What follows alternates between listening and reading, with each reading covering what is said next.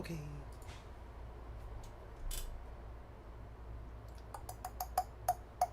The hell's this about?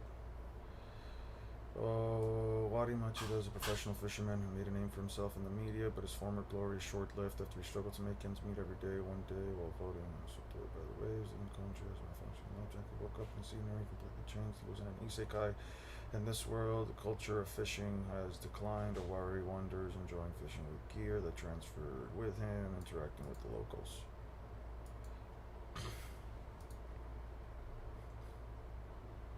Cool. Ah, he gets a harem.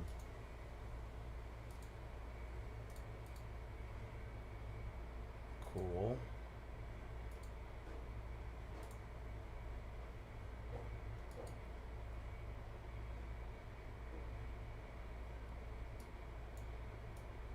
It's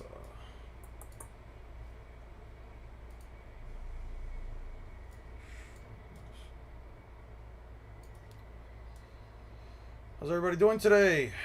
How's everybody feeling? How's everybody doing? Hope you guys are doing, going, feeling well. I want to cover the last portion of the script because I forgot to cover Gamabunta. Considering that since I'm not splitting it, since I'm not doing one big video, I might as well talk about Gamabunta in part 1 since he kind of just becomes irrelevant afterwards. I think I've already developed an argument for it. Alright. Alright. Cool. Yeah. Anyway.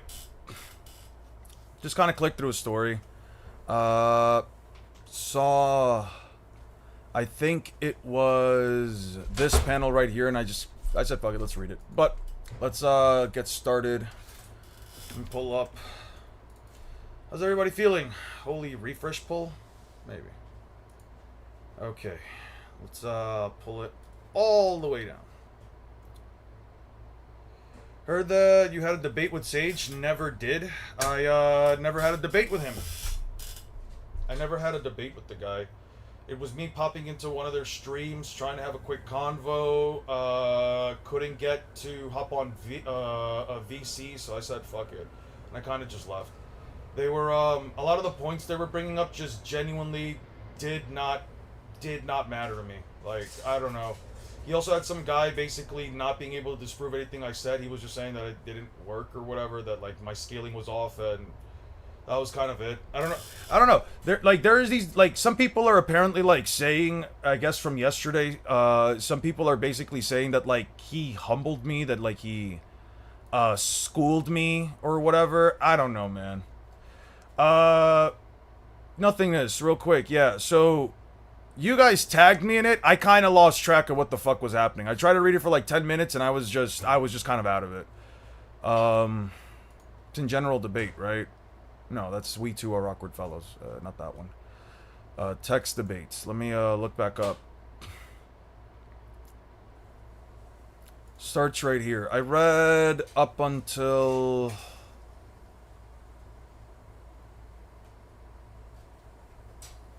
They aren't given a speed and aren't even called light beams. The foundations that create the issues are his assertions. Okay. I think I read up to, like, on the assumption that Delta stats and stats of a destruction beam, the best point in here is screaming while the beam is fired, but extrasensory abilities are introduced early into the series. We don't actually know if Himawari heard Naruto. She's a child screaming in fear. I think that was, like, the last thing I read. Bro, don't thumbs up that up, hell. It's not even true. Said the beams are not light, so Naruto's not FTL. This is not an assertive stance. That is a negation stance. This is the last thing that I read. The claim he was talking about is that the beams are light, so Naruto is FTL, which is automatically take at least an agnostic, which you automatically at least take an agnostic stance towards when you disagree with his negation. I don't know your perspective, whether or not your agnostic your claim may be arguing. Okay.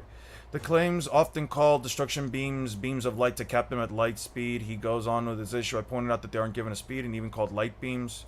Okay. Okay, he has. Add the fact that Naruto has sensory abilities and six-pack stage mode, which makes it more saddening, as during the fight with Delta, Kawaki states her beams basically bypass regeneration. Basically bypass the regeneration he possesses, and Naruto calls him dodging Delta's beams a rather close one, indicating that he had barely any time to react. Fourth picture is actually the page right before the third. To give a bit of context, Delta took a bit of a pause. Let me just pull up the chapter. What fucking chapter do they fight in? Anybody know what chapter Naruto fights Delta in Boruto? Anybody fucking knows? Burrito. We need to pull up some burrito. Yeah, and we'll support your agenda no matter what. It's not an agenda, but sure, I appreciate it. That's exactly how I felt reading that debate. It's a lot, dude. It just feels like a lot. 32, thank you guys. Thank you. Yeah. I explicitly remember Naruto stating that, like, he was trying to hold back in this fight. He was trying to, like, sandbag a little bit in this fight so that he could, get some more intel out of Delta, though I don't exactly recall. But let me, do you think Gaban power cliffed the Yonko during a recent chapter? Depends on what you describe as, like, power cliffing them.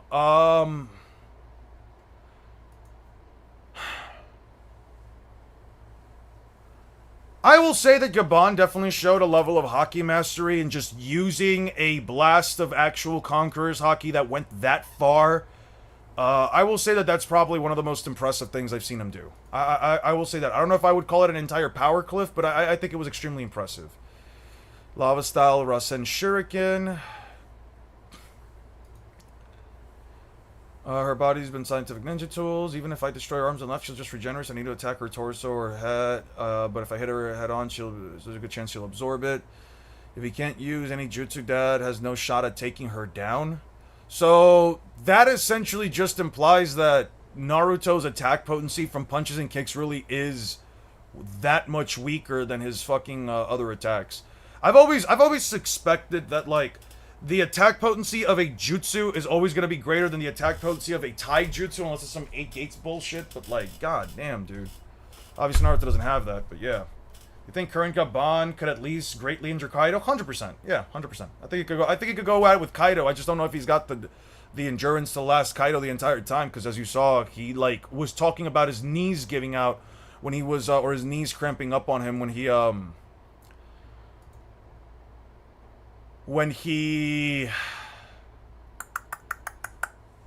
was using that last attack.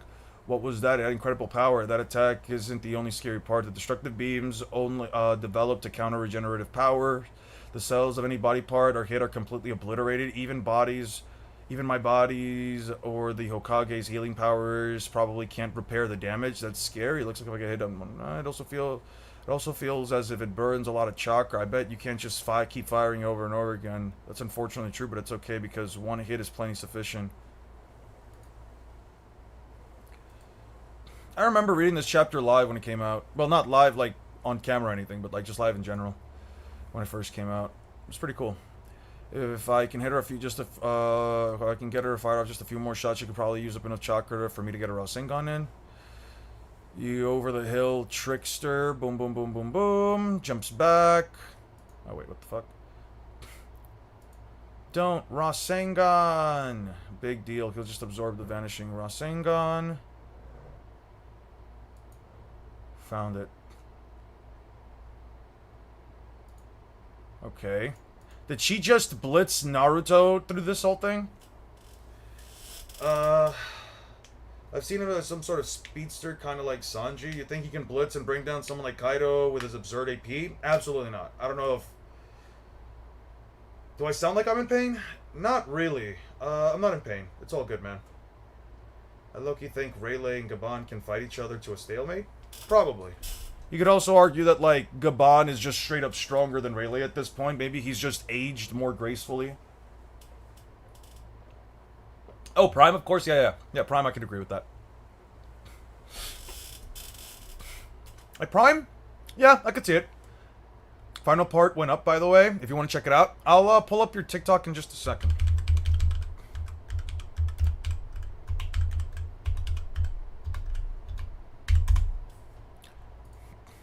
Appreciate it, Order.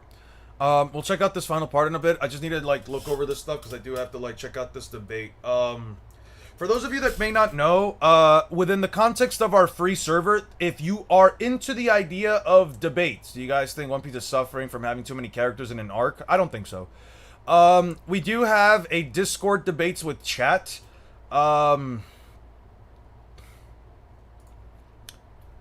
Excuse me. In this Discord, you guys can debate one another, and you guys can ask for a judge, do whatever debate you guys want to do, and then a judge will give it to you. Long story short, the reason why we're checking out these chapters is because a debate's going on between like Naruto being FTL or not in regards to like Delta's eye lasers, and which I'm finding out aren't actually called light beams, which is interesting. So yeah, just double checking this. As head judge of the server, I kind of regret putting myself in that position. I have to, if an appeal is made, if a second appeal is made for a head judge, and I have to basically look through the entire debate and then just check it out. I'm just looking at this to see the full context of it because I don't remember the scene too well. Yeah, I also think that Gaban just aged better due to more healthy / battle-heavy lifestyle compared to Ray's bumaholic, alcoholic gambling. I think Gaban over Rayleigh is recency bias, the two being relative to Zoro and Sanji. I don't know if it's relevant. I don't know if it's relevancy virus. Recency bias. Sorry, recency bias. I don't believe it's recency bias at all.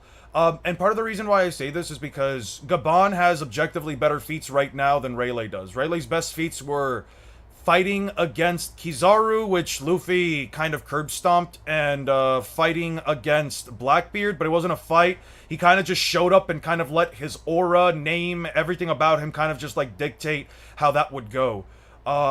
Even Rayleigh said like I wouldn't have beaten him if we actually fought one on one. Gaban though is fighting the top one of the verse, is talking down Luffy, his haki. Performed all that stuff. You know, you could sit here and say, well, all he really did was just cut down a part of like the Atom tree's branches, but like, dude, let's be honest here. He's also fighting the top one of the verse, and sure, he lost that fight, but I mean, at least to me, that's more impressive than anything like Rayleigh's done, you know? At least being able to like clash with Imu for a bit is at least more impressive to me than anything that Rayleigh's done, but yeah, I mean, it's fair.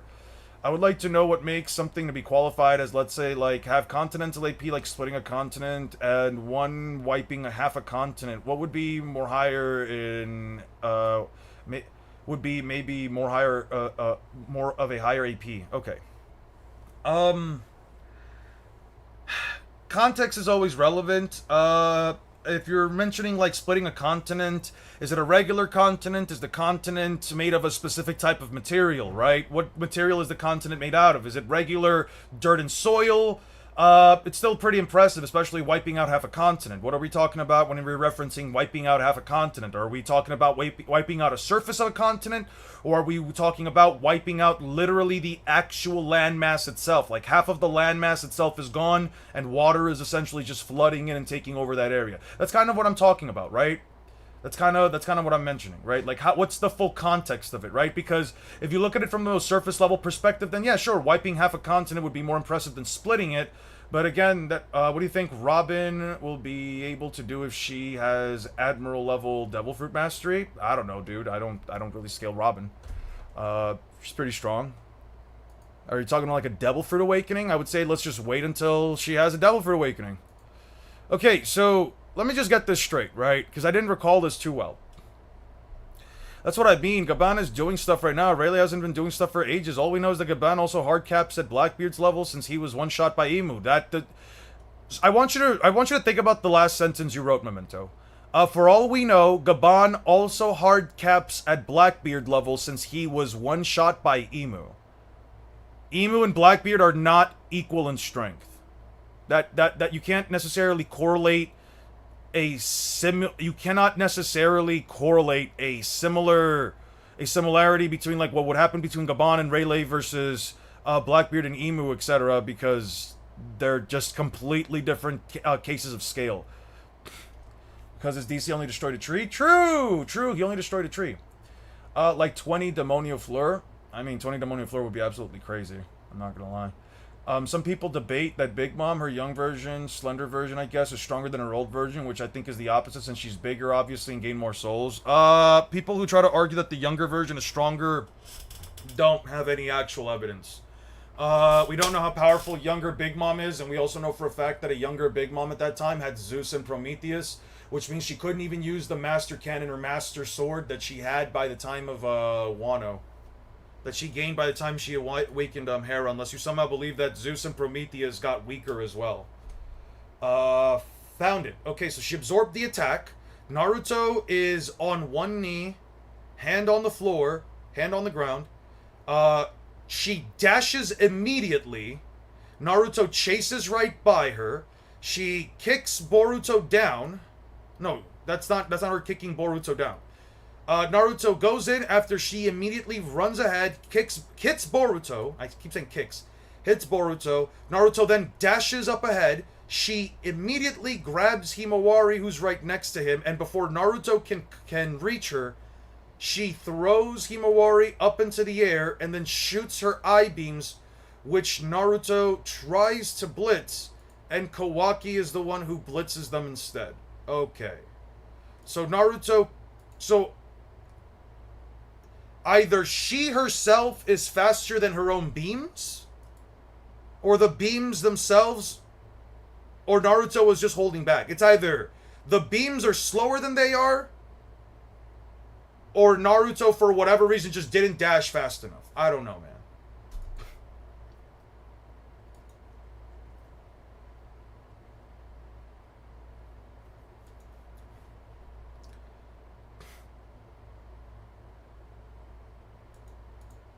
Okay. She's also going band for band with Naruto. Punch, kick, headbutt, kick, kick, kick, punch, punch, punch, punch. Okay, so he punches her back. He might have monstrous strength, but he's still just human. Let's look as it's starting. Okay. She shoots the eye beams.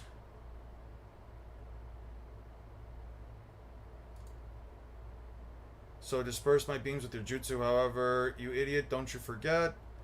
Super Giant Rasengan. Don't tell me unwise you think, man, it's unabsorbable. Don't underestimate me. It's used as a big attack or small attack. She can absorb it. Size doesn't sure, but Dad knows something. He has something in mind. What an immense amount of chakra. Does he have no limit? No way. Try to limit how much he can absorb. Okay. What the? My eye, I've lost all functionality.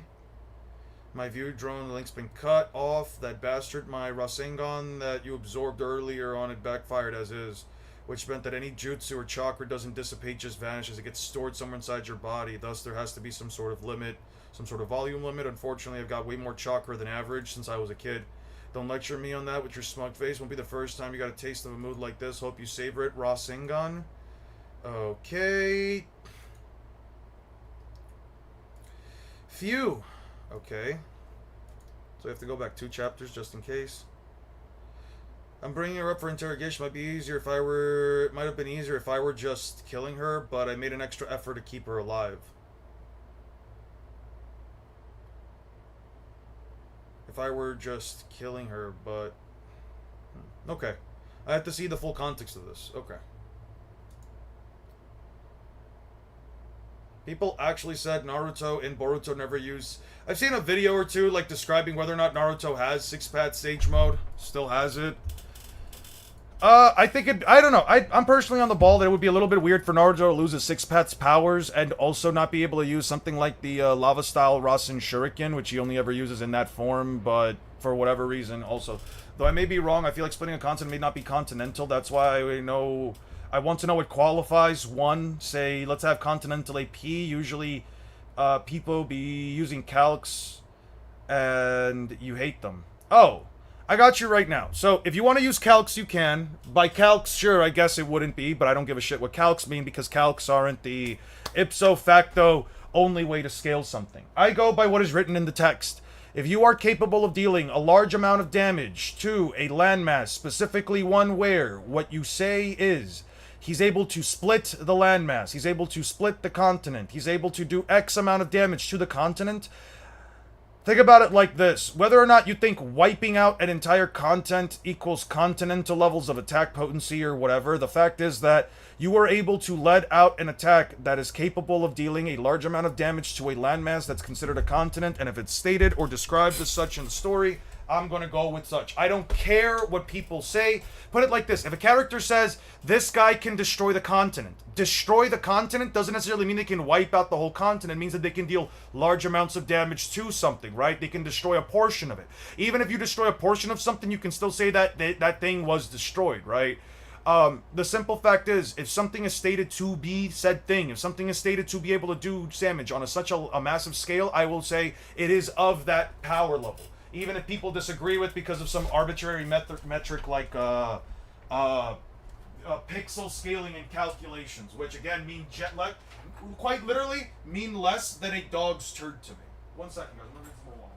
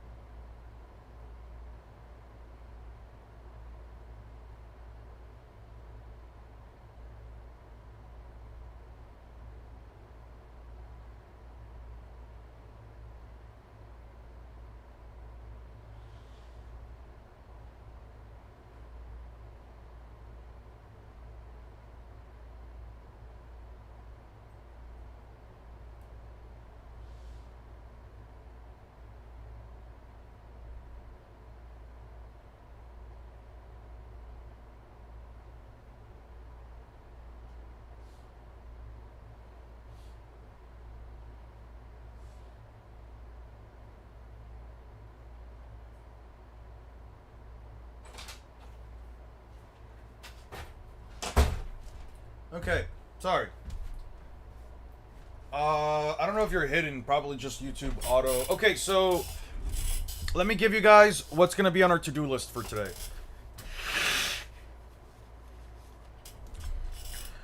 Okay, let me give you guys a bit of a to-do list for us. We have to complete this by the end of the day. 1, to-do list.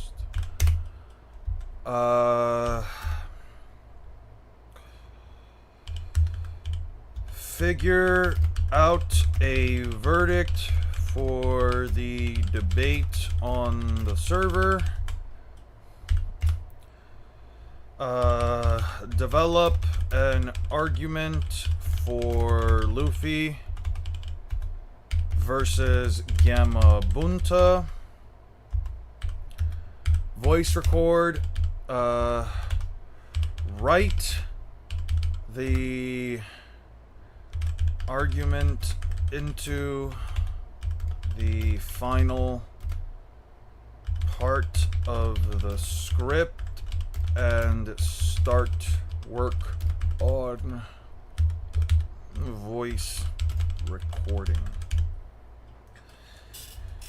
Even though they give Jiraiya mountain level AP from a databook entry with no feats to back it up, Naruto fans have been saying that assuming the ice continent is continental in size is a nominal fallacy, and you know what I say to that?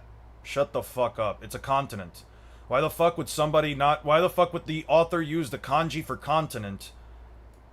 Like, I'm sorry. That's one of the arguments that I really sit here and think to myself, you're just disingenuous, dude. Just shut the fuck up, dude. Like, I'm not engaging with it. I'm not engaging with the argument. I'm not. There's no reason for me to do it. I have no objective obligation to agree with such a bullshit. What the fuck they call it? A nominal fallacy. It's bullshit. If an author says this landmass is a continent, then refer to it again as a continent and use the kanji for continent.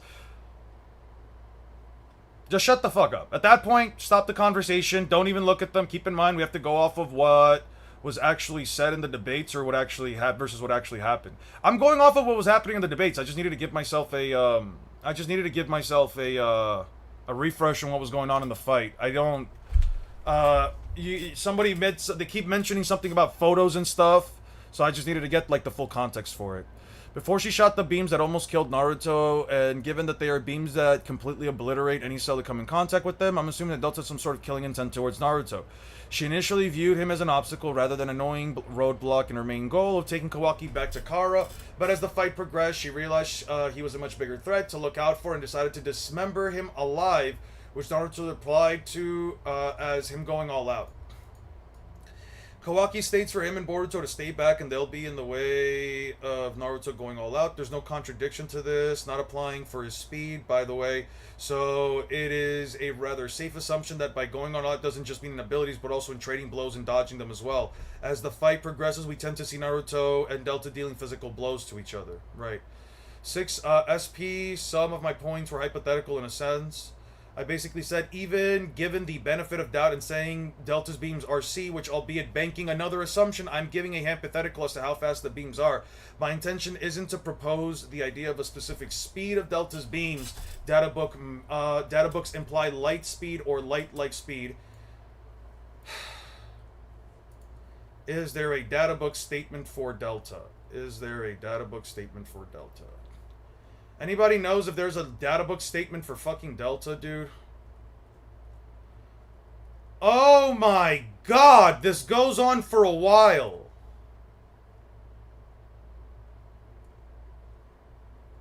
Dude, I don't want to do this. Fuck.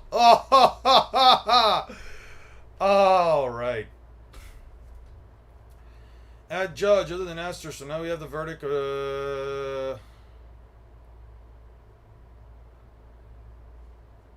Okay, what was Aster's thing? No time limit. If you want to appeal, just tag. What did Aster say?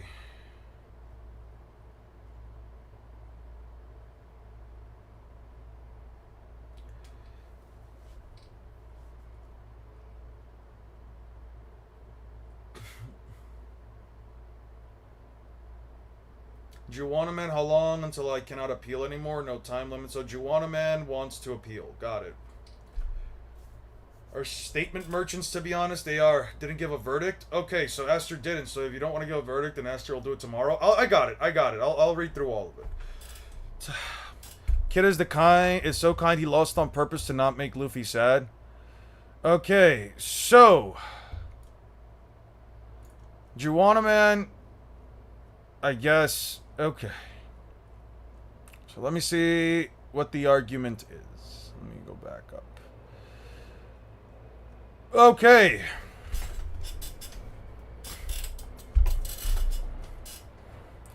Where did I even make the assumption about Delta's stats alone? I was talking about her beams. Also, thus rather being contradictory to many of the claims that adult six-path Sage Mode Naruto is a lot faster and stronger than Warark, who is able to dodge a light beam at point blank. Also, there could be an inconsistency of Himawari screaming. For Naruto in one panel, we know that the beam was fired. That's the fact that, okay, yeah, we read that. Naruto was surprised by the first use of them, but you see, he shows the ability to outrun them when going to shield Himawari. Well, he couldn't speed blitz Delta. He literally couldn't run up to Delta as she was already attacking his kid. But yeah.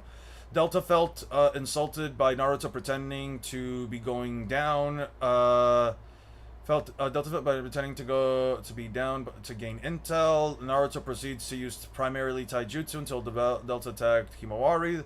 The relativity in physical blows, Delta would have to catch someone with comparable stats to her by surprise or another to land the beams. The relativity in physical blows shows that Delta would have to catch someone with comparable stats to her by surprise.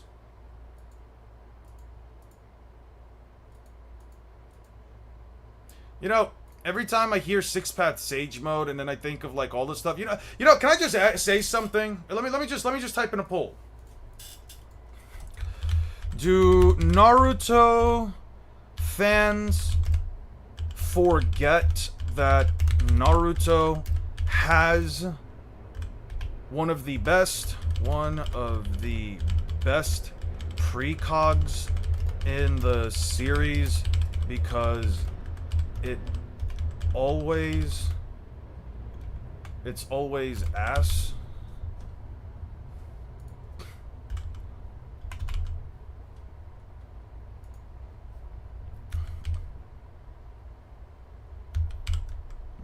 Yeah.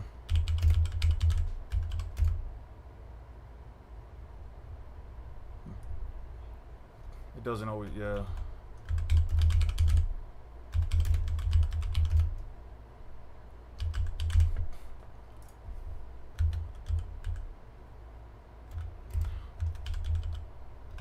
No.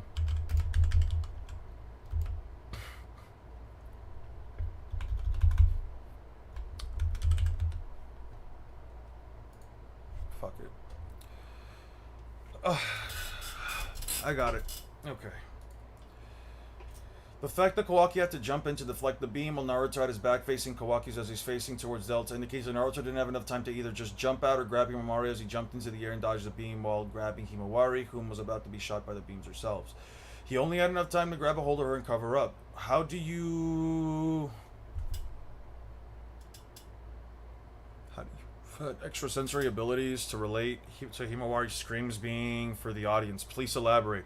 Also, please pull up the source or panel of Naruto's Rasengan caching. I don't remember that. The sound manipulation part, if that's the case, why is Dozu even attempting to talk to Lee if Supersonic is reaching his ear? Is he not going to hear it due to moving at the speed of sound? Can you objectively prove Himawari's screams are just for audio-like appeal or for dramatic tension? Like...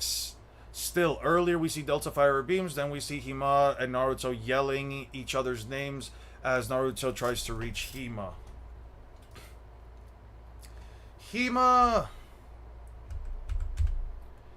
Damn it, Hima! Daddy! Been a while, Eon. Well, at least I can catch an early stream. Also, nice to see you, I assume. You're finalizing part 1 script? Yep, we are finalizing it. Yeah, I hated reading every bit of that debate.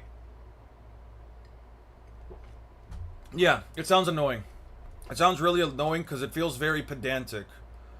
A lot of these debates, this is one of the reasons why I especially don't like doing text debates, and this is why I tell people I'm not replying after like one big long message. It's because of this. It gets very fucking pedantic. Just to reiterate, everyone who may be reading this, once again, this is an actual debate. Don't talk here while they're going on. Okay. What's part 1 script? Okay, so let me give you some context. Cav6, Cav. I'm gonna call you Cav. So I'm working on Naruto versus Luffy. I'm like the guy that's working on Naruto versus Luffy, like the video, because a lot of the videos that you see on YouTube are, I'm not gonna call other people's videos ass, but usually they are, even whether or not I agree or disagree with them, in most cases, most of these videos, you go with very bare bones analysis for these two characters, or usually, you know, forego a lot of information. So I have right here a 53-page script. It says 55, but one of the pages, but I have this thing extending one of them, and it also goes into part 2. All of this is basically just me talking about the first 100 chapters of Naruto versus Luffy. East Blue versus Naruto up until the fight with Neji at the Chunin exams. So yeah, that's what I got to go off of. Do with that information what you will. Yeah. If there's anything wrong with saying it, it's not an attack on one's character to say their video was ass in terms of honesty presenting feats and statements. Yeah, but it's also attacking a person's content, and I'm not usually a fan of, like, calling other people's content ass, because, I mean, they do put in work into it, and to shit on a person's work, especially when, you know, we know how much, the amount of effort and energy it takes to put out content like this it doesn't always sit right with me. Which is why I try to be a bit nice about it, because it's like, I can disagree with a person's takes all I want, but to sit here and, like, shit on the work that either they or their editor puts in just doesn't always sit right with me. When you start saying it's bad because they're stupid or whatever, I mean, sure. I guess, yeah. Also, Eon, you had no idea how me and Charles felt like when we had to go through the anime video stems only to later find out that the points being made in the video doesn't add much to the actual debate. So I should just skip them then? Sure. Thank God. I did not want to look at any videos.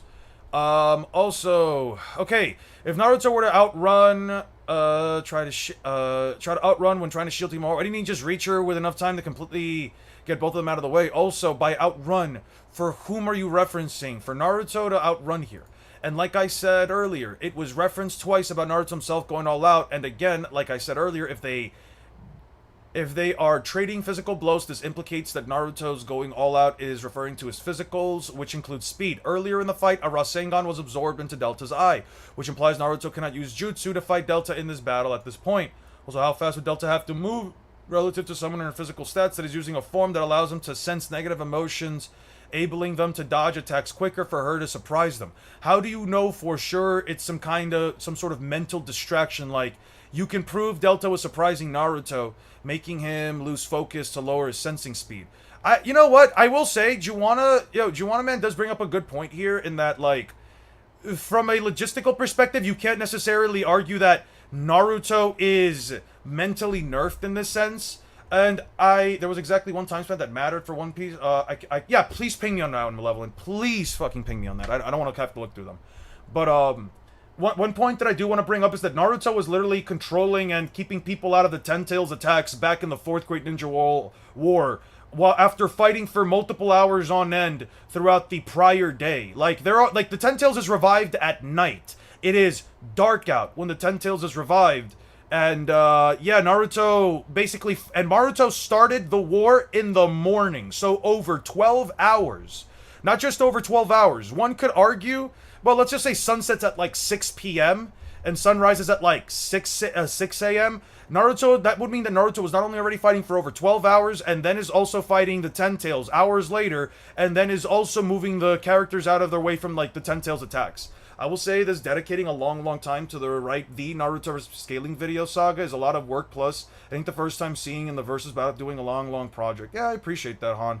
I appreciate, honestly, it's a lot of the times it really is just you guys giving me, like, a lot of, like, positive reinforcement that makes me want to keep doing this, because my anxiety when it comes to this stuff is very high. Every time I, like, start up my stream, or every time I start up talking about this stuff, my anxiety, like, just shoots to an all-time high. The banana gators from Alabasta were stated by Vivi to be that they are natural predators to sea kings, which are like 5.5 kilometers big, so they must be way stronger than they look, probably.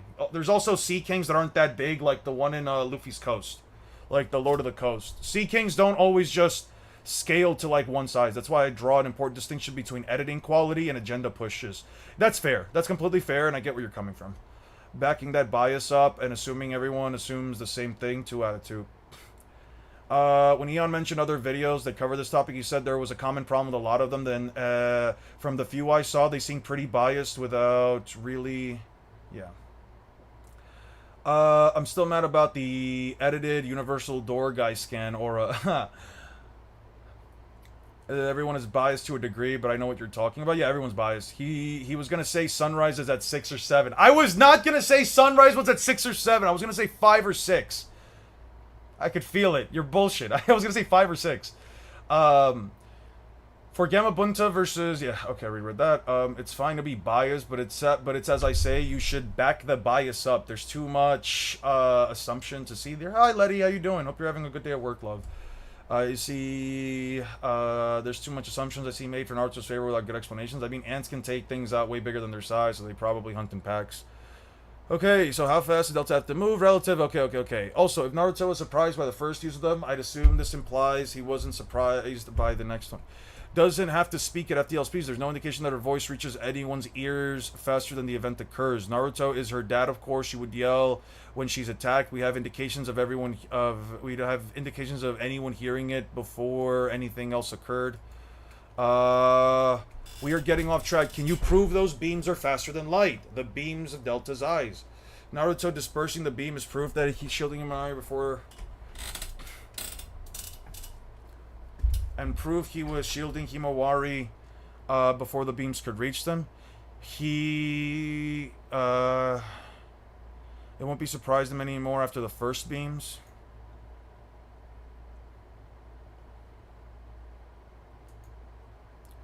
Delta tries to work it into a combo after getting Naruto on the ground and it still doesn't work. Okay.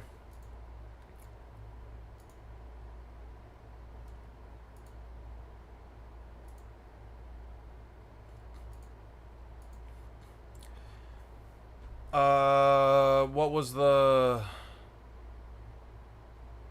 Malevolent, can you give me the timestamp whenever possible, please?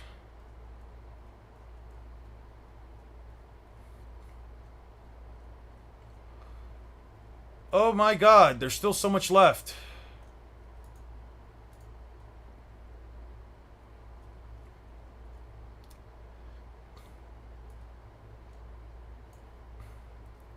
There are sea beasts which are smaller, but sea kings are 5 kilometers plus monsters. Not every sea king is a 5 kilometers plus. Again, look at the Lord of the Coast that Luffy put down.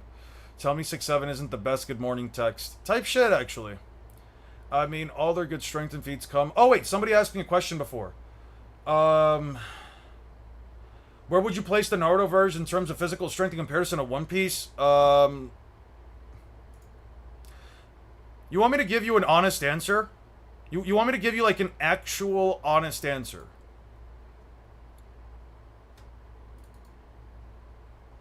Not this one.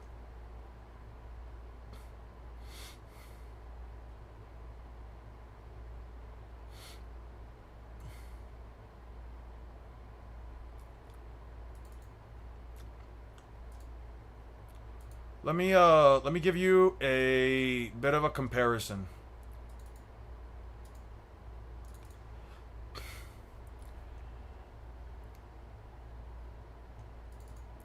This is Tsunade, one of the Sannin.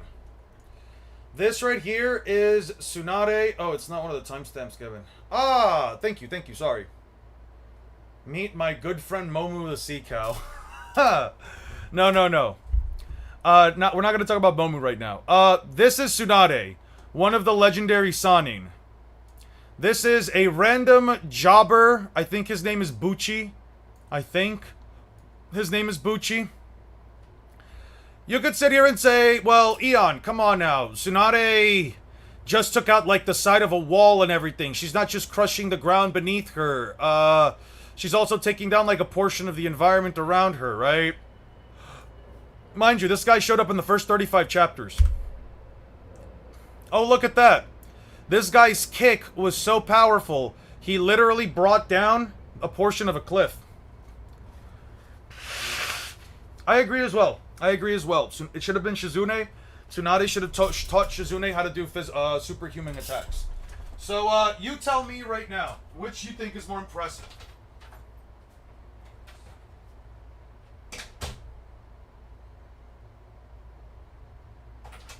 So yeah, tell me right now, who do you think is strong? Tsunade, who is essentially one of about 2, maybe 3 characters in the entire context of the story up until this point that can basically perform a feat of strength on this level, or a random guy in One Piece that literally never shows up again because he was a fodder villain that ended up getting one-shot by Zoro later on. Oh, look at that. Ends up getting one-shot by Zoro. Yeah. If you need an idea as to why I say that One Piece just completely eclipses Naruto in terms of every physical stat, yeah, this is part of the reason why. There's just no... There is just no reason for me to engage with an argument to imply that, like, yeah, Naruto characters are even remotely as physically tough. There's just no reason. Like, I just objectively have no reason to entertain it. Eyeballing Tsunade, but the fact that it's not obvious when she's compared to Syrup Village is worrying. I mean, you could say from eyeballing it, but it's like, what's more impressive about this feat? She took out the ground next to her, and this attack right here didn't damage this other wall. It only damaged this one right here, and all it did was make it crumble. Bucci literally brought down a cliff that was, I don't even know how many more meters away from the initial attack. Like, this attack happens, and then it travels up the side of a wall of another rock formation, and then crumbles it from the end, bruh. I'm sorry. We could disagree to it, but, like, I don't know, man. Even eyeballing it, I'm just like, dude, come on now. The fragmentation looks more violent in her case. I could be wrong. That's fair. That's definitely fair. Actually, you know what? I'll give you that. The fragmentation does look much more violent in her case.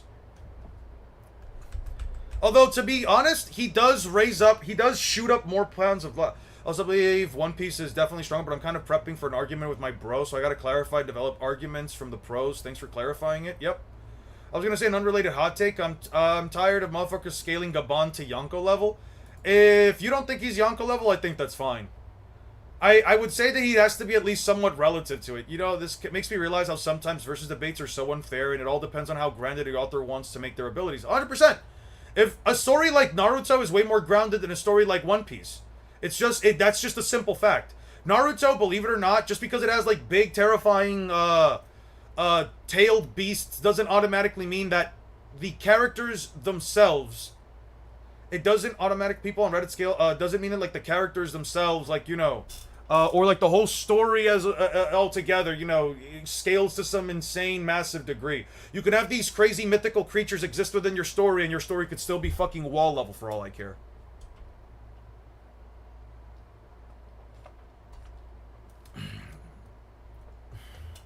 People on Reddit scale Gaban to Rayleigh to low Admiral to low Yonko level, I think, yeah. Wasn't Lord of the Coast stated to be a sea beast, not a sea king? Lord of the Coast, One Piece. Sea King. Right there. Sea King. Sea King.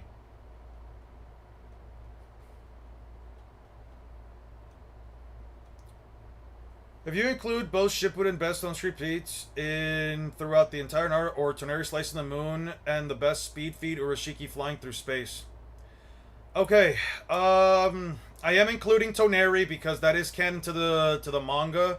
I'm not including Urashiki because he isn't canon. Well, not the character, the flying through space and all that shit.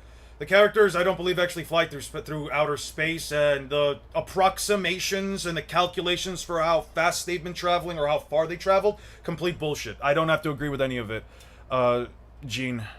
I don't have to agree with any of it. The only thing I'll bring up about... I'm not bringing up anything in Boruto either, besides just whatever I know from Boruto off the top of my head, because I don't want to read Boruto right now. I'm kind of over Naruto versus One Piece, and I'm not adding what is essentially another 240 chapters of a separate series that isn't Naruto.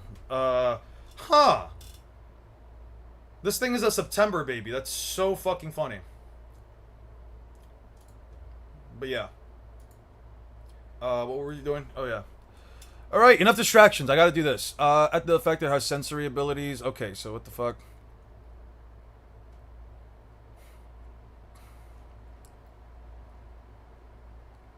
We don't have an actual data book page for Delta's beams. Kawaki took the damage from the attack deflected, are comparable in Taijutsu, but his Rasengan outright beats her beams in a clash. Extrasensory abilities would mean that those screams are for the audience.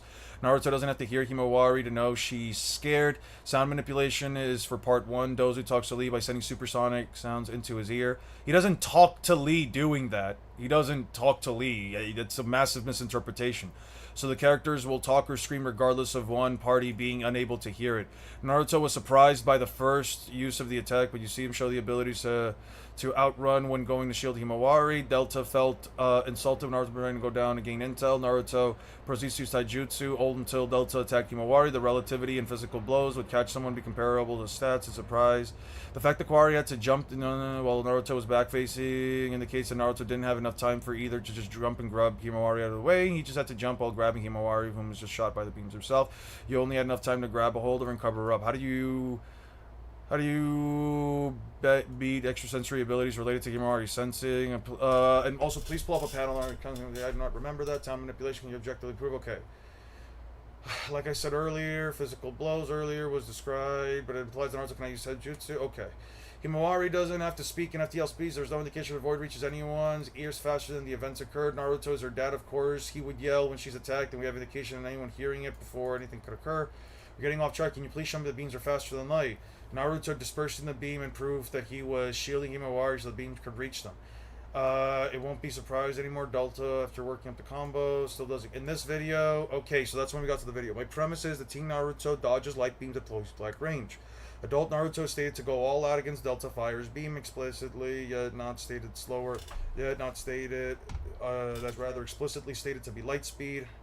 When the fuck are the beams stated to be light speed? I got you. I gotta read the rest of this. The first statement shows the kanji for Kozen, which describes Delta's race. Kozen, as shown in the image, translates to Ray, but Kishimoto also used the kanji Hikari explicitly translate to light. So this translation loosely translates to light ray. But when I search the Japanese translation for Daijisen, it states the line indicating a path along which light energy flows. This indicates that it's a line where light flows. albeit by Google AI. I had figured out that Jai-Sen was highly praised, very accurate translation. Since there is no contradicting evidence, I can make a rather safe assumption to trust Google AI for this one. Japanese dictionary stated to be a good dictionary with no contradicting evidence. You use it to look up and use it as a definition in Japanese. The translator. Delta fought doesn't really satisfy your goal. The beams were fired before Naruto grunts and dodges. Someone pulling out a move mid-fight, no charge up, would catch someone off guard, especially if it's something that looks like a straight eye. Even if Naruto's going all out, emotional amps and nerfs are still its thing. That's not an argument I'm willing to... I don't agree with this argument. The video explicitly shows that Naruto making grunt noises right before the beam is made. I have no reason to assume that he did this for no reason. Why would he just make a noise right before a beam is fired at them for no reason? The thing is, though, after hitting each other a bit, Naruto exchanged words, stood up, paused for a second. She got to shoot another eye beams out, and I guess Naruto had an emotional nerf. Also, I guess since Naruto had an emotional, that wasn't actually him going all out. From what we've seen previously, contended with Delta evenly, as they both mentioned they were going all out / dismember the other. Naruto literally says he's going all out too, which indicated that Delta is indirectly promising to do the same thing. When you go all out, you wouldn't be your awareness also be at its peak. If Naruto are equivalent to each other in physical stats, and neither rarely seems to slip up except like once or twice, wouldn't that mean that the reaction speed are at the peaks as well?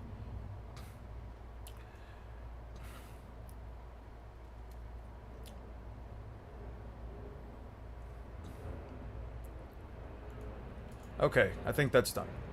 Ironically, coming from Joannaman's evidence, Naruto dodges these beams in the exact way Warren Smart was saying. Also, I lied. There's 2 timestamps in 751. You see Naruto moving before the beams fires. I don't know why they're appealing to the anime, but both accepted it as evidence, so I guess we have to use it. Alright. So what was the timestamp? 751? 708? Okay, let me just jump back to present. 708 to 710. Okay. Ironically, coming from Joanna Man's evidence, Naruto dodges these beams in the exact way One Smart was saying. Okay, and then he lied about the 2 timestamps.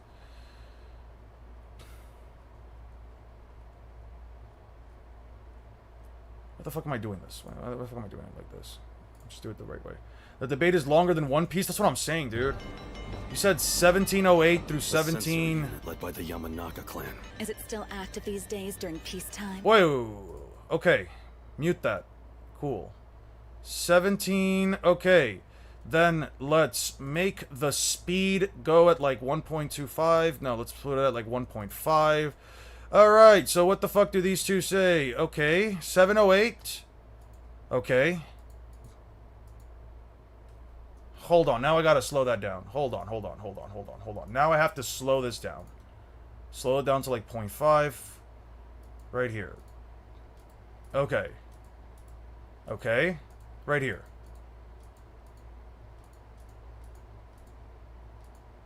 Naruto dodges. Yeah, Naruto, you can see, he aim dodges that. Okay, so he does aim dodge it.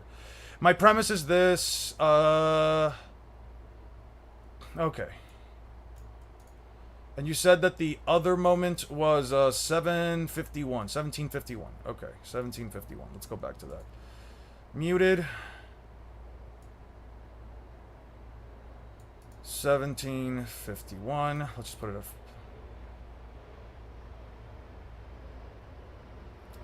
Thank you so much, by the way, Malevolent. Thank you so much. Okay. Okay. Okay. Okay.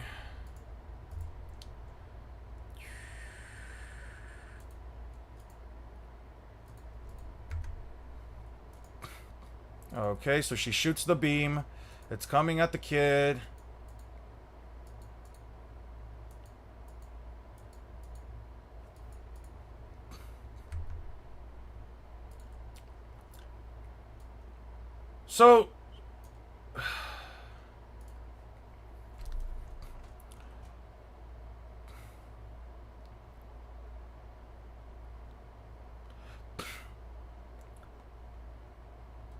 So, Naruto isn't as fast? Delta hurts Naruto's, so I stuck with the Delta fight. Kaguya blitzed Naruto and Sasuke immediately. That puts her physicals past the Light Fang. Team Naruto had to keep up. With distractions or short burst. Or short burst as Kaguya exhausted herself. Adult Naruto was also facing his opponents like Kaguya, even footing. Adult also maneuvers Delta's blast multiple times. We never gave him speed. We are directly shown told of a massive stat increase after the Light Fang. Where were we stated or showed a massive stat increase?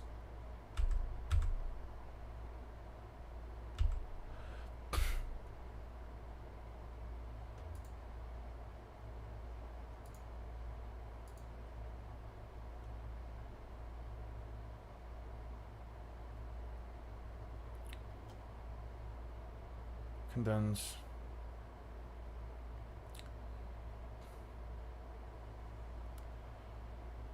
What was the okay, what was the fucking point of this debate? Who's arguing what? I'm so... Dude, I'm so fucking confused by what's going on here. I didn't think this would take this long. Isn't Jirowa picking up Choji a better feat than Tsunade?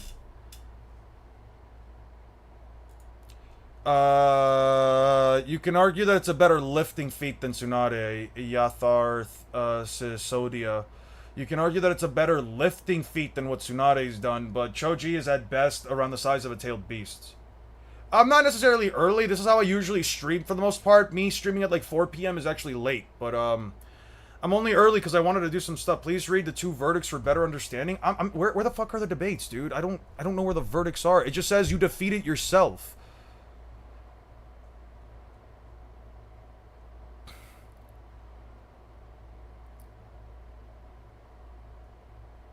The debate is so convoluted. Verdict's out. How long can I have for an appeal? Maybe tag a judge.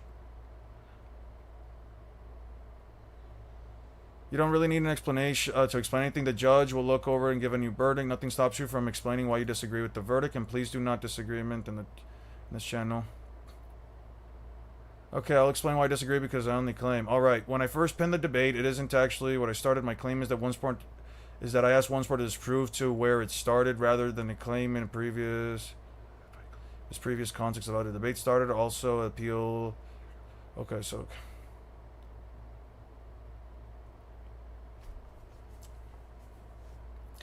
Naruto's line of sight is incorrect. I mean, he was facing back. Kawaki's face is facing in that direction. Like I say, 3C. 3 is Naruto. C is Kawaki. The lines are Delta's beam. The curve in the 3 is Naruto's back. The open part of the C is supposed to be Kawaki's face.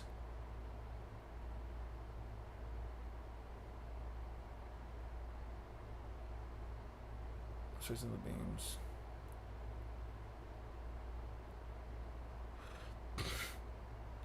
I also didn't intend for Naruto to not outrun a beam. I said he barely outran or dodged it. First shows how one smart snake. First image shows one smart snake. The second image shows what I was trying to argue. I wasn't trying to argue if his speed scaling was consistent or not. If you were making your kata versus Madara, either with you pulling a Naruto scaler or just Madara is stronger with no blank, with then a black screen with no. I was thinking about actually making oh, the verdict channel. There we go. There we go. That's what I fucking needed. My bad. I forgot we had a verdicts channel. More chill than the others. It's just a lot of words. Yeah, there was a lot of words. Okay. If adult six-path scaling was weakened, If adult six-path scaling was weakened by his fight with Delta when comparing it to War Arc, Sage of Six Paths mode Naruto. Assertion, negation, verdict. Gave Raw's translation of the Raw's abilities of said Raw to support his claim that Delta's being light speed. He used them to say that Naruto strongly reacted to that when he used it first time and barely managing to reach Himawari to shield her instead of moving out of the way after catching.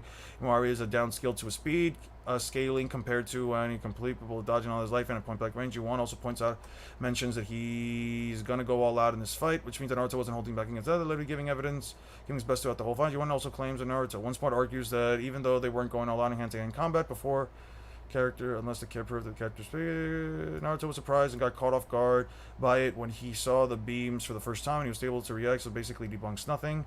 Jiwan's best response is, can you prove that he was surprised, meaning being off guard at this point? He didn't realize get any further in the debate. Coming to the Himawari point, OneSmart points out that Himawari was in fear and screamed out father's name, which is a natural reaction given the situation, how Naruto expects emotions, so he knows that Himawari is feeling In the moment, regardless of the words reaching him, he uses the same argument for Naruto calling out, saying that it doesn't matter if the other party is able to hear or not, because the actions wouldn't change regardless, for which Yumanuma didn't have any meaningful debunks.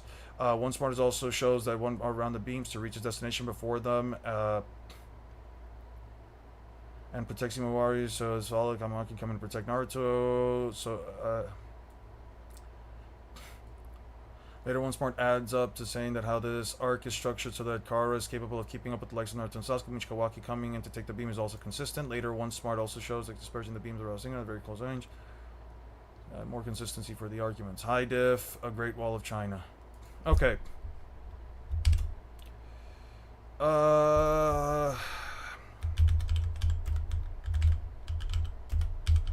Verdict. One winner.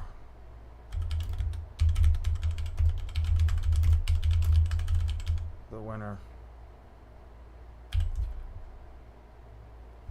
It was the first verdict? I got you, damn.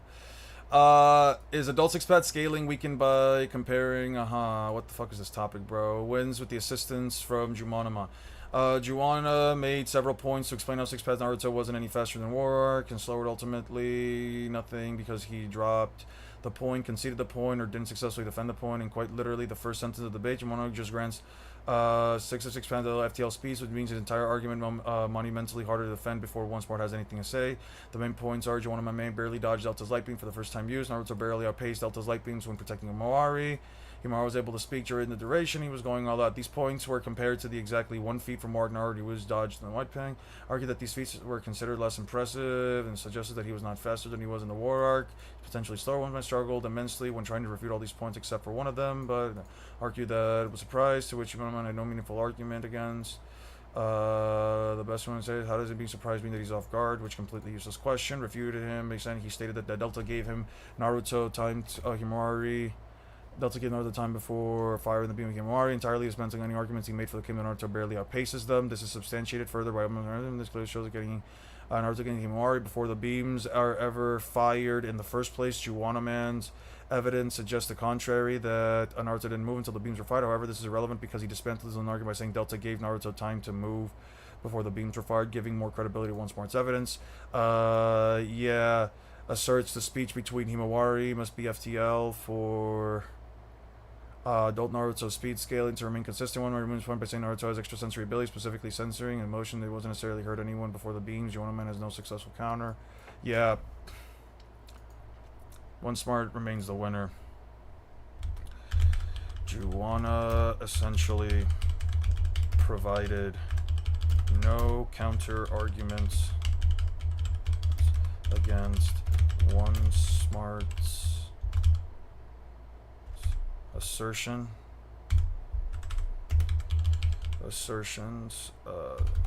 counterclaims, provided no.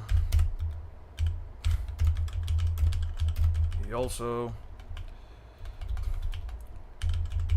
helped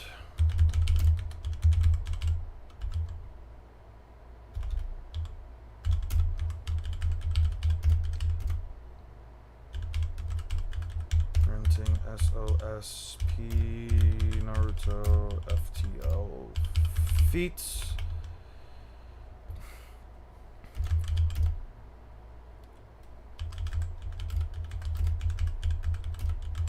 Some level of consistency.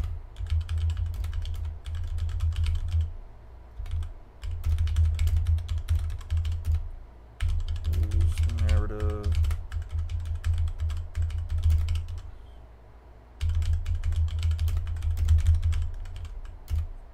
To further back his.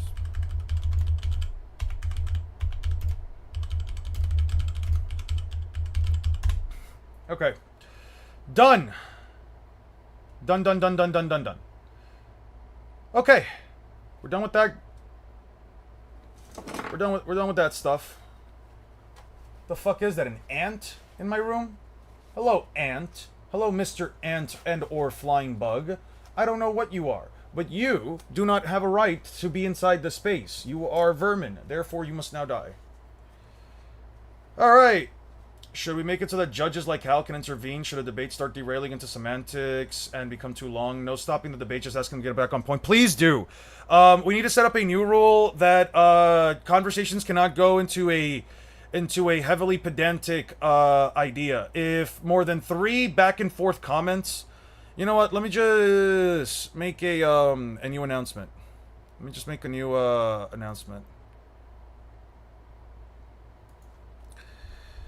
At everyone, in order to stop debates from being derailed into pedantic spam fests, into pedantic back and forths, into a pedantic back and forth, a pedantic back and forth,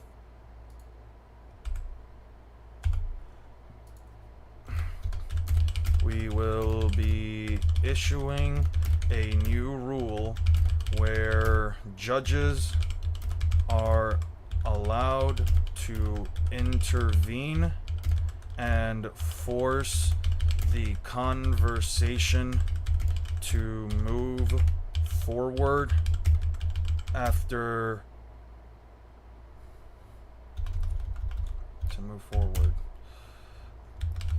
This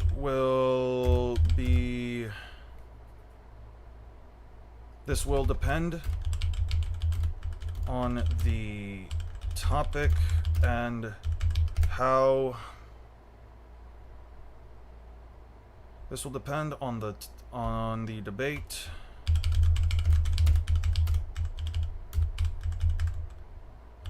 the debaters get.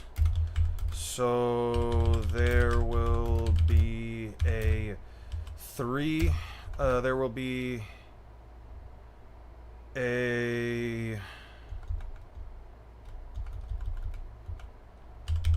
the judges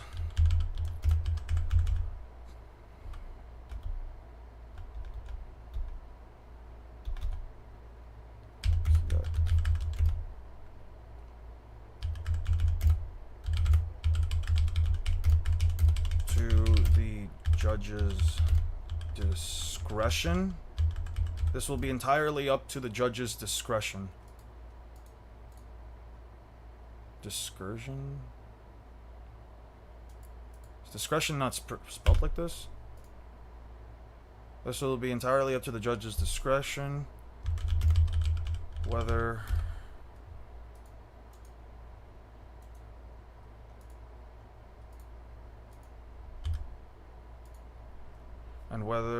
or not.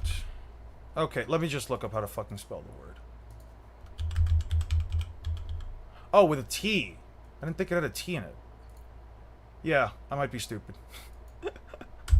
It's all good. Sometimes we can't spell. Discretion and whether or not they feel like a conversation is being derailed far too much. Okay. The greatest power scaling on a platform attempts to find the verdicts channel. Fuck you. Can we just allow judges to moderate the debates that will fix these problems? Yeah, that also works. Make sure to nullify the judges specifically. At judges. At judge. There we go. Okay. How can I join the debate server? Is it limited? No, it's not. It's free for everybody. Invite to server. Invite link. Let's do 6 hours, and we'll do a 10 use limit. We'll do a 10 use limit. There we go. Let me pin this comment so that people can see it.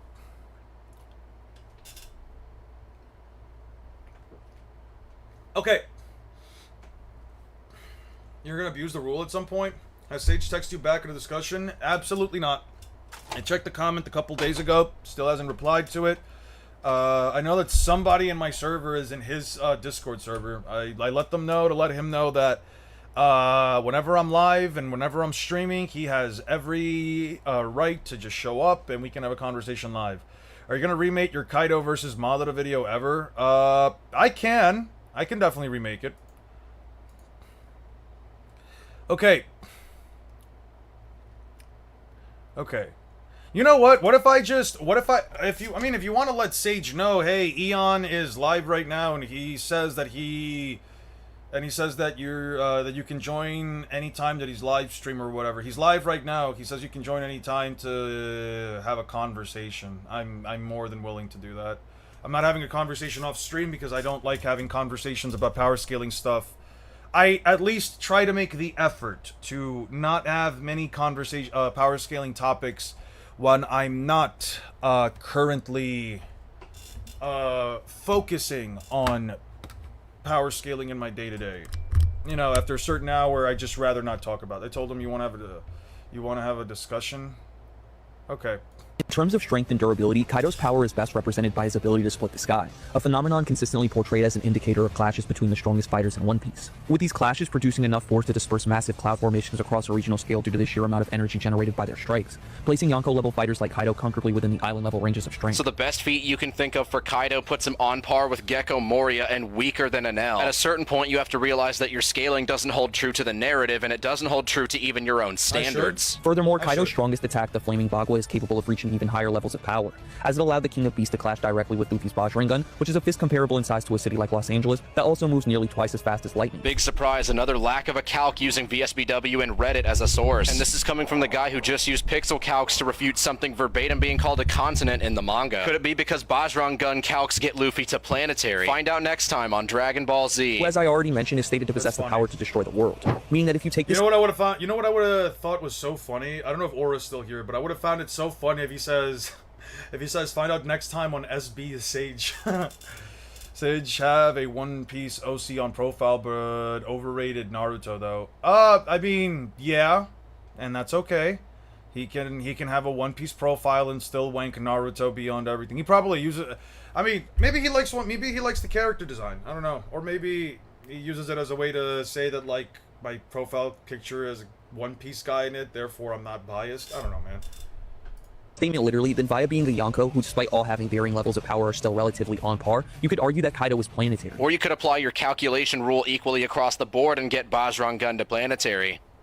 Is that not an option? However, if you do believe this, then that same logic would also have to apply to Naruto, as Kurama is similarly stated to possess the power to turn the world into ash, and without any confirmed sizes for either the One Piece or Naruto planets, there's no reason to assume one statement would inherently be more impressive than the other. No, destroying something is definitely more impressive than fucking burning it. Instead, let's talk about validity, starting with the least valid thing I've ever fucking read. He's a LARPer. I generally don't think he's watched One Piece, given how many false codes he throws into the videos. You know what's crazy? I said that a while back. I think I said that during one of his, like... I think I said that months and months ago during one of his, like, one of my video reactions to one of his videos. Yeah, I was like, yo, I don't think Sage has actually watched One Piece. I don't think he's actually read the series. I think, and if he has, I think he's literally looked at it from the most casual fan-based perspective possible. Like, there's no way that you tell me, there's no way that you can sit here and tell me that these characters cap out at island level on some bullshit, but then have a character saying that he can split a continent, have a character saying he can blow up an island, have a character saying that he can split an island, have a character saying that he can do all this shit. Like, come on, man. Like, at some point, yeah, like at some point, man, just say you don't like one. Like, here's the thing. I'm fine with Sage making the content that he's making. At the end of the day, you know, I'm not going to sit here and shit on somebody for making whatever kind of content that they want to make, whether they're being genuine or disingenuous or whatever. But I gotta be honest with you, man. I gotta be honest with you. Like, if you're going to make all of this bullshit, if you're gonna say something like Kizaru is plasma, then, like, just say you're biased at that point. I would be far more okay with somebody saying Luffy is wall level, he's sword level, but yeah, I say this because I am biased. I don't care. I don't care how strong you think Luffy is. He is a weak ass pee pee poo poo little baby. Kaido loses to a fucking gun. A 6-year-old Konohamaru can one shot all of One Piece. I'm fine with a person saying all those things as long as they say yes, and yes, I am biased. I don't care. I don't care what the scaling is. I don't care what the blah blah blah is, because at that point I'm just like, okay, so you don't care. You're just gonna say whatever the fuck you want. Okay, good. I at least will respect that from a person. I will respect that 1,000 times from a person over someone saying that they have read, they have watched, they do believe that they know the scaling of the series, and then they say, yeah, I'm totally not biased. I'd be okay with if Sage biased was, what's wrong, honestly? With if Sage biased, what's wrong, honestly? Yeah. Thick Calves is funny since he admits to not having read One Piece yet speaks with certainty when scaling, so we won't even put the bare minimum in and read the story. Well, no. You know what I find so funny and hypocritical about Sage of Thick Calves? You know what I find like the most hypocritical part about him? He literally went on and said, this is why I always, his words, this is why I always say that you should have somebody play devil's advocate, or have somebody that completely disagrees with your scaling, or that is on the other end of the spectrum, because then you'll get somebody to push you back. That way you're not always going under like some kind of like an echo chamber or whatever, right? And you don't make terrible arguments like these. Mind you, the reason why I make my arguments the way that I do is because they can't be refuted by the average fucking scaler, and even then, nothing refutes them. Even when people try to refute my arguments, I just say, read what it says right there in the story. I'm getting my shit from a panel. I'm barely making any assumptions on my own. And it's like, they never fucking do it.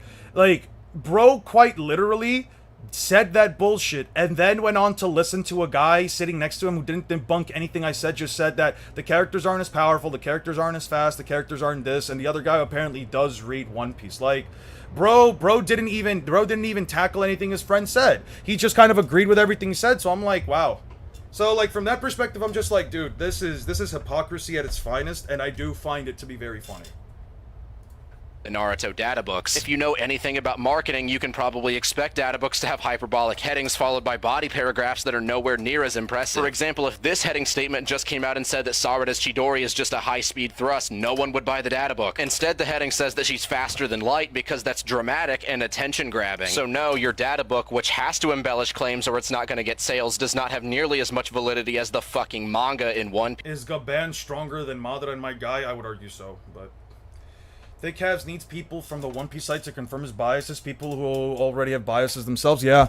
And I promise, here's the thing, I barely heard of Sage of Thick Calves. Like, half of these YouTubers, I only find out about them because of, like, they're, I guess, like, in the same Discord server or whatever, they're, like, acquaintances with some guys that I do watch, like Six from Tokyo, so that's the only reason why I know these guys. I've never once heard of Sage of Thick Calves before that. Granted, I don't know if he's heard of me either, so same from that perspective. This is why you need a devil's advocate. Proceeds to get interrupted. Sloppy from the said devil's alright. I appreciate it. Thank you for the 5. Thank you for the 5, guys. I appreciate that. Stronger than every old man in Naruto is crazy. Yeah. Why didn't Luffy peel off the stab wounds now that I think about it? Peel off the stab wounds? I think there's a difference between a funny little moment like all of his body parts being screamed away by Gorosei and Luffy being stabbed directly. He doesn't remove damaged tissue by just pulling it off. Luffy's never done that. And if he starts doing that, then hey, I mean, at that point, yeah. Who is Sage of Thick Calves? That's what I was wondering, man. Putting those statements aside, though, and focusing on their actual demonstrated feats, Naruto would still be operating within a similar range of power as Kaido and KCM2, able to match the combined Bijuban from 5 other tailed beasts, which had individually demonstrated enough power. Yeah, I don't even know who the fuck the other dude was. Like, Eon really said they both nameless. Not even that. I'm just saying, like, the other guy that he was yapping with, the other guy that Thick Calves was yapping with, like, I don't even know who the fuck he was. I've never seen that guy before. It's like the guy that Noodles brought on with him to scale One Piece for him when they were trying to debunk my 3 Admirals versus Madara video. It's like, who the fuck was this other dude? Is it some TikToker? Is it some other dude? Like, what the fuck are we talking about, dude? Like, okay, I'm not saying that a random no-name dude can't have knowledge on the series either. You can 100% know and understand the context of these stories fully, but it's like, dude, come on, let's not do that, right? Let's not just sit here and just say, oh no, all of this stuff is wrong, and then not actually provide any evidence. Just sit there and talk about it. Like, at least would I debunk any somebody's like videos and stuff like that? I pull up panels, dude. I pull up panels, I pull up manga panels, I pull everything. I pull up scans, all this shit, bro. Every time I see one of these dudes try to debunk me, they don't pull up jack shit, dude. Luffy can, but Emu's hockey is too strong when it comes out Devil Fruit. Sage thinks Cat. I saw a couple of videos, mostly for putting Avatar characters versus Naruto characters. Yeah. These people will pull a false dichotomy of doom and despair. They will say Luffy has no reality warping all, then spin around and wonder why he ain't moving like the mask. There is no in between. There's no in between, and then they'll go off and say Naruto has universal scaling because of, and then insert whatever Otsutsuki bullshit they can think of.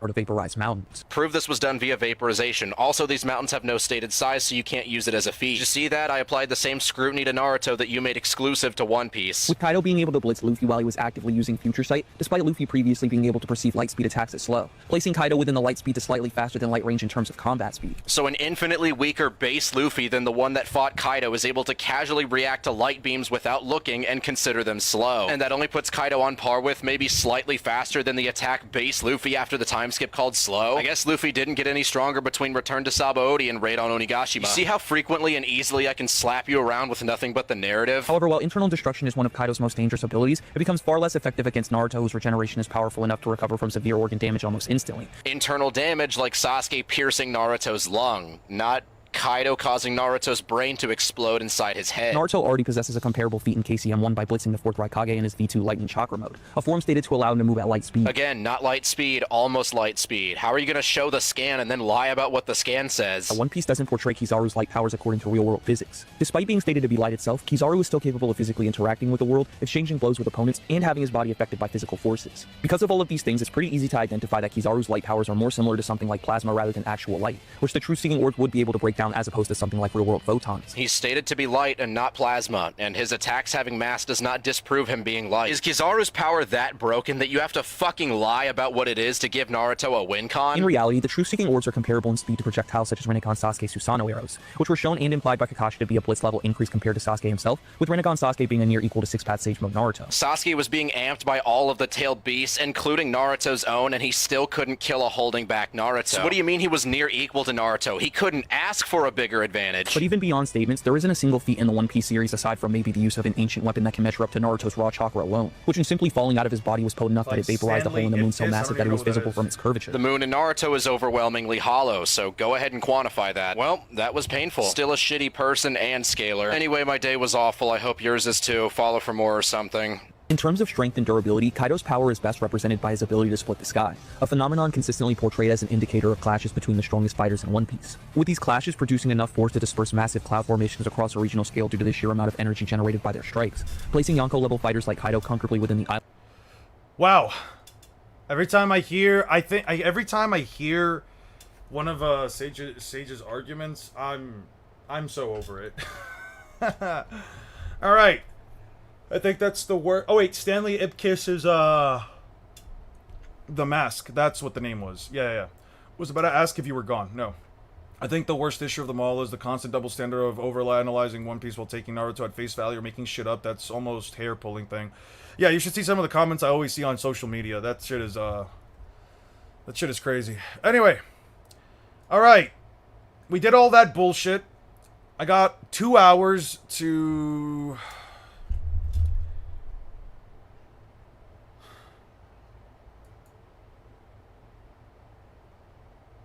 Okay. I love One Piece, but I actually hate the downscale in history in terms of anime, while people still say that they island level. What the fuck? My day was awful. I hope yours was too. Okay. So let's talk about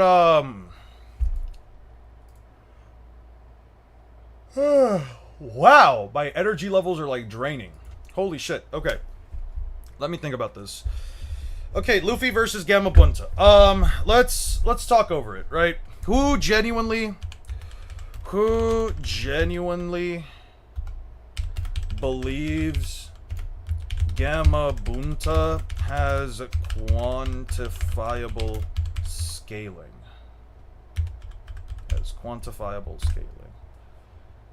Has mostly quantifiable skill. Mostly quantifiable scaling. I do not. Bro is nearly featless. No, I do not. How well aware do you all think the Five Elders are in the One Piece world? I run around One Piece D&D and I was thinking about introducing my own version of them, but I'm curious. Anyone who knows about the world government and understands the hierarchy of the Celestial Dragons would at least be aware of the Five Elders. Should at least have some level of awareness. Anyone basically in politics, I would say.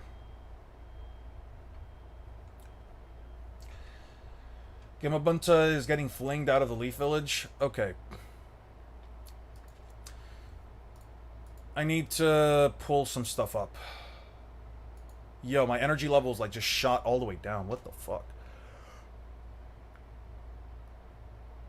Ay, ay, ay. Okay. Listo. So, search for Tsunade is 1. Land of Chunin exams. This is 2.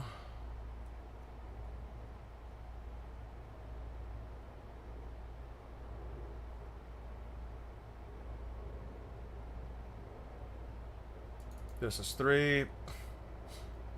Omen Gorosei members should be above Yonko commanders. Definitely above Yonko commanders.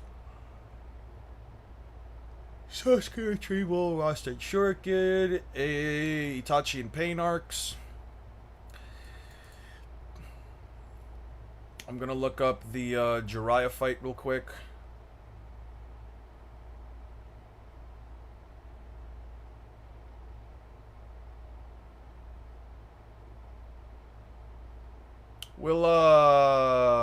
We'll start with this. The Pain Assault.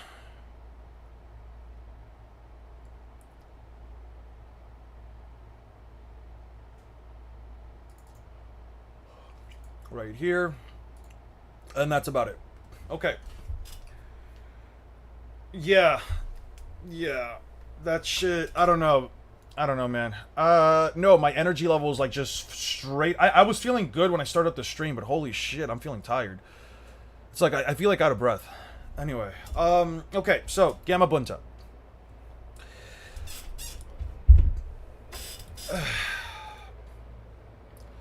Alright, I'll talk about Gamabunta. Let me be real here, the only reason why I've been holding on to this for long is because I genuinely do believe that Luffy can take down the Giant Toad. If it hasn't already been blatantly obvious, Gamabunta is much smaller than Momu. In fact, he's less than half the size of Momu canonically. Now, some of you might be wondering why size matters, and the answer is quite simple. Because it does. To an extent. Sure, there may be characters within the context of both stories like Naruto Luffy, and even side characters like... And even side characters like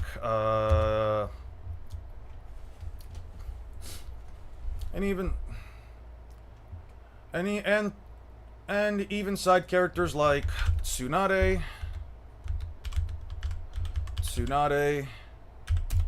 Jirobo,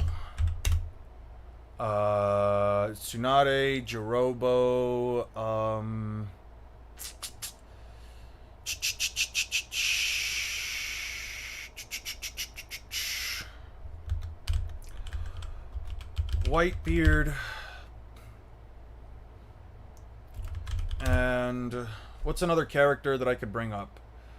No, I need a character that fought a giant in One Piece. And Sanji, that can take on... like Tsunade, Jirobo, Whitebeard, Sanji,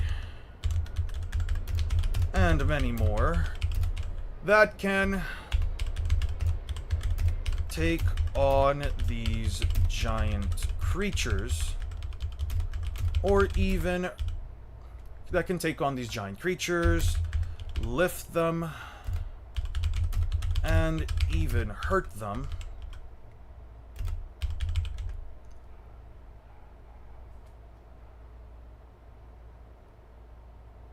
But the difference here is that in both stories, but the truth of the matter is that not every character has insane feats of strength.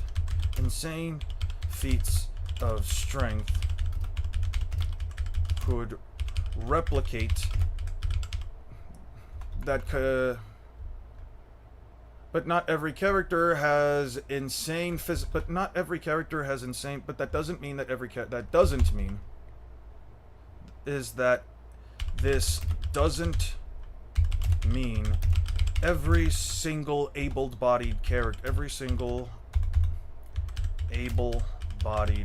character is capable of performing such feats of strength. The difference here is that both stories do play into this idea that, to an extent, the size of a creature does have an impact, does to an extent impact its strength. One of the reasons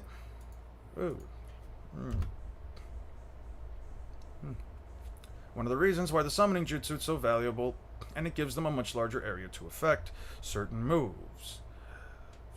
In One Piece, the best example comes from the Giants, where having a combatant in a militia that best example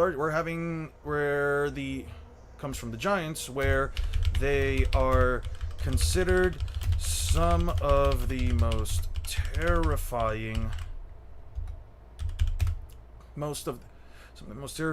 warriors throughout the context of the narrative, throughout the context of the narrative,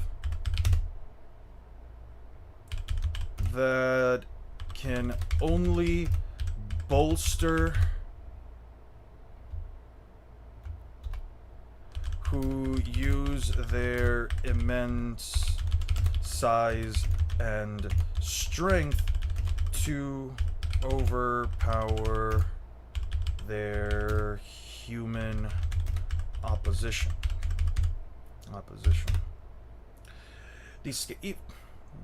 That doesn't mean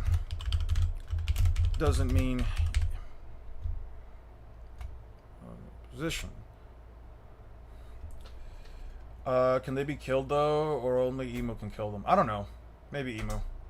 Luffy knocks Oars and Geared Verge during the start only. Tsunade would get one shot, maybe one shotter, but she'd make it to Little God, and anywhere beyond that, she's done. Oimo and Kashi were beaten by the Frankie family.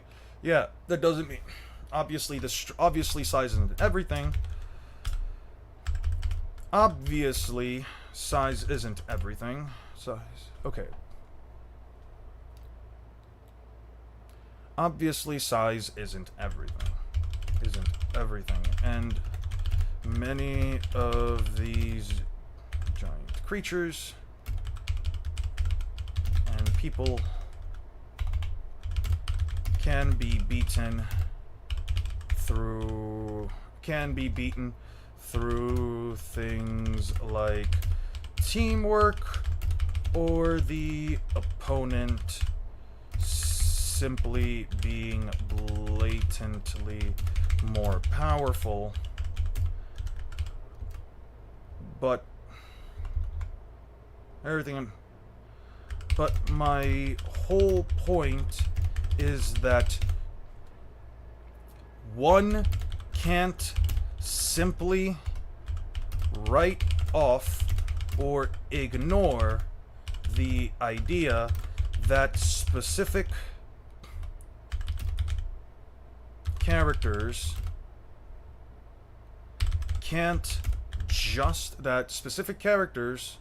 or versions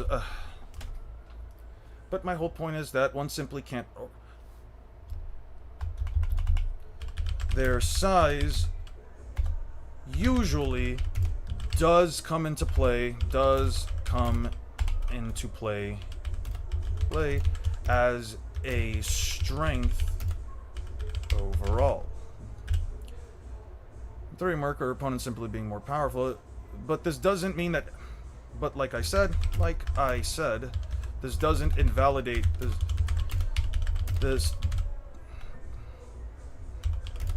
invalidate my whole point that one can't simply write off or ignore the idea that size usually does come into play as a strength overall, and it does affect the strength. Does play in regards to their strength. Let me just read through this again. But the Gamma Bunt is shown as high moment every time. Yeah. One fodder giant is worth at least one Navy battleship, as shown on Egghead. The Giant Warriors. I was thinking about the Giant Warriors when I was writing through this. So let me just read through this real quick to see if it makes sense. Okay, because it does, to an extent. Sure, there may be characters within the context of the stories, like Luffy and Naruto, and even side characters like Tsunade, Jirobo, Whitebeard, and Sanji, and many others that can take on these giant creatures, lift them, and even hurt them. But the truth of the matter is that this doesn't mean every single able-bodied character is capable of performing such feats. The difference here is that both stories do play into this idea that, to an extent, the size of a creature does impact its strength. One of the reasons why the summoning jutsu is so valuable within the context of Naruto isn't just because they have an ally you can bring out in the middle of a fight, but it allows the user to expand on their techniques and gives them a much larger area of effect for certain moves to function, and it gives them a much larger effect for certain moves. In One Piece, the best example comes from the Giants, where they are considered some of the most powerful warriors throughout the context of the narrative, who use their immense size and strength to overpower their human opposition. Obviously, size isn't everything in many of these creatures, and giant people can be beaten through things like teamwork or the opponent simply being blatantly more powerful, but like I said, this doesn't invalidate my whole point that one simply can't write off or ignore the idea that size usually does come into play in regards to strength. So with that being said, while I can't exactly prove or make the overall claim, how far do you think Shippuden, do y'all think Naruto needs to fight on par with Skypiea Luffy?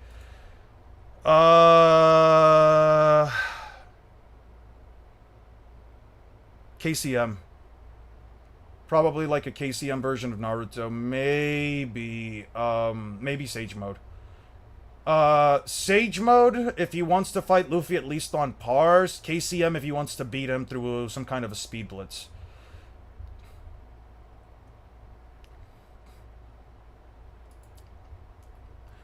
Don't misunderstand, there might be also traits.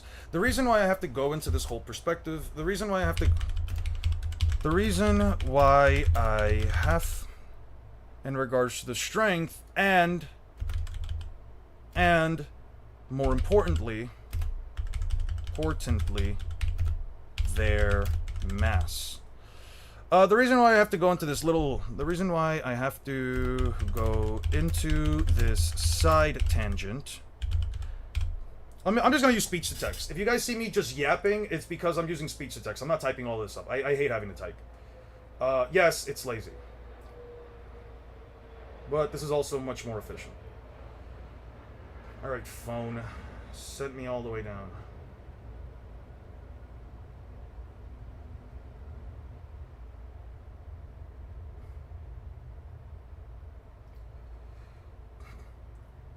Is because throughout many of my live streams, I've had discussions with individuals who simply try to invalidate the idea that Momu has more mass than Gamabunta.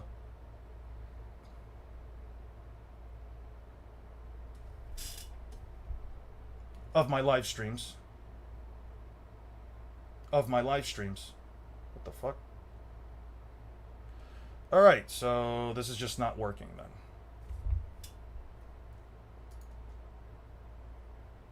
What the fuck? Why isn't it working now?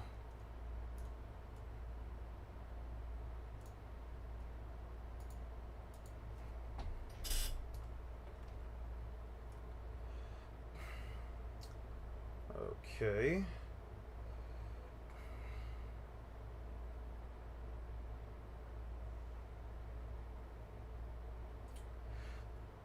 Of my live streams, I've had discussions with people who, without any evidence to really back it up, and through only their own logic, No, actually.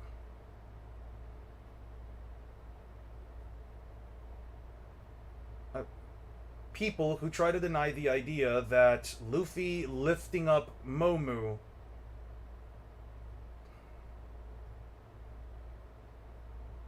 isn't indicative of him having the capacity to lift up Gamabunta. Now, let's be clear about a couple of things.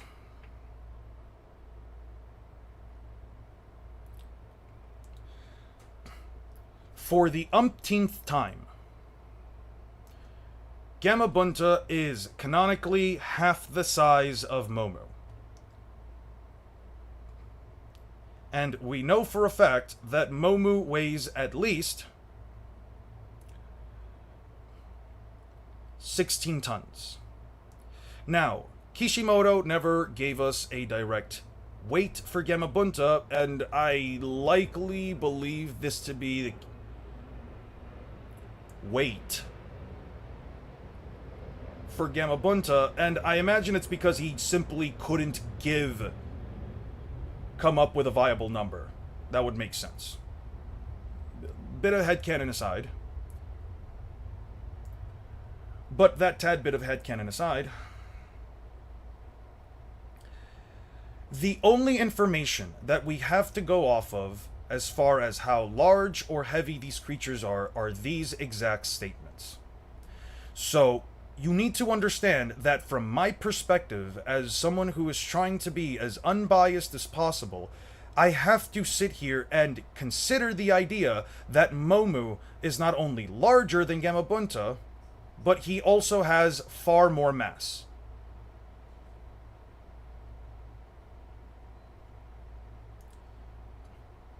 I need to make this exceptionally clear, because if Luffy is capable of grabbing Momu and spinning him around,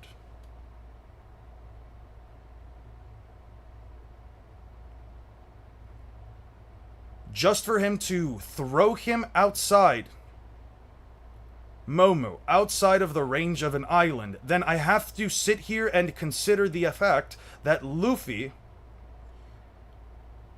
the idea that Luffy can easily do the same thing to Gamabunta, and he could likely send him flying even farther.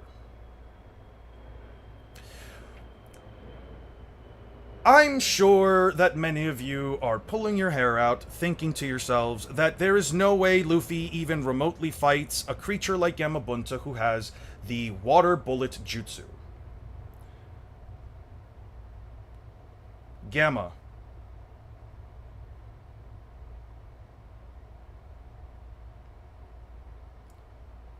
And a giant blade that he could use to stab Luffy if he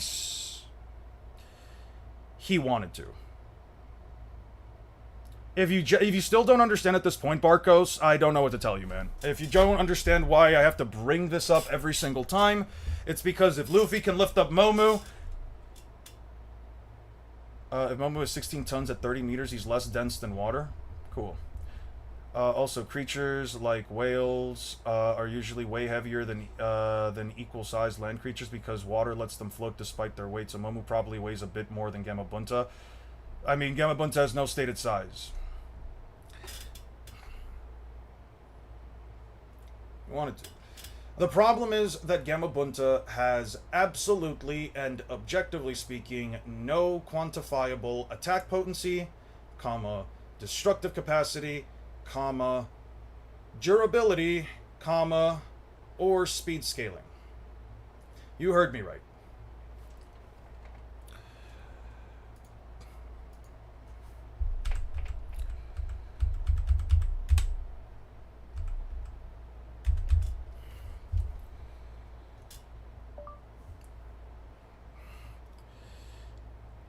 Gamabunta is summoned exactly 5 times in the context of the story. 1, 2, 3, 4, actually 4 times in the context of the story.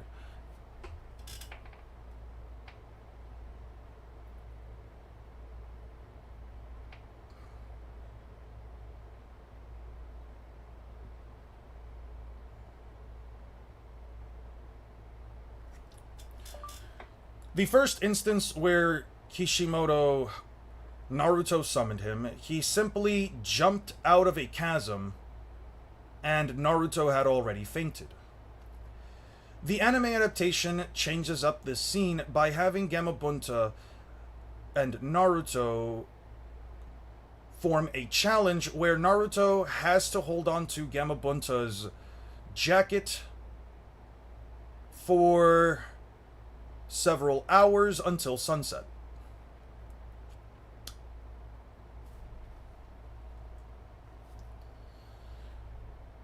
I'll talk about this a bit later.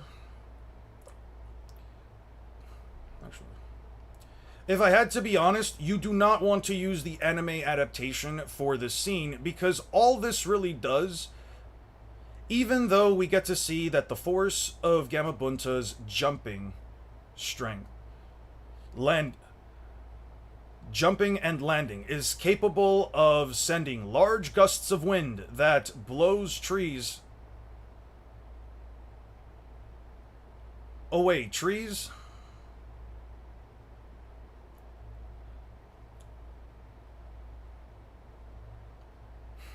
Let me pull that up, actually.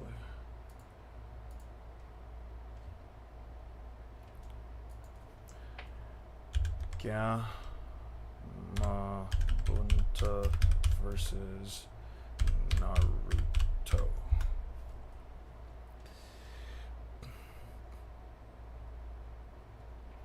Gamabunta versus Naruto. Gamabunta tries to get Naruto off him. Let me switch to live chat, by the way. We still got this many people? Holy shit. Okay, yeah, he summons Gamabunta. I don't care about any of that. Do I have to pull up the actual episode? Kind of sleepy now. See ya. Have a good one, man. Have a wonderful rest of your night. What episode does Naruto first summon Gamabunta? What episode? 57. Episode 57.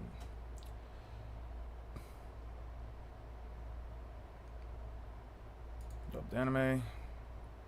Naruto. Oh. Let's go to page chapter episode 57.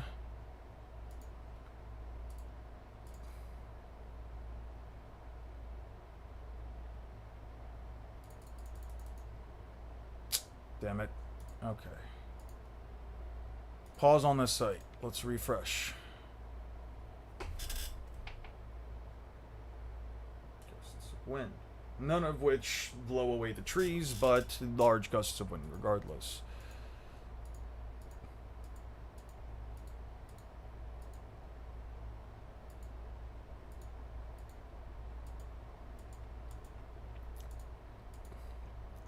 Can't we grant Gamabunta relative-ish physical stats to Jiraiya given the statement from the Sannin and their summon? Are you referencing this specific statement from Jiraiya saying that Gamabunta is hard for even him to handle? You realize that he could also just say that off of personality and not actual, like, raw physical stats, right?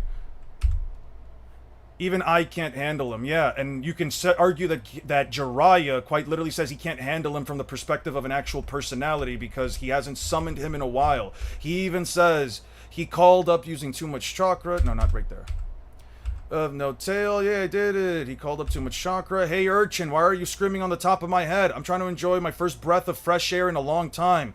Hey, Scramps, where's Jiraiya? He's scary. He does something like that. That lecherous lout. Like, he's literally already insulting Jiraiya as soon as he comes out. Summoning me in an awful place like this and putting a weird brat on top of my head. Then he literally starts laughing at Naruto like, Gamabunta being hard to handle?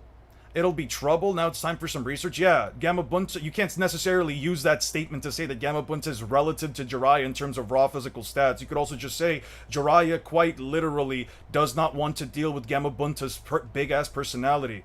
That Manda being a threat to Oro? Yes, but Manda was a threat to Orochimaru specifically because Orochimaru quite literally, as a matter of fact, I just bring up the panel right here.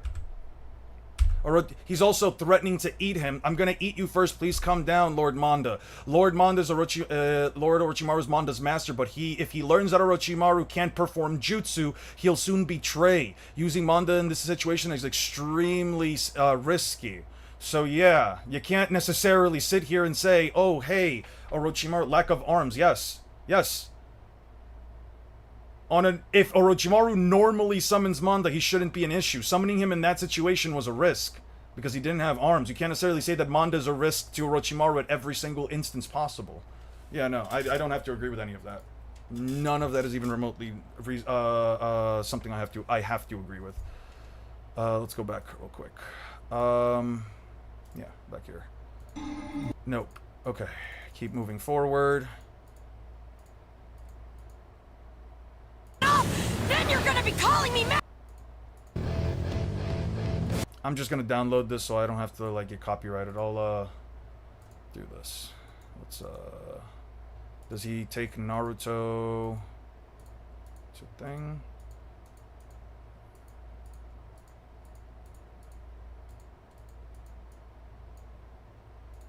What the fuck?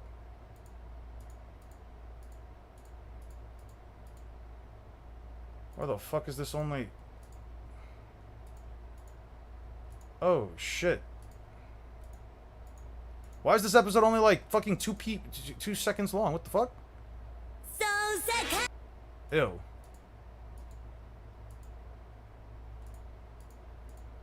Okay, so then why the hell doesn't the full episode show up for me? Escapable landing, sending large gusts of wind throughout the forest. But he doesn't blow away the forest, he doesn't destroy the forest, so I can't necessarily say that a single leap just wipes away a forest.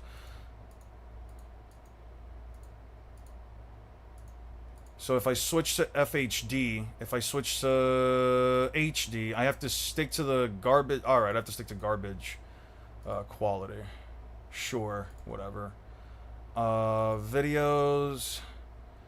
81 classic,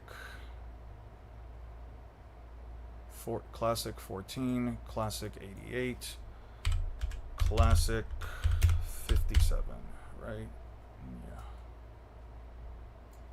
Yeah, classic 57. There we go. The summons are leagues below the Sannin, outside of freaking Slug. That's just a support, but why even bother summoning them?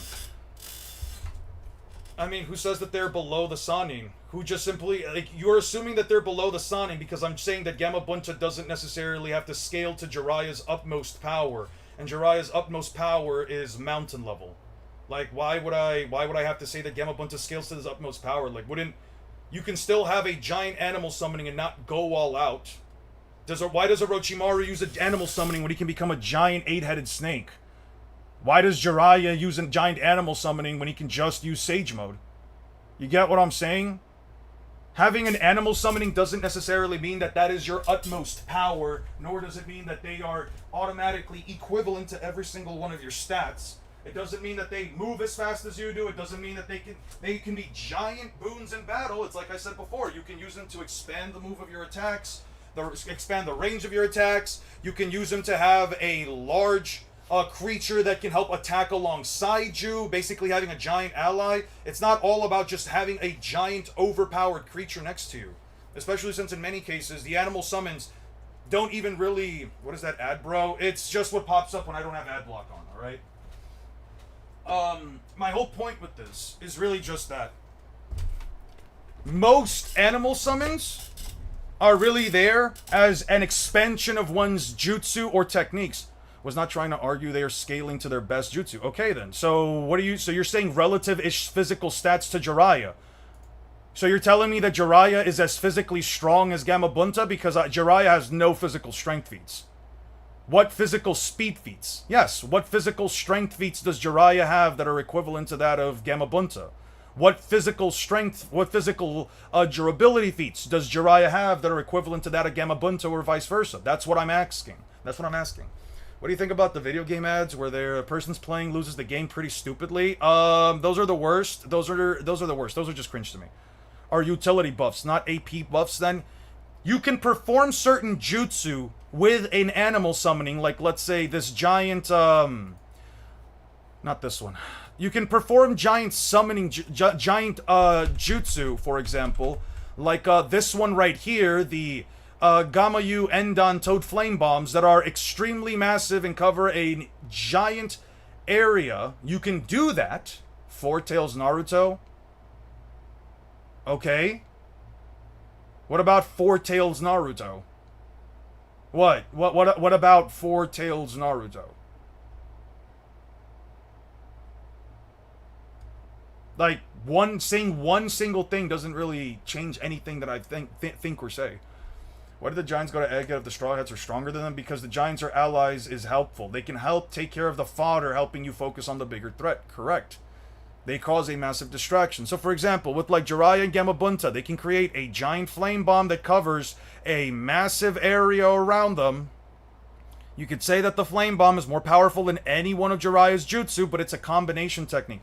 Both Oro, while nerfed, yes, he was nerfed, and Jiraiya literally scaled to Four Tails Naruto. Okay, how fast and strong is Four Tails Naruto?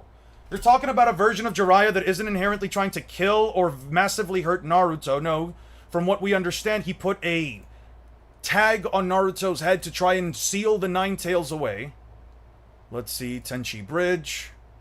When do Tsunade and the others talk about this stuff? Right here. From the look of it, the number of tails is increasing until... Lord Jiraiya, how far have you seen? I tangled with twice. Yeah. Research and clobbered. Yeah.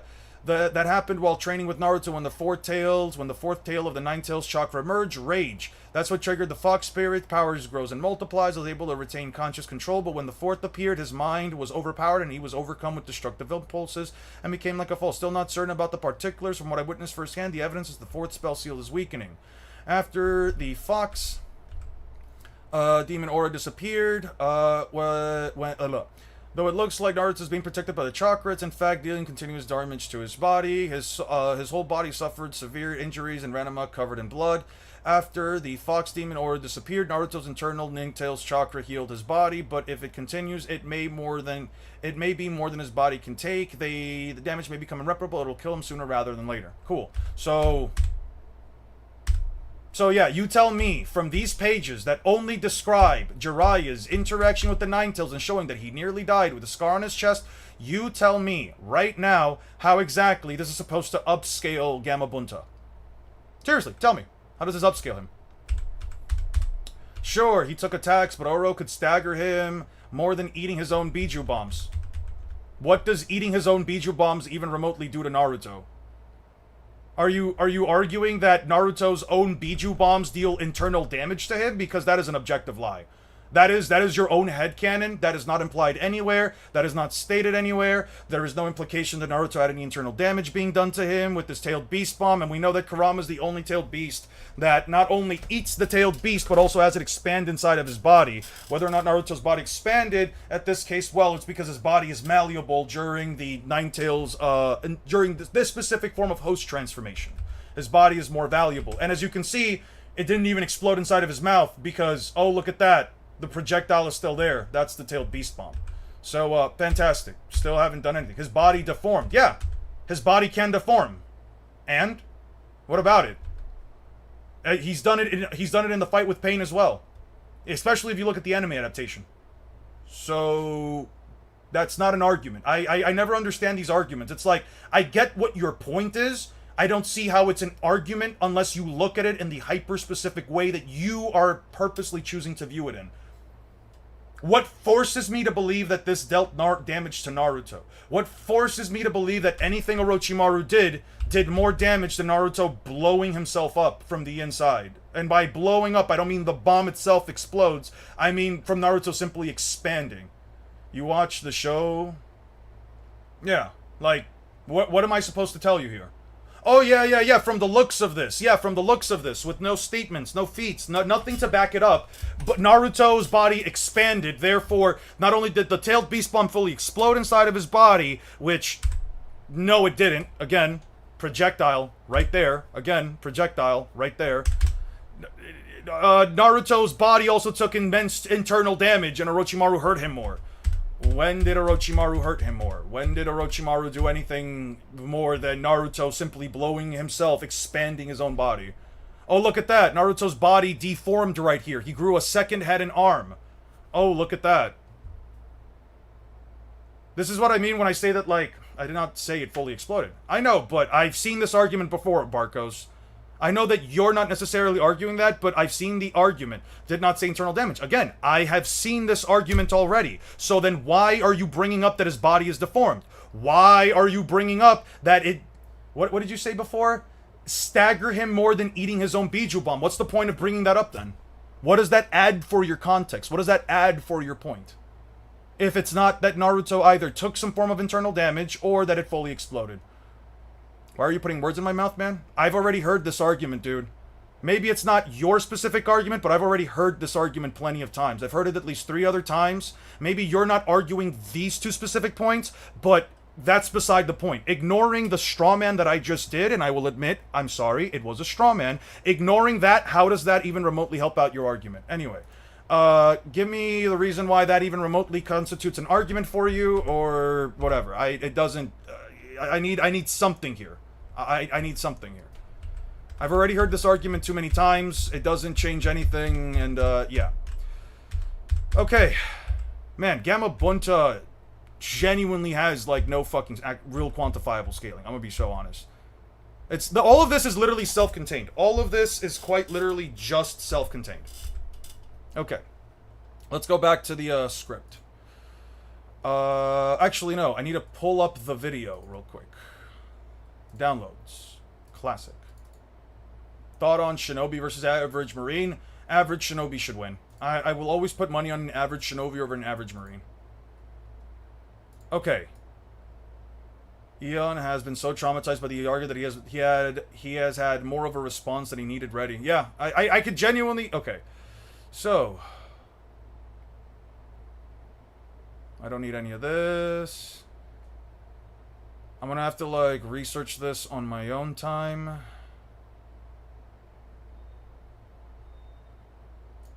This is muted. Let's just double check to make sure that this is muted. Okay, this is muted. Gamma Bunta.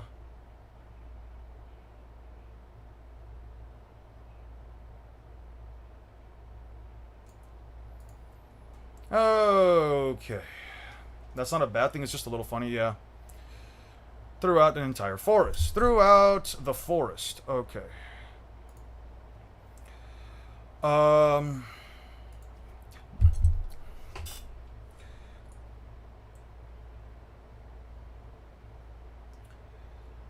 The adaptation changes up the scene by giving Naruto a challenge at last. If I'm going to be honest, you don't want to use the animate, because even though we get to see forest, nothing within the context of this anime specific... These anime-specific scenes even remotely help justify how powerful Gamma Bunta is. Because the truth of the matter, at least within the context of these scenes, is that Naruto is not only nearly out of chakra when he summons Gamma Bunta, which is why he had to use the chakra of the Nine Tails in order to summon him, but Gamma Bunta quite literally could not remove a 12-year-old child who is nearly out of their stamina from his back over multiple hours. Yeah, Naruto used the Shadow Clone Jutsu after a couple of hours to pull himself back up so as to not lose the challenge, but the simple truth here is that nothing about this anime scene helps provide a reason as to why he should be capable of beating Luffy, nor does it give any kind of evidence as to how powerful or durable Gamma Bunta is. The second time that he summoned is against Shukaku.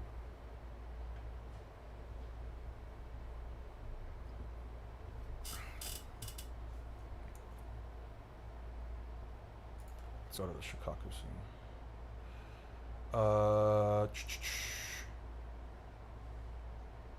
I need to close this up. Right here.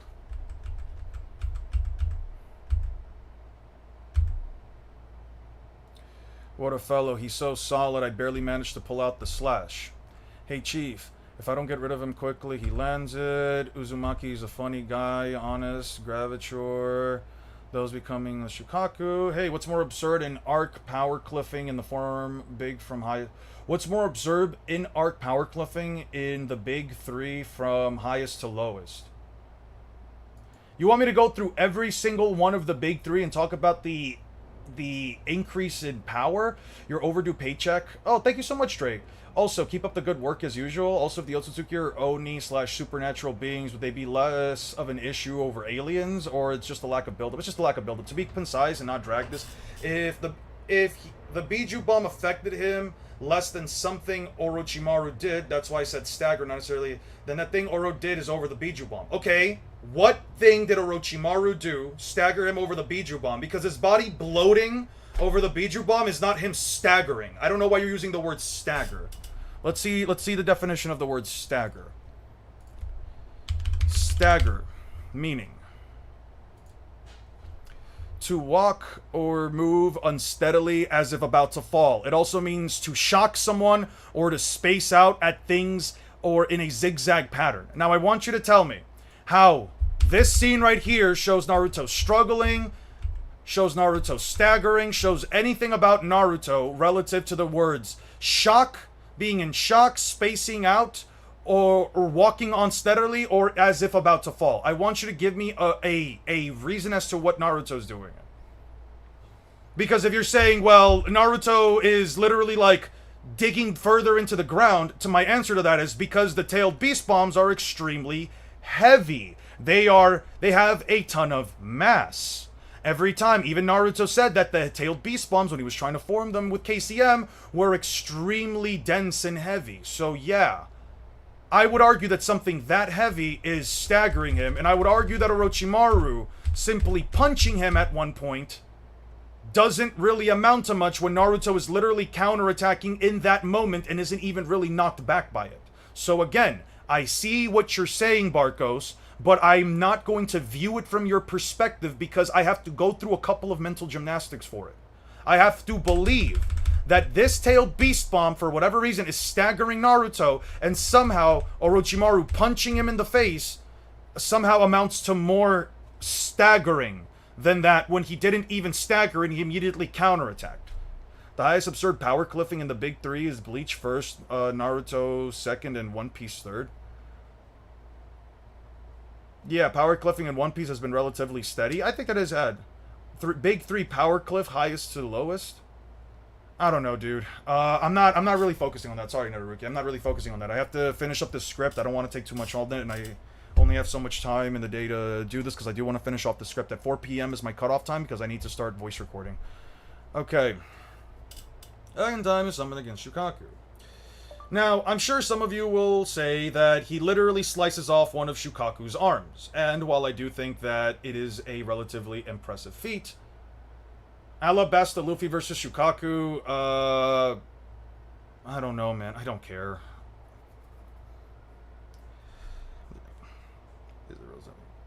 We have to keep in mind that Shukaku wasn't fully realized. It isn't until after Gamabunta comments on Shukaku being so solid that he barely pulled off the slash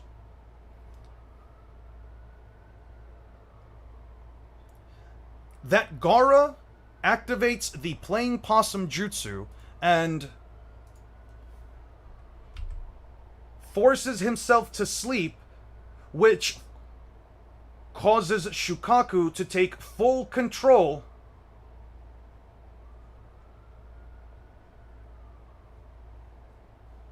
over the full host transformation.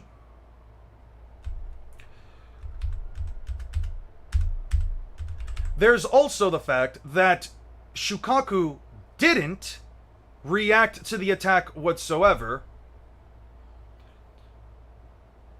Really react to the attack.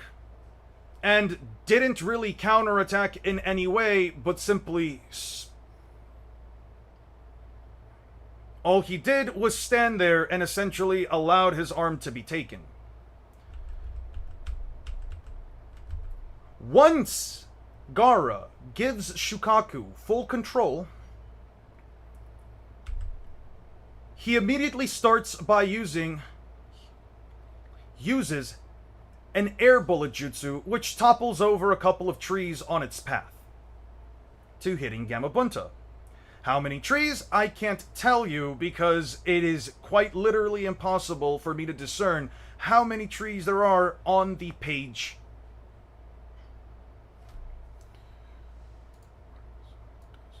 So, fight.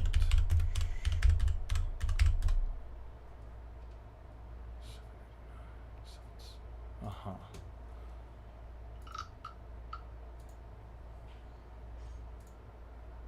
Let's go back.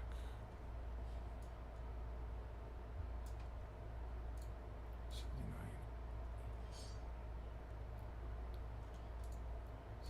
Let's go to 79.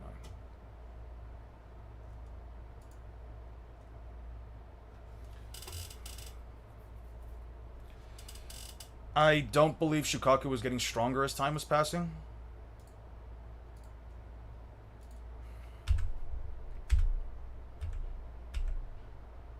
This is like a hurricane. Did I kill him? Little packed and unbelievable about chakra. I have been told I have to get close and stop those fools. That'll give us the opening sight. And someone like me can't take many of those little balls. What are we going to do? The most important thing, we've got to clobber the host breath. The jutsu will come undone. My transformation isn't that strong. I need to weave signs of... Transformation isn't my strong, so I need to weave signs. Summons the Nine Tails. The Naruto. Gaara's barely entered sleep, but one blow should take him out. They blocked my jutsu.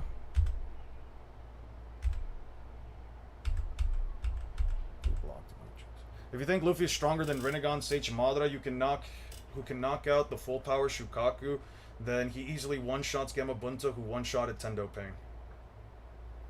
So that's what I was coming to. Gamabunta has no decent physical scaling.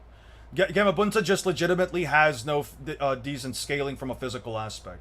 There's no way to state what his attack potency is because he cleaved off one of Shukaku's arms, but that Shukaku wasn't realized and it wasn't doing really anything to defend itself. So that's the first problem.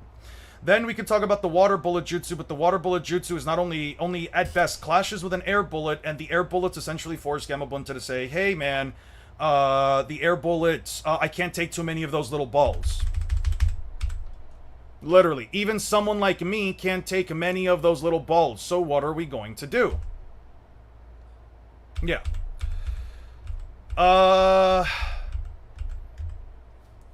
If anything, the more I look at being pushed back by a punch to the head, the more I'm sure that the durability is just not there in the verse. I mean, he stops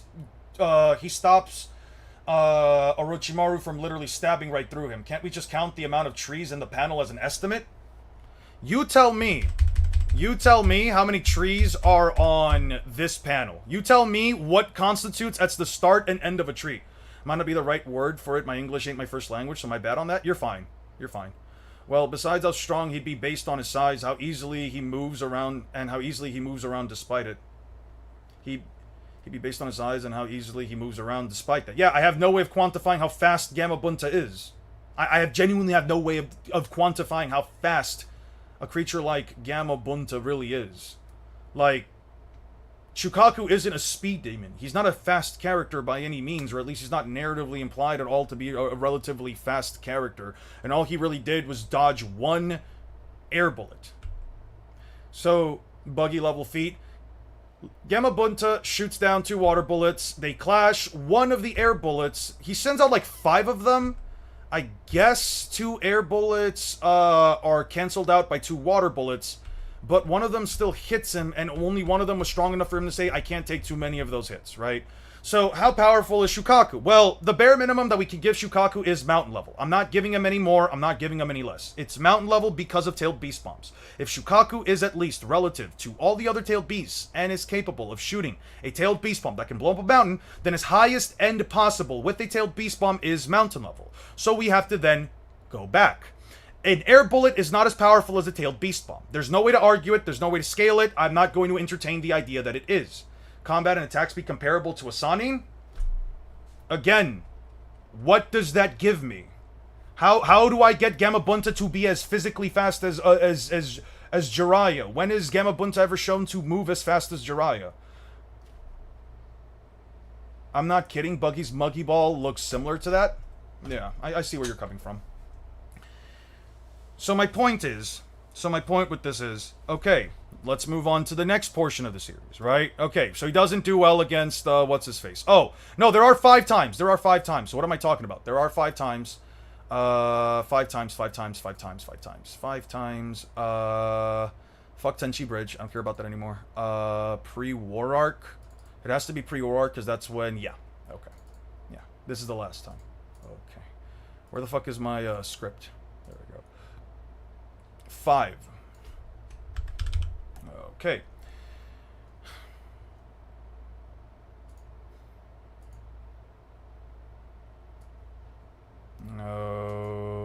Okay. So, we already talked about the first scene. We already talked about the second scene. Let's talk about this one. Alright, Gamabunta at this point in the story. Let's get out of here. Manda and Orochimaru. These are some old faces. What is this, some sort of reunion or something, Jiraiya? No, dummy. It's been a long time since I last summoned you, so no lame jokes. I thought it was about time that we bring our partnership to the next level.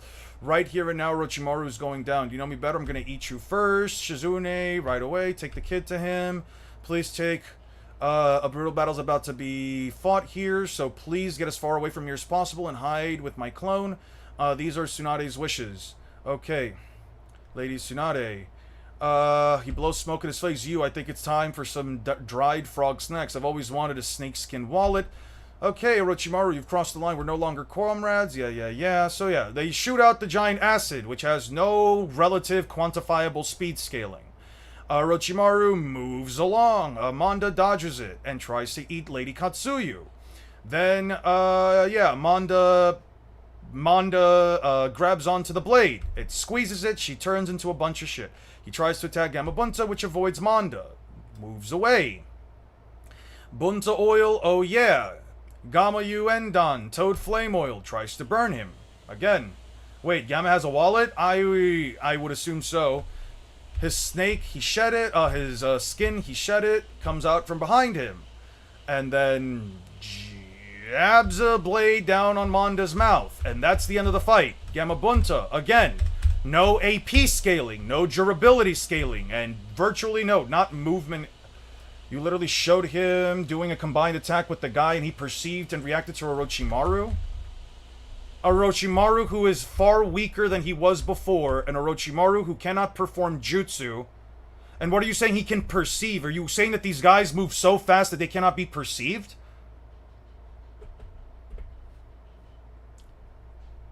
Doing a combined attack with the guy? Yes, Jiraiya. Yes, a combined attack. How does this imply that he is all of a sudden...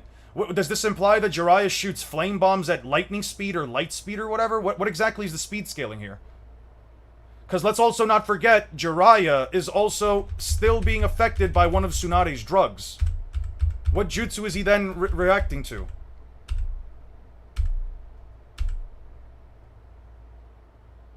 Manda's about to bite her. Gamma did a combined attack with Jiraiya. Yes.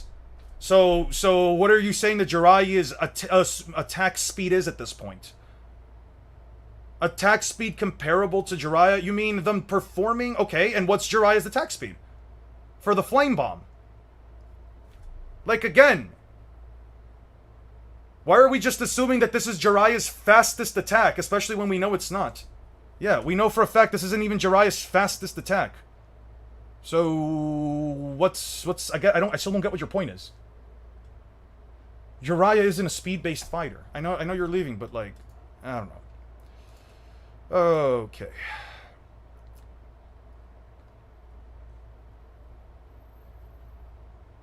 I can't tell you because it's impossible for me to discern how many trees there are on the page.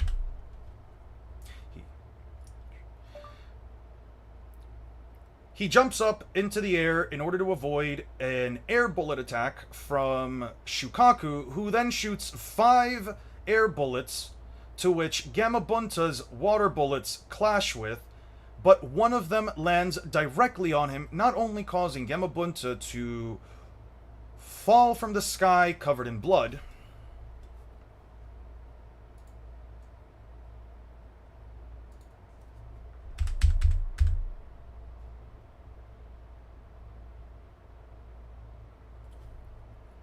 What was the question that you asked?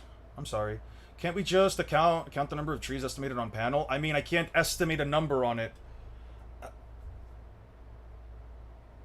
I can't read to you how many... Again, I can't read to you. I understand where you're coming from, Emperor Drago, but I can't read out how many trees are on the screen because they're constantly fluctuating in size. And it's not like Kishimoto's art style at that point. Multi-layered, yeah.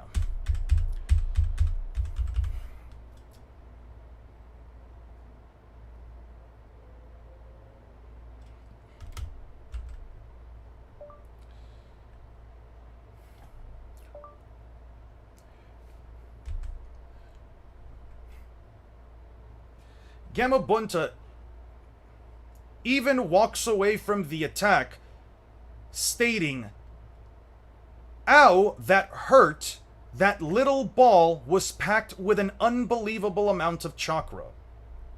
He tells Naruto that even someone like himself can't take many more of those little balls, and they have to switch up strategies so that they can use the transformation jutsu, and so that Naruto can force Gaara awake by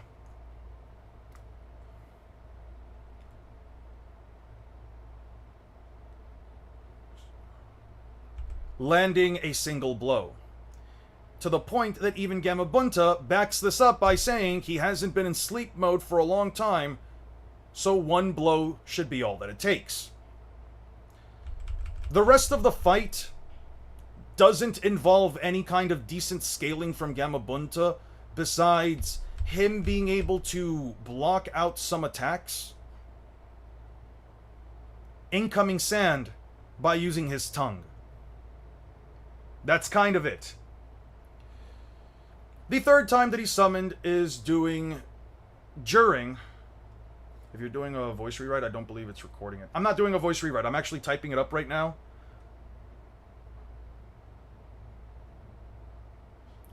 I'm not doing a rewrite. I'm not doing a voice recording right now. I'm gonna do it in about an hour, but I first have to cover all of these points.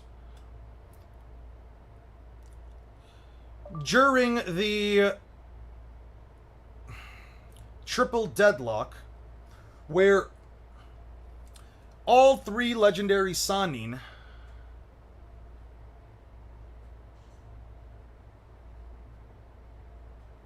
summon their individual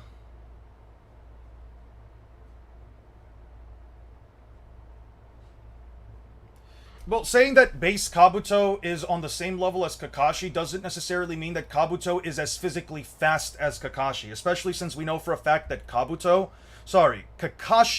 is only as fast as he is during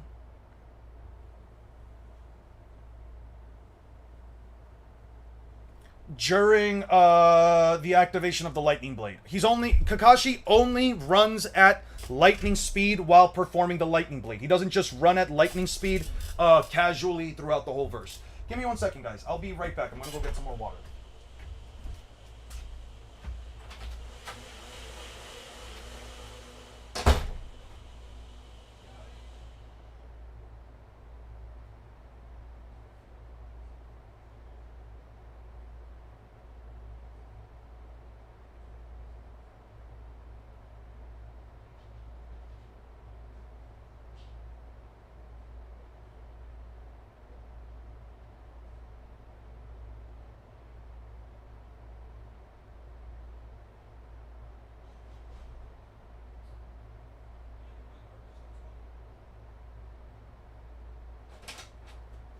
Alright, we got some water!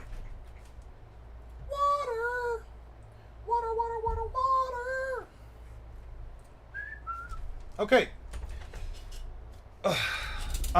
So let me give you guys context real quick so you guys can understand what I'm doing right now. I'm writing it out right here. If you guys can see right here, it says Eon Eon. This is where I last left it. This is what I've written up right now. It's updating from my phone. I'm essentially doing a voice... I'm essentially doing voice to text. So, yeah, if you guys just hear me yapping for a bit, that's basically because I'm using voice to text to type this all up, so I don't have to spend as much time typing it up, and you guys don't have to hear me constantly clicking on my keyboard. I'm sorry about the Ron. My right isn't very good, so sometimes I don't fully understand what I'm looking at. Also, I have to split my comments because there's limited typing space in the box.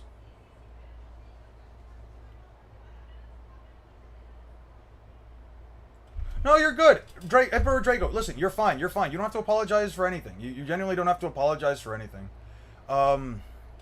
This isn't anything crazy. I'm just going through some stuff right now, so if I don't see the messages or I don't really reply to you guys, it's just because I'm trying to go through this in real time so that we can get through it.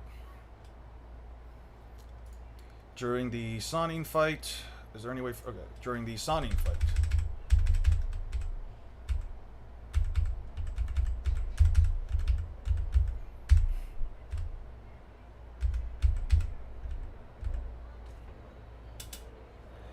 Their individual personal summons.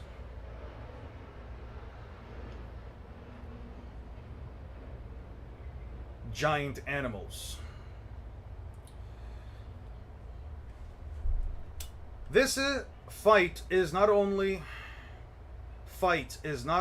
extremely self-contained because Manda doesn't ever show up at any point in the series after this moment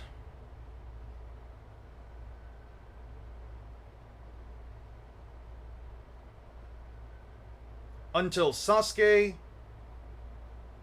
uses him to block the C0 explosion. The entire exchange doesn't even remotely help quantify how powerful Jiraiya is, let alone Gamabunta is, let alone how durable or he could potentially be. He tries to stab Manda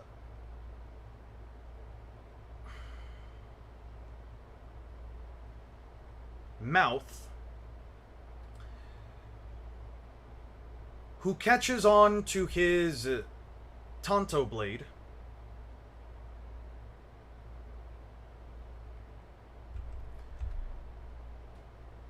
and though Gamabunta does show some relatively impressive acrobatics by dodging Manda's tail, I can't even remotely tell you how fast Manda is because I have no statements or feats to establish any of its scaling.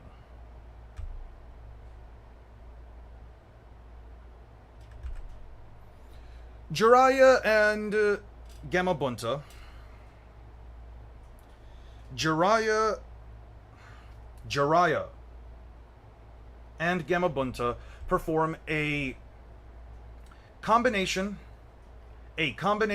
technique of the called Toad Flame Bombs, where Gamabunta provides the oil and Jiraiya provides the fire in order to create a massive blazing inferno in order to try and incinerate the giant snake. Unfortunately, Manda evades the attack by shedding his skin and burrowing underground. Gamabunta.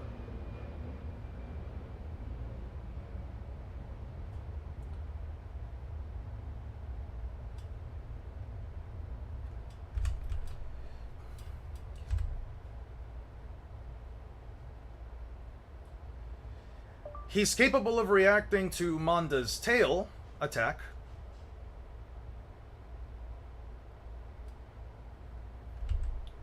But Manda arrives.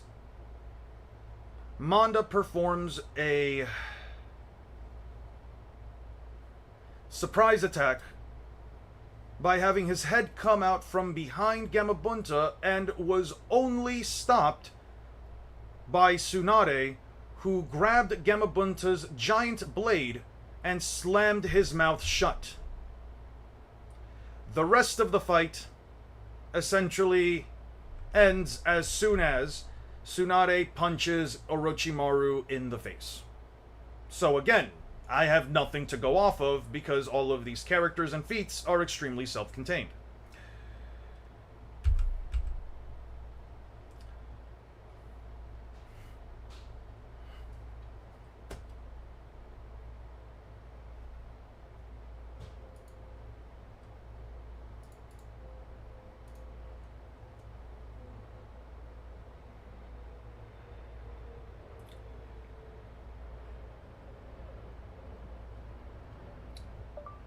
During his 4th appearance, Gamabunta was summoned alongside Gamaken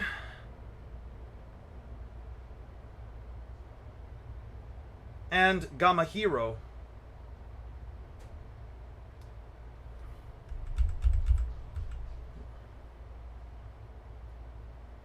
In order to fight the Paths of Pain.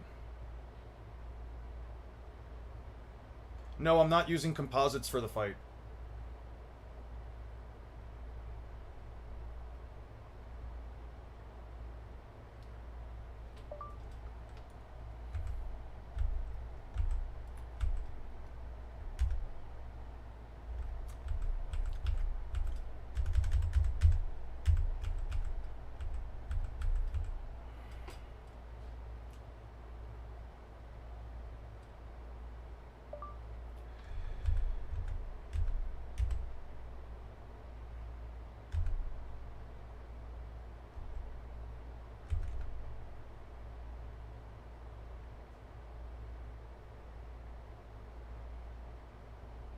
A gigantic shockwave moving at cryo speeds. It gets way crazier down the line than One Piece by a pretty great model. What giant shockwave are you referencing? What gigantic shockwave are you referencing? Gravy 8888 steak. What let me guess. You're referencing some random attack that happened in the story that I've already talked about, and you're gonna say that it outscales anything in One Piece, but then when I put the one Shukaku sent out, it's not a shockwave. It's an air bullet. So you might want to start getting your facts straight before you want to have this conversation with me, because it's just going to go like every other conversation. This is called an air bullet. Look at that. Air bullet. It's not a shockwave. A and B. Let me just save us the time, Gravy Steak. If you want to have a discussion about this, I'm going to do one of two things. There's a Discord link right there that's a pinned comment. Join it. I will chat with you. If you want, we can chat one-on-one. No one else. No one else joins in. I hide chat, everything. You can have a nice little conversation online together. Otherwise, I'm just going to ignore you because you're just going to bring up the same arguments that everyone else brings up. You're going to go away because you're not going to be able to counter anything I say. You're probably going to do one of those things where you're going to say you're not prepared, or you're going to say that we both got a point or whatever, even though the fact of the matter is that you were already wrong by calling it a shockwave and saying that it's moving at extremely high speeds. Like, let's just cut the bullshit. If you want to have a discussion, we're going to have one. Live chatting, otherwise just go away. I'm not dealing with you right now. This is just going to be a waste of my time.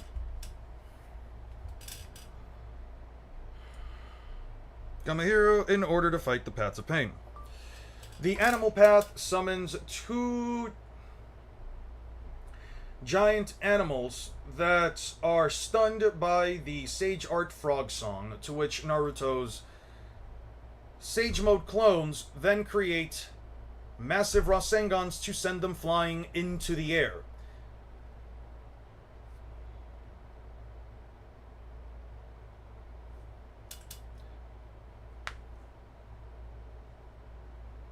Ah, right.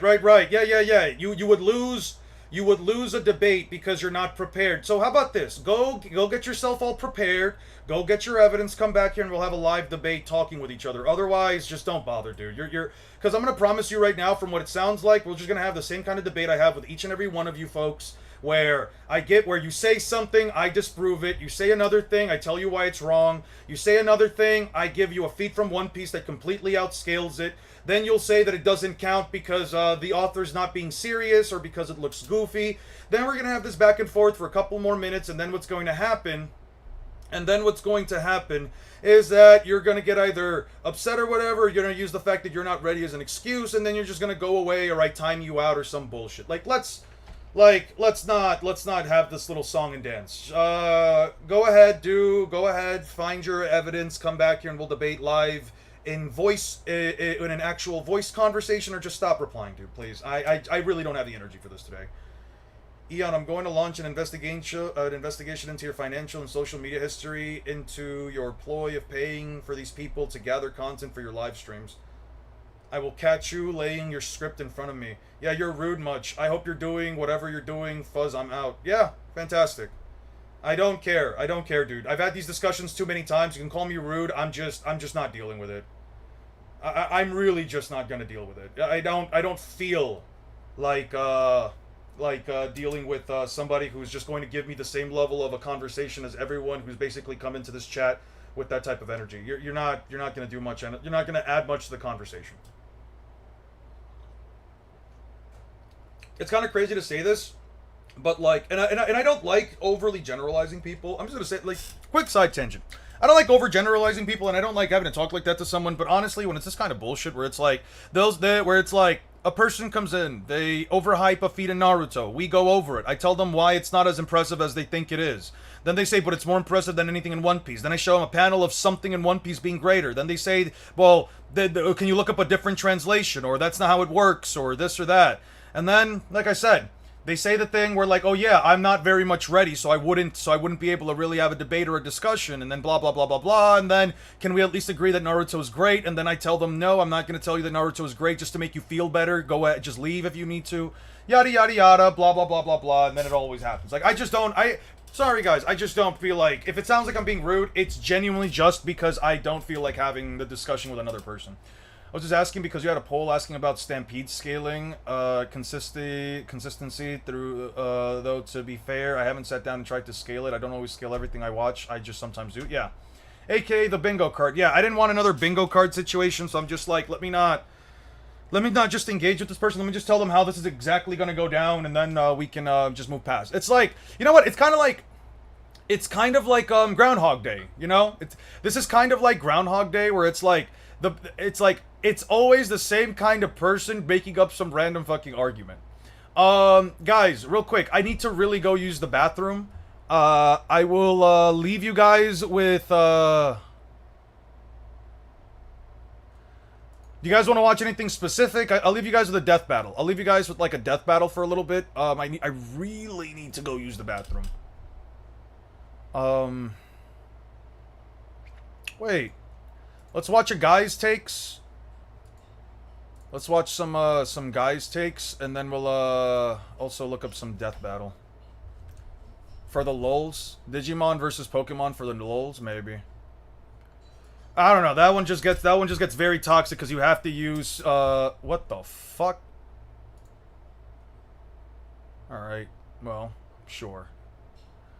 I'm not personally a fan of Digimon versus Pokemon, because anyone who tries to debate for Digimon is always going to go under the assertion/assumption that like the data, like the Pokedex entries have to be objectively correct, blah blah blah, all that garbage. And I'm just like, but they don't ever use the Pokedex entry stuff in an actual battle. It doesn't ever come up in a fight, so why would I sit here and entertain the idea that it even remotely matters, you know?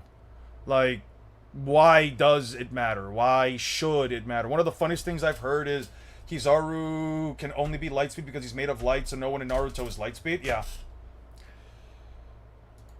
Oh, the Pokemon versus, for Death Battle. Yeah. I can bring that one up. I don't mind that one.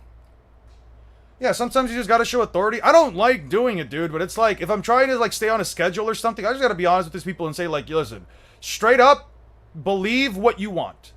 Believe whatever it is that you want. Pokemon versus Digimon Death Battle. To a guy on Reddit about Garp versus Conquest? Yeah. Yeah. This one's longer. I don't know how long I'm going to be in the bathroom, so this one's longer. I'd argue that it's more debatable than people give it credit for. I agree. I definitely think that one's a lot more debatable. Alright. Let's put this one up. Oda is really feeding the chuds on pirate folk good this arc. Apart from Luffy being absolutely decimated by Emu, Gabon really has to stop the fight with the current top 1 in the verse just to tell Luffy he isn't the guy. I know some people might call it recency bias, but I think this clash between Gabon and Emu might be one of the most powerful ones we've seen so far. It's insane that the Pirate King's left hand, who is near death's door, is currently just as strong as the future Pirate King. The end of series monster trio is going to be something else. Anyhow, picking up in the last chapter, Gabon blocks Emu's attack and parries it. They both get knocked back a bit, and the impact is strong enough to knock the swords loose out of Luffy, who's still pinned and bleeding out on the Atom Tree. Emu's breathing hard after this, whether it's exertion from all the fights or him reaching his time limit.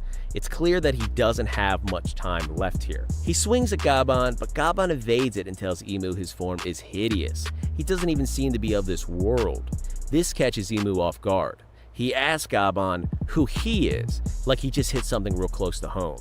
Emu seems perplexed that this is the first thing that comes into Gabon's mind, almost like he hits the nail right on the head. Whether this is a whole Lunarian thing or something else, can't say for sure, but it seems like Emu not being from this world is something to be talked about. Gabon then starts going back towards Luffy, and Emu just looks at him without doing anything. Gabon then lays hard into Luffy, calling him a disappointment and shameless for needing an injured old man to save him. He tells Luffy that having a godlike form and being emperor means nothing.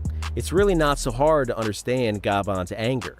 If the man the world has been waiting for doesn't even know anything about said world, I'd be pissed too.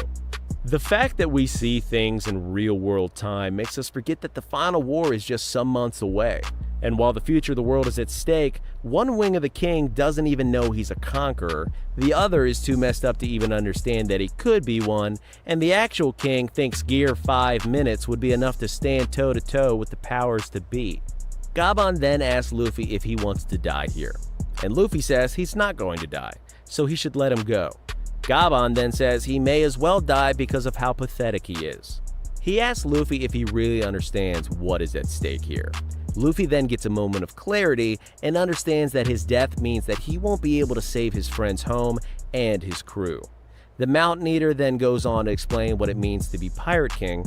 I mean, we all know what it means to Luffy, but to the world, the bigger you are on the sea, the more people want your throne. The Pirate King is a title reserved for those whose death is celebrated, because everyone wants that throne. After cussing out Luffy some more, he throws Luffy away and turns back to Emu and starts attacking him. He asks Emu if he really wants to kill Luffy. Emu says of course, then Gabon gets under Emu's skin by saying, he reminds you of him, doesn't he, Joy Boy? That's enough to rattle Emu, so he pulls a new sword out of his halo while asking Gabon again who he is. This new sword, Honebami Toshiro, translates to Bone Crusher. It was made in 13th century Japan by a famous swordsman, and the sword is supposedly so sharp, or rather heavy, it can easily crush flesh and bone, giving it the name Bone Eater, according to the legend at least. Emu demands to know what Gabon knows about Mew, and Gabon explains that he only knows what he learns from Joy Boy's words. But even that doesn't matter. His only goal is realizing his captain's dream. Emu starts to cough while asking who this captain is. I can only assume that Oda is signaling that Mew's time here is almost up.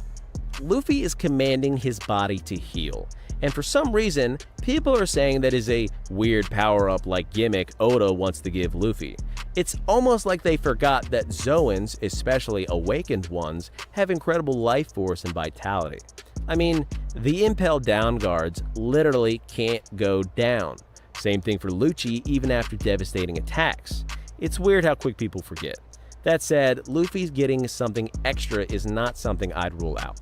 Gabon reveals that his captain is Gol D. Roger, and this weirdly seems to shock Emu again as we cut to a flashback of Roger getting crowned king and Emu ordering the 5 elders to change the story. This whole thing is just confusing. Emu, in a weird twist, is acting like Luffy.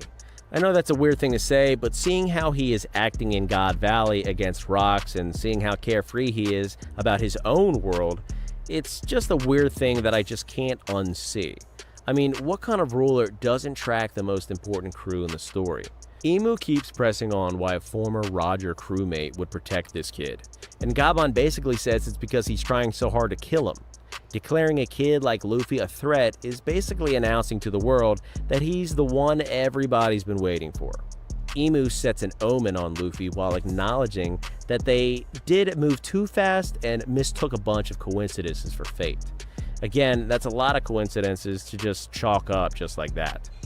I don't know why he isn't keeping up with things that are going on with the One Piece. Like, it is news to him that Roger becomes the king of the pirates. I mean, considering that God Valley happens before Roger becomes Pirate King, it's just interesting to know that Emu does not keep up with any of them.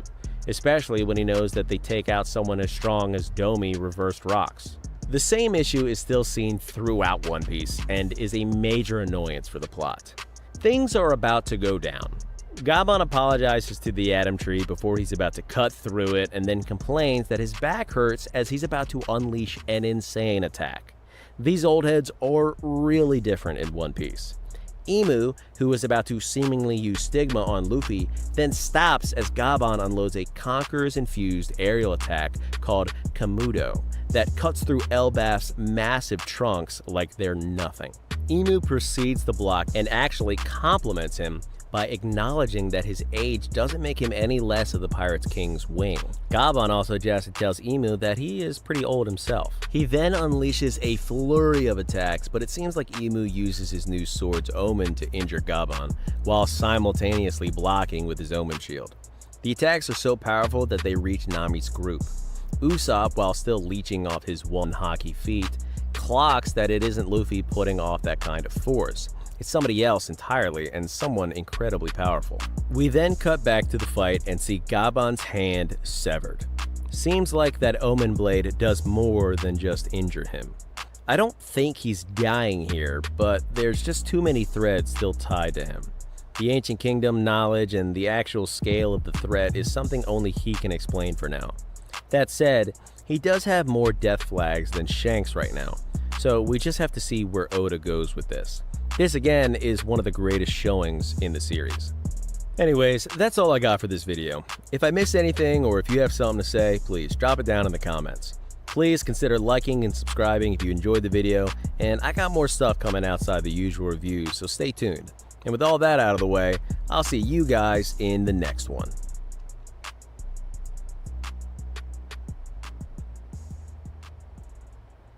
This episode of Death Battle is brought to you by Lenovo GameState. Before you keep watching, head to LenovoGameState.com and leave a comment to build a video game the way you want it. Just click the link in the description below to get started, and be sure to use the hashtag GameState on social media to spread the word.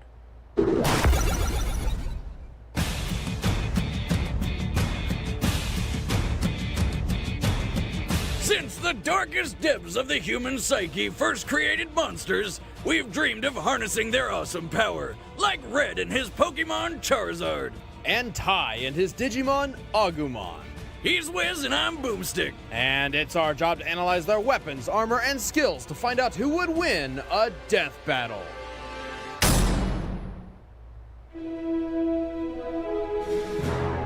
If you're an old man who's wasted his life doing God knows what, you may realize that you always wanted to catalog every animal in the world. But that would be a lot of work, so you probably would just bribe a kid to do it for you. So began the story of Red, an 11-year-old boy from Pallet Town. Red's mission was to challenge the gym leaders of the Kanto region, defeat the Elite Four to become champion, and of course, capture all 150 currently known Pokemon. To do this, he needed a partner, a companion, a friend, a Pokemon.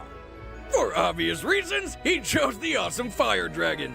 It wasn't really a tough decision. The thing is, my dad gave me the name Red, hoping that when I grew up, it would help me have the passion and energy of a red-hot fire.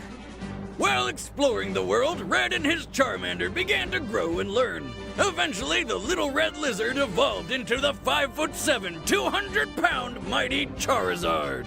Red's Charizard is his go-to Pokemon in battle, and he's taught him a variety of powerful moves. His flamethrower is hot enough to melt boulders, making it over 2100 degrees Fahrenheit. He can throw enemies around with Seismic Toss, beat the shit out of them with Mega Punch and Mega Kick, trap foes in a vortex of flame with Fire Spin, never miss stars with Swift, and bring the heat even higher with the ultra-powerful Fire Blast.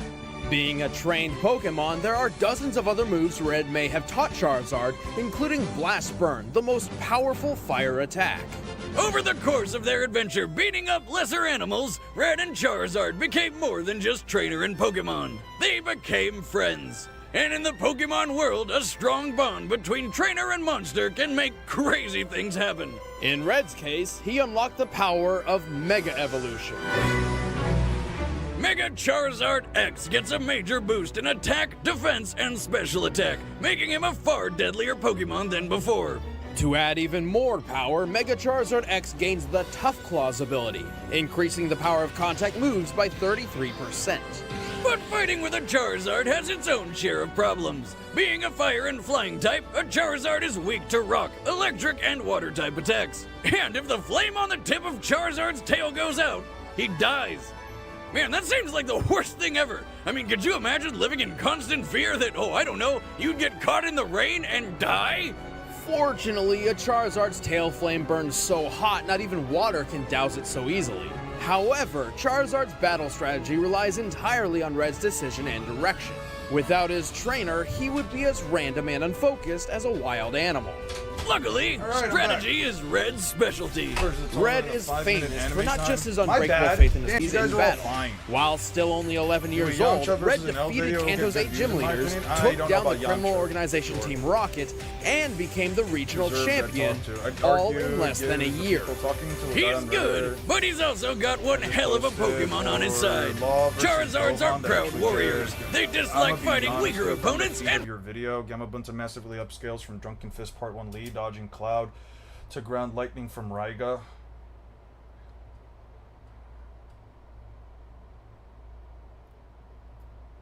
Raiga? What are you talking about?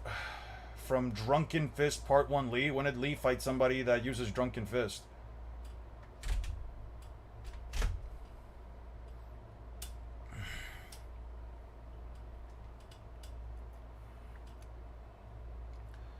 What are you referencing? What is Raiga? Naruto. What is Raiga? What the fuck? really enjoy a challenge. Many well-trained Charizards have won tough battles against all odds. Ash Ketchum's Charizard defeated an Articuno, and both his and Red's claimed victory in one-on-one duels with Blastoises. Drunken Last time, Fist Lee?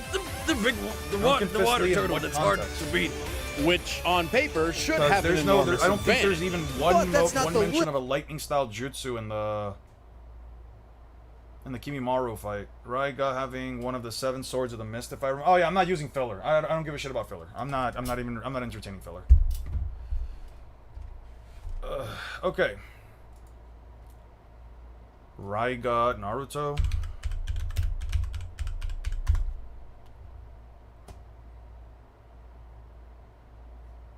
I'm just closing that. I don't know. Yeah. Okay, so what was the last thing that we were at?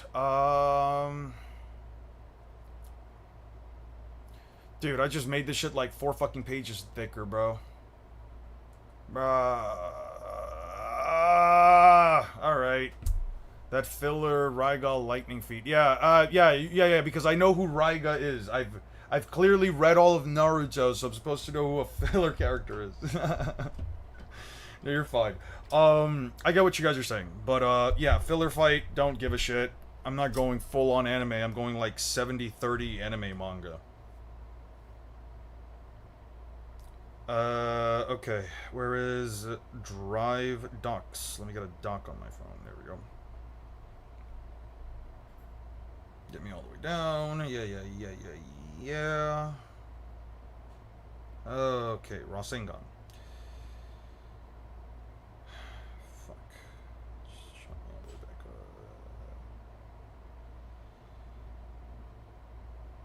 up. Okay.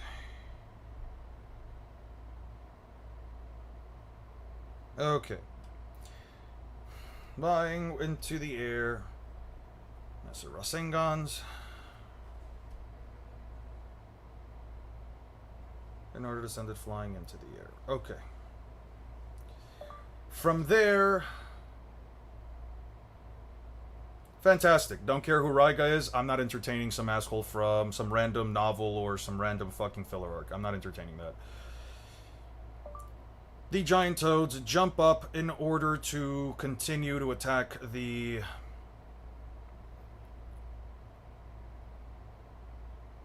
summoning creatures. Now here's where things get a little interesting.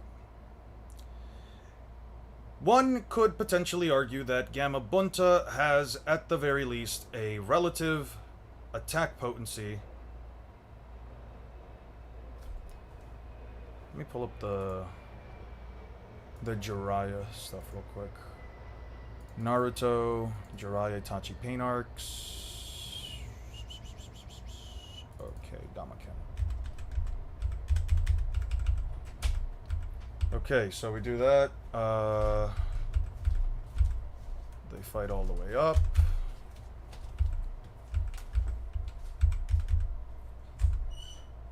They seem to multiply each time you clobber them. I have no idea what it even is. Are these doggies bound to some self-replicating jutsu? Uh-huh.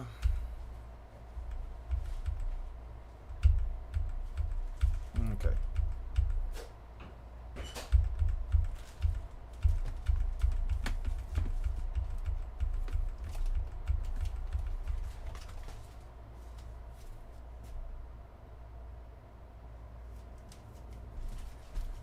With spoilers for me as an anime dub only, and I don't actually know if Elbaf is dubbed yet. He's canon. He later has a son who references him in Boruto. Fantastic.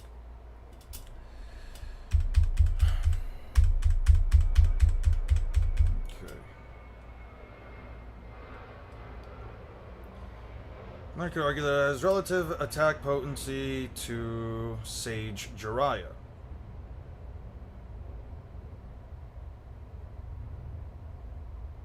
Now this depends on a couple of things.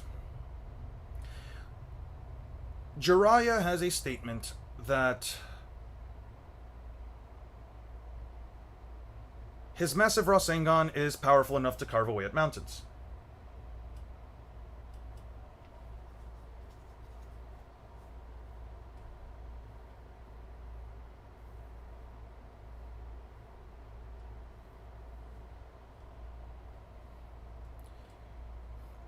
This would mean that the attack at least has the capacity to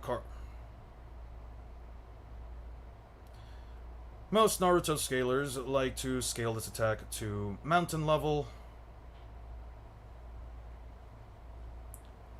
albeit its only use has ever been relative to, as far as Jiraiya goes, is only relative to the manga goes, is relegated to the jutsu being absorbed by the Preta Path of Pain. Preta Path.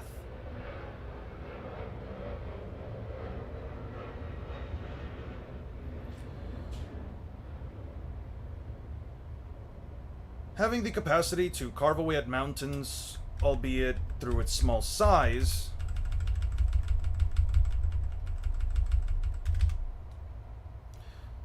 doesn't inherently mean that it can blast away an entire mountain in one shot, but I will definitely put the technique on the lower end of on a mountain damaging tier. Does that mean that Jiraiya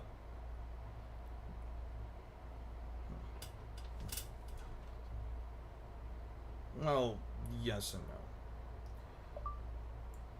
However, this doesn't 100% clarify whether or not Gamabunta has the capacity to perform such a feat on a mountain in regards to any of his own personal jutsu. The reason why I make this comparison is simply because Naruto used massive Rasengans himself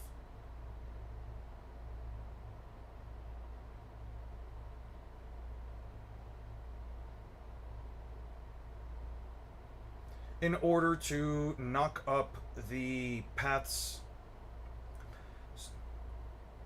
these giant animal summonings.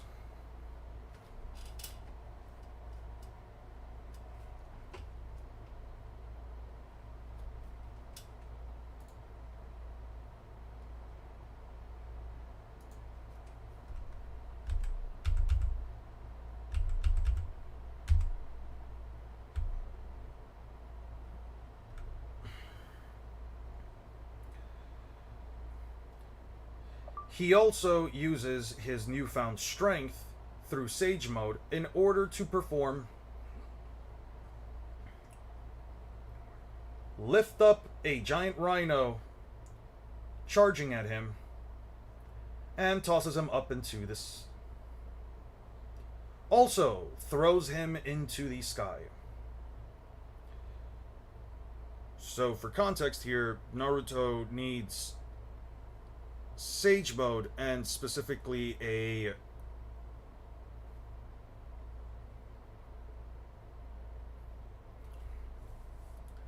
we know that the giant animal summons are about the same size as Gamabunta and the others, and we can visibly see that Gamabunta stabbed in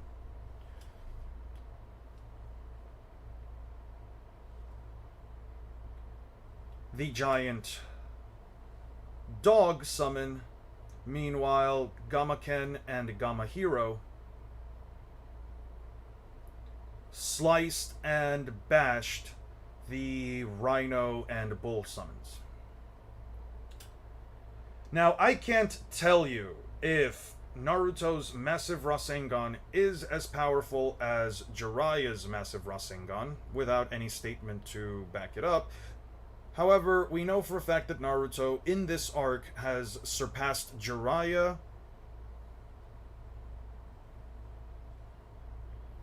because it is a narrative standpoint that Naruto has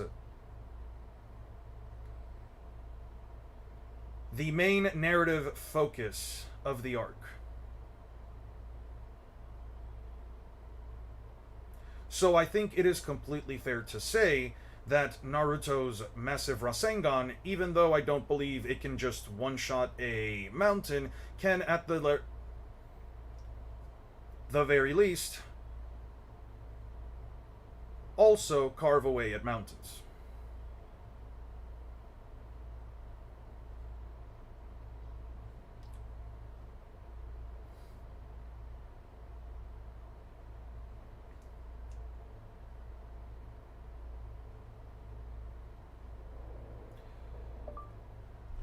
Now, a Rasengan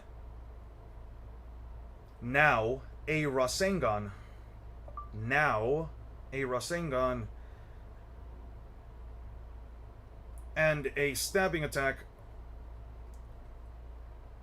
stab from a giant blade, are two completely different forms of attack. And we know that Gamaken can... However, Gamabunta was capable of...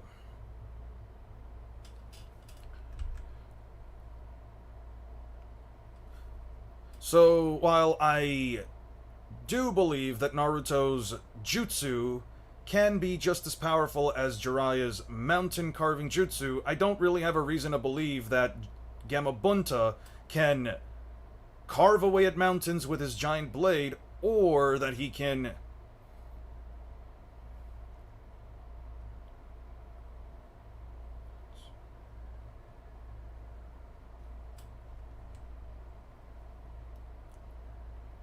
a normal stab from him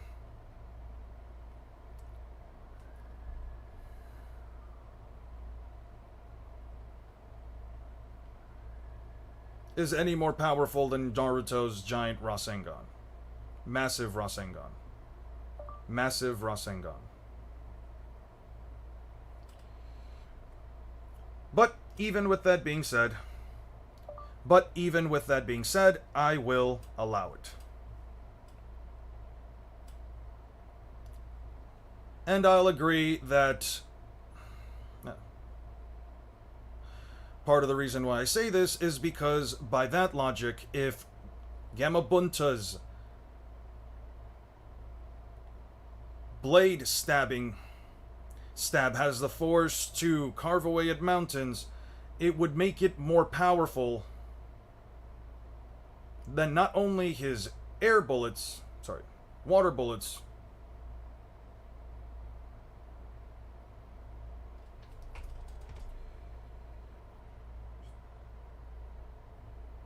to carve away, or even greater, since it was capable of piercing through the dog's skin. It would be a little contradictory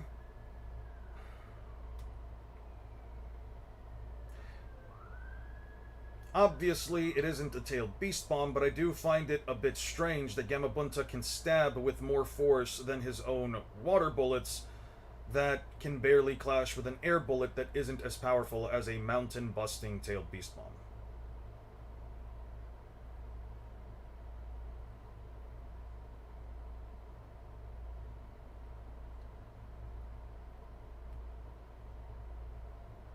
Especially with no feats or statements to really back it up.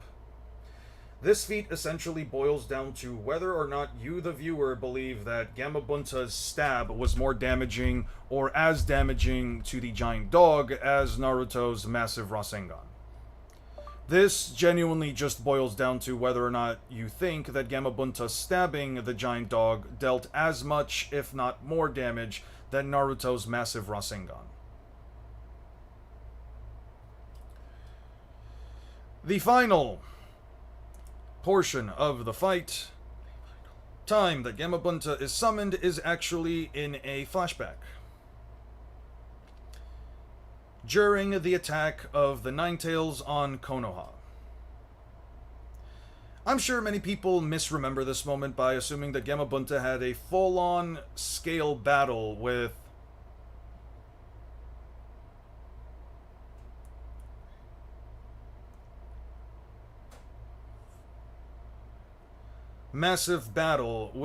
Kurama, but the truth of the matter is that Gamabunta was summoned right on top of Kurama. The Ninetales was charging up a tailed beast bomb, and Minato summoned Gamabunta right on top of him. As the Kurama was still charging up a tailed beast bomb. There was no fight. There was no exchange in blows. Gamabunta didn't even tank a tailed beast bomb. The only thing that happened here is that he was summoned on top of the Ninetales, and 2 pages later, Gamabunta is standing there on his own because Minato teleported both the Ninetales and himself across some mountains.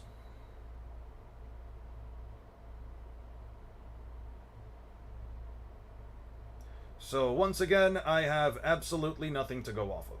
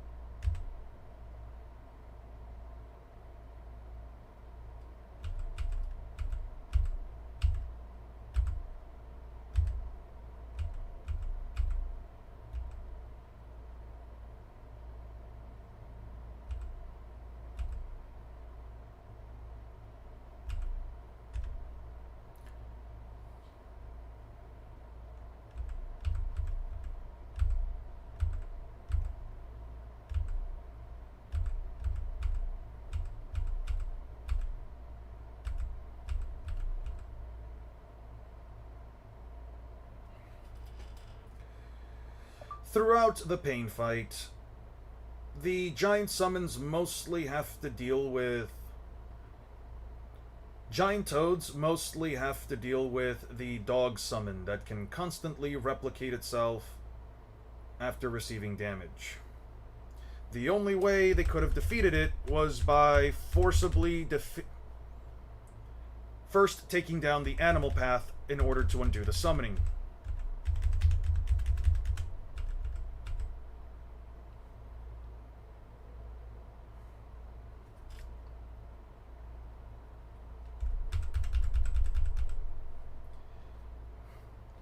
I can't exactly tell you how fast Gamabunta is, but I can at the very least tell you that he isn't fast enough to attack Pain.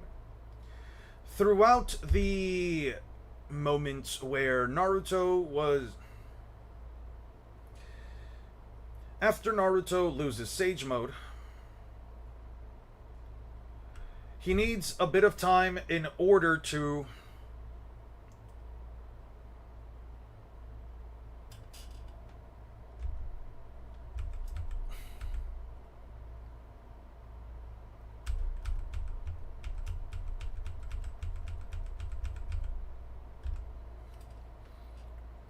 summon one of the shadow clones he had prepped prior to arriving in order to re-enter Sage Mode.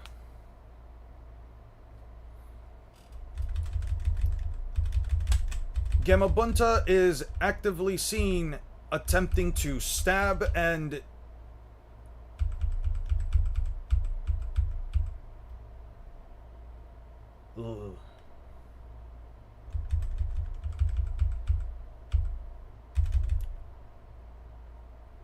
take down Pain.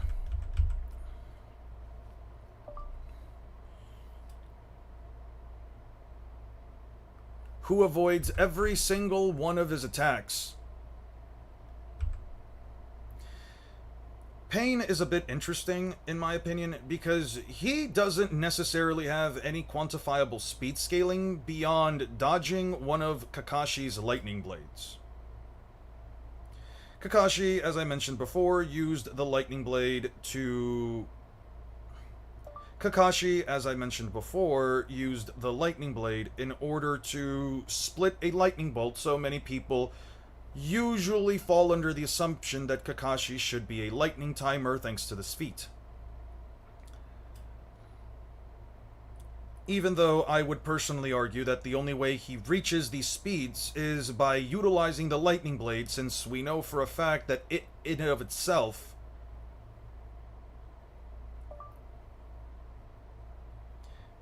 although I would argue that Kakashi only ever reaches these speeds while using the jutsu itself, rather than him just casually being capable to run at the speed of lightning, especially since the jutsu does boost his speed.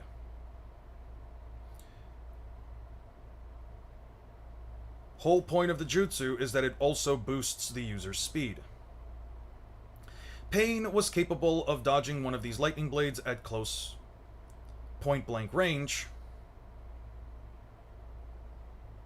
moving his head out of the way. However, this doesn't necessarily tell me that Pain can run or physically move his entire body out of the way in short bursts.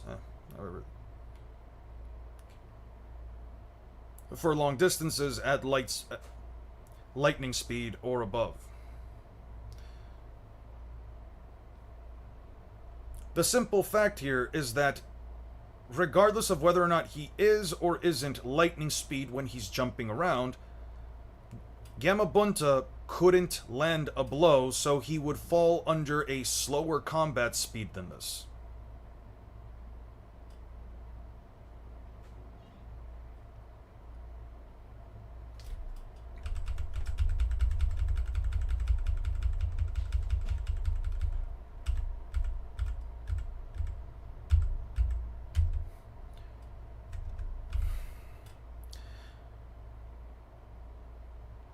By the time that Pain regains his ability to use Almighty Push, he simply uses a normal version of the attack, and the blast is powerful enough to send not only Gamabunta, but Gamaken and Gamahiro, all three Toads, flying outside of the village.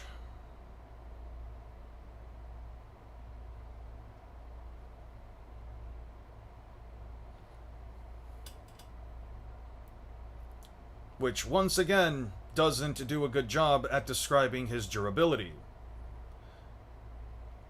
The only thing I can tell you is that this jutsu is more powerful than one of Shukaku's air bullets, and that's about it.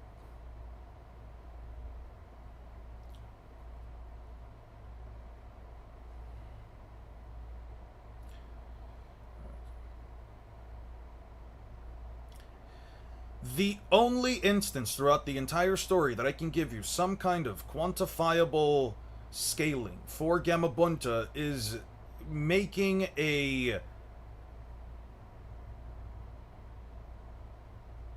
the assumption that he probably stabs with about the same amount of force as a force. Massive Rasengan, if you choose to believe that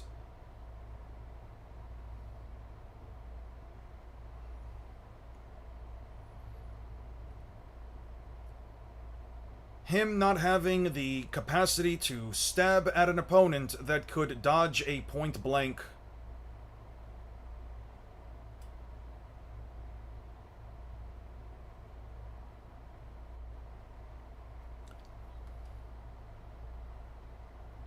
lightning blade without any objective movement speed scaling.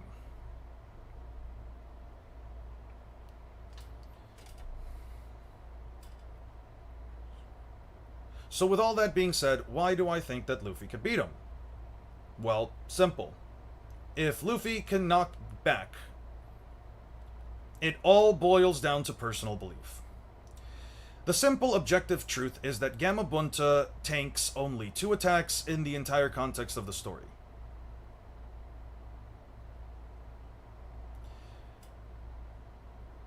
Manga. Shukaku's air bullets and Pain's almighty push.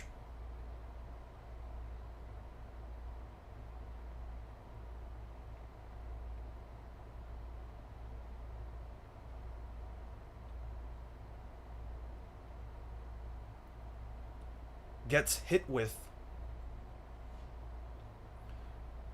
one of which is weaker than a tailed beast bomb that can blow up mountains,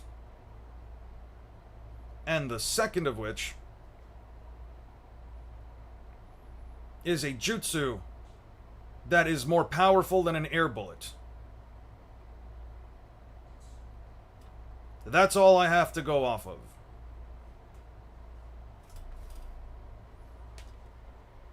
I'm not going to entertain the idea that every single one of a tailed beast's jutsu has mountain level attack potency, because I have no objective reason to.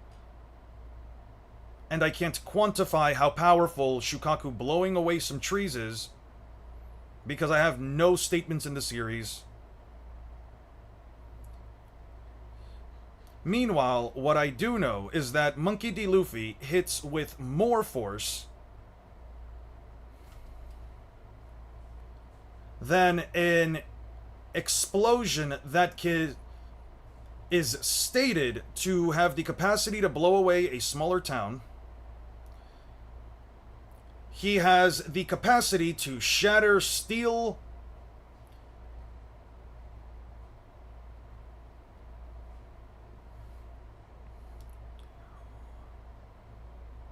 snap trees and shatter steel with his punches and kicks. And the truth is that he can knock back and both pick up and alongside the fact that he can lift up a creature over twice the size of Gamabunta with more than likely a larger amount of mass, and he can spin it around and throw it outside of the confines of an island.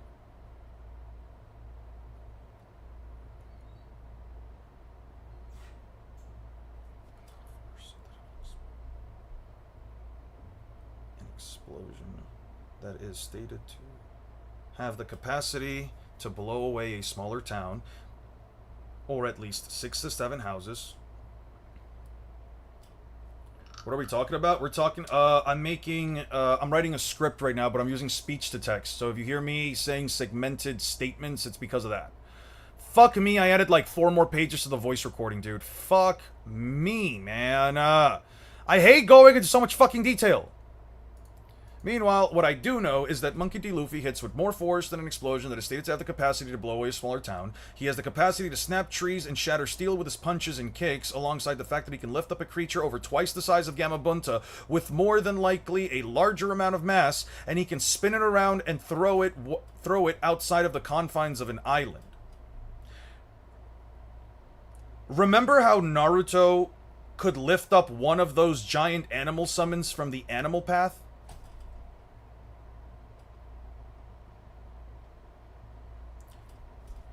Yeah, he needed both Sage Mode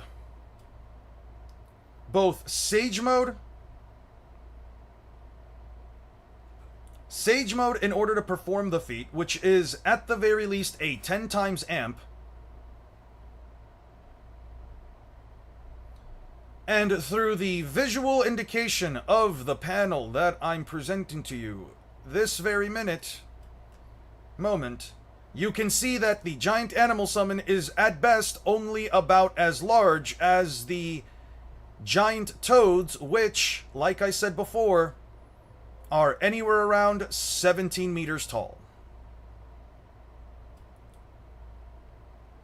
So Naruto just performed a feat that is, in my opinion, less than half as impressive as Monkey D. Luffy of raw physical strength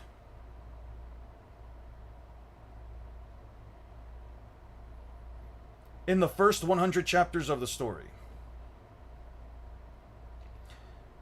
These animal summons have no stated height.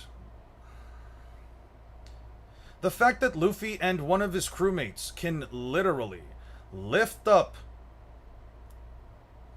knock back, and bully a creature over twice as large as Gamabunta, who at best has decently high attack potency, if you believe that a single sword stab from him is as powerful as a mountain carving Rasengan Jutsu,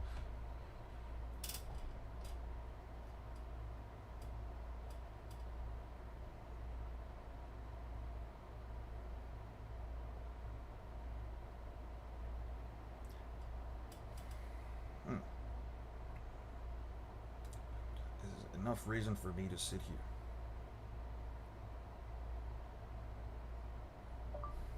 Can barely tank attacks that are below mountain level is more than enough for me to sit here and say that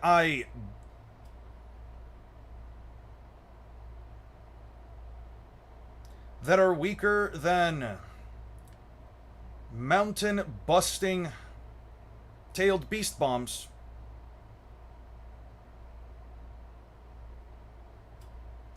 N attack.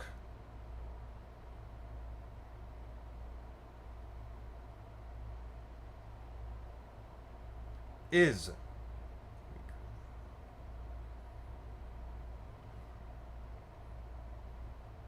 enough of me to say, for me to say that I genuinely believe he can take on this giant toad. But what about... Let me change the color.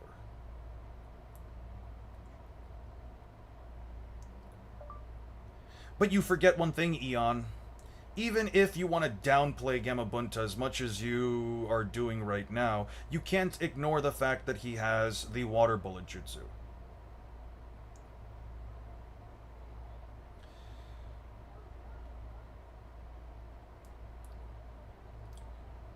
Well, for starters, I'm not downplaying him. You view it as downplay because you think...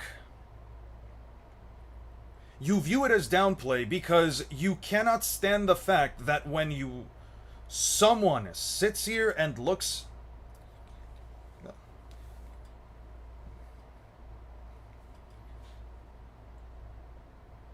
You have been convinced that Naruto characters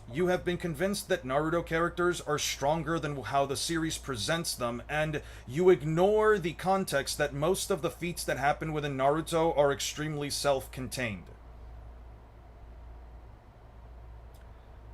Unlike a series like One Piece, where a person's raw physical strength can surpass their haki, but having more powerful haki... Actually, let me just remove that.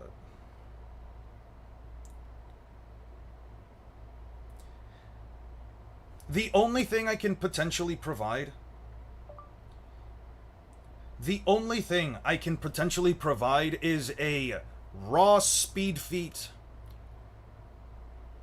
attack potency feat for Gamabunta that has to jump through some hoops in order to believe it.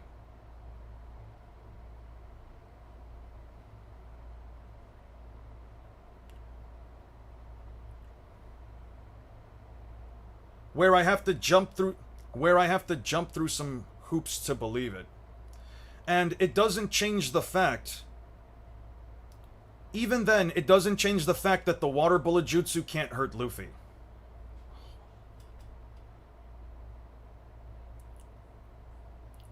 Oh, come on.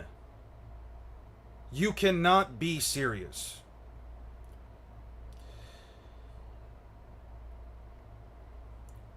Oh, but I am, Sandbag. People have this extremely massive misconception that water itself hurts devil fruit users.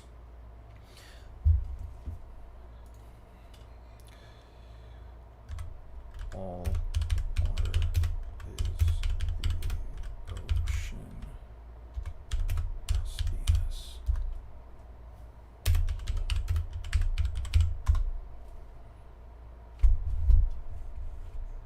Okay, volume 41. SBS, volume 41. Bye, Ma. Or Max Merchants. Okay.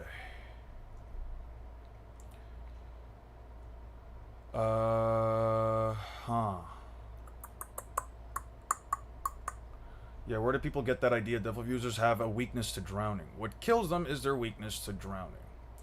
First of all, let's discuss the problem with devil fruit users bathing themselves. People who have eaten devil fruit are hated by the sea and cannot swim. The sea here can refer to anything from rivers, pools, or baths to any kind of standing water. On a worldwide level, they are all the sea. When these people enter water, not only then can they not use their powers, they have trouble moving their bodies. They might be able to struggle a bit, but it wouldn't do much good. That's if their entire body is submerged in the sea. With less than half of the body or just the limbs, it gets easier. Also, raindrops and dripping water have no effect. Therefore, hip baths and showers are the most common choice. Water is the weakness of his very powers, so his abilities are robbed, but it's not like there are enemies around when you take a shower, so I bet he won't be able to take it. Let me just see if I have volume 41. Crazy that dropping a pacifist or two in Konoha during the Pain fight would Loki force Naruto and Pain to team up. I agree. I don't think Pain has the capacity to truly damage one of these pacifistas beyond the point of having them just literally get back up. Not this one. SBS. What page? 398. 398. I do have it. First of all, let's deal with the bathroom issue. When one eats a devil fruit, the sea rejects that person, their body becomes unable to swim. The sea here includes river. Not once is it stated that actual water attacks have effect, or that just being covered in water deals effect.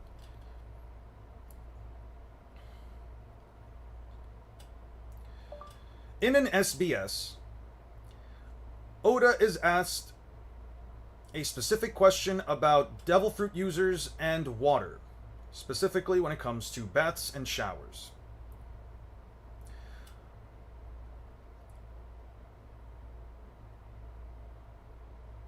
He states, when one eats a devil fruit, the sea rejects that person and their bodies become unable to swim, period. The sea here includes rivers, pools, baths, ellipses. Everything that holds a pool of water. Seen in terms of the earth, everything is a sea, period.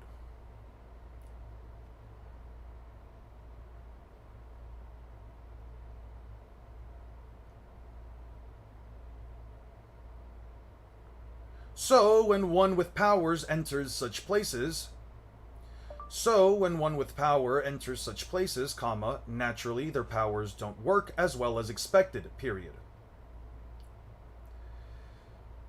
They can struggle to use them, but it doesn't do much, period.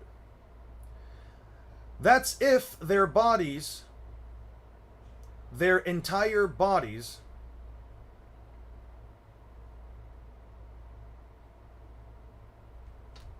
are submerged into the sea. If it's just half their body, comma, their arms and legs, comma, the effect is lessened, period.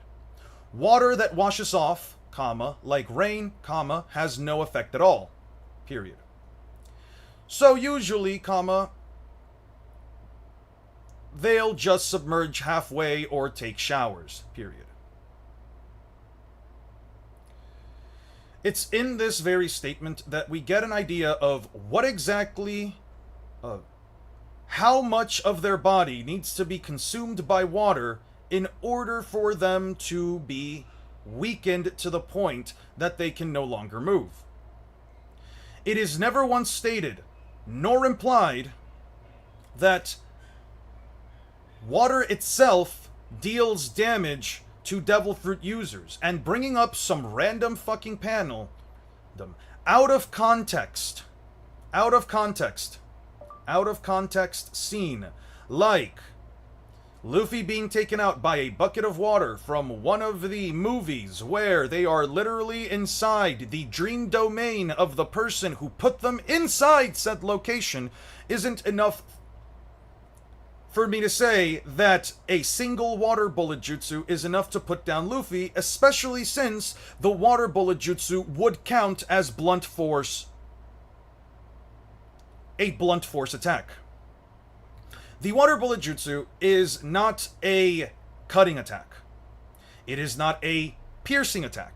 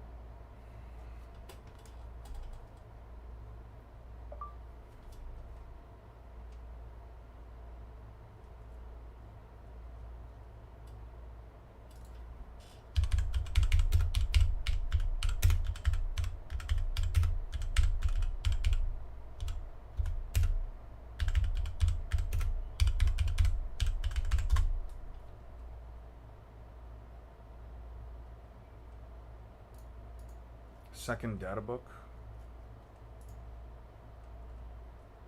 Oh, this dude's back?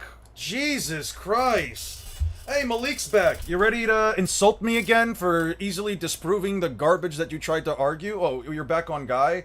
Creating a burst of air while shaping it, causing it to be a shape of one. Meanwhile, Sasuke brings his hand downward. Okay, cool.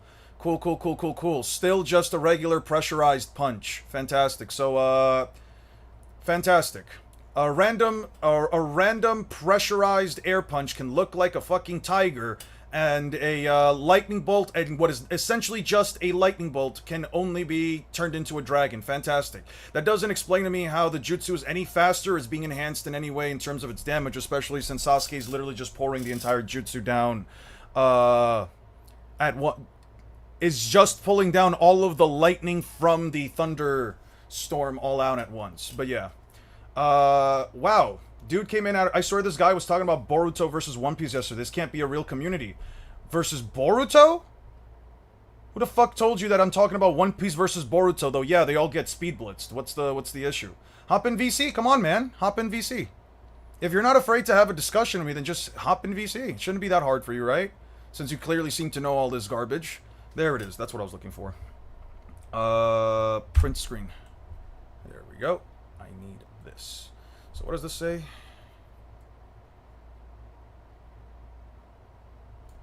Bro said this can't be a real community. Yeah, it is a real community. It's just you can't accept the fact that Naruto characters are far weaker, especially from a physical aspect, than One Piece characters. Zetsu says chakra control alone, implying his chakra control and something else. Yes, chakra control alone cannot cause such a massive change in, cannot cause a jutsu on this scale. Correct. So, because again, he's using the natural environment. It's not that hard to read, my guy. Learning reading comprehension is not that hard. You don't have to go through mental gymnastics. You don't have to jump through many hoops. You just have to say what it is. Yeah. Just read what it's stated on the page. Liquid bullets. Gamabunta, one needs a chakra, converts it and then spits out in the form. A high-speed water ball attack possesses such immense to kill and maim an actual water shot.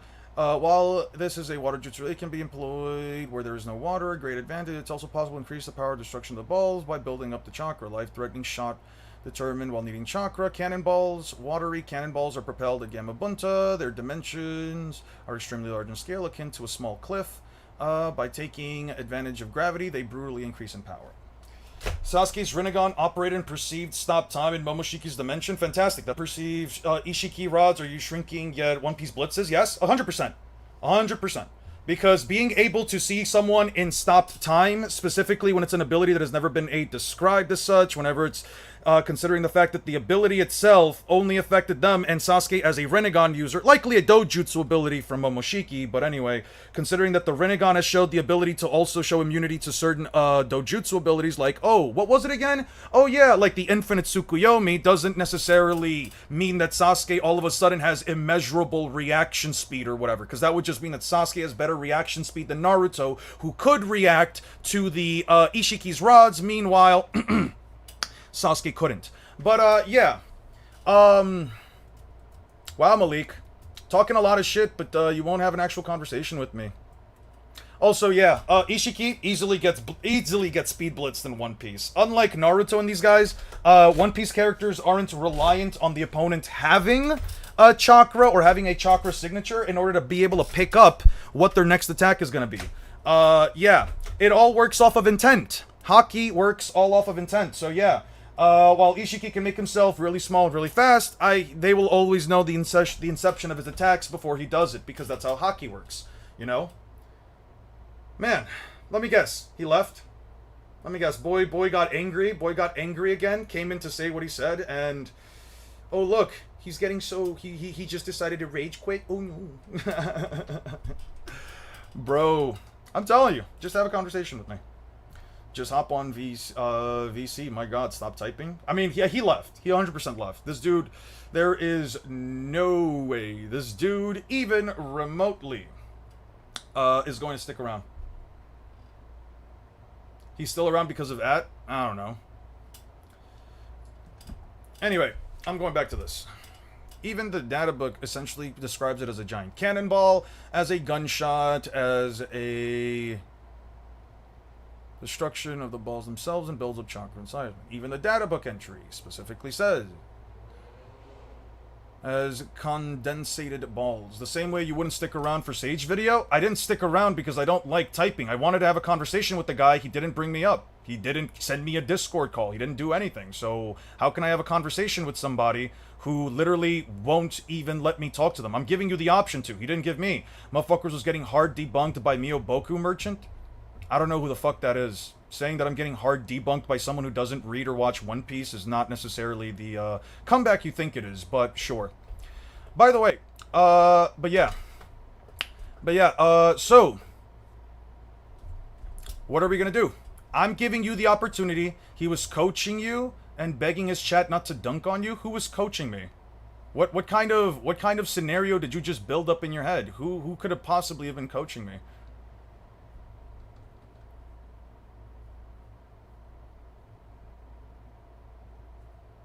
Like, how is it possible? Like genuinely speaking, how is it possible for me to duck away from a fight or duck away from a conversation when I'm asking the guy to bring me into the fucking Discord call and he's not doing it?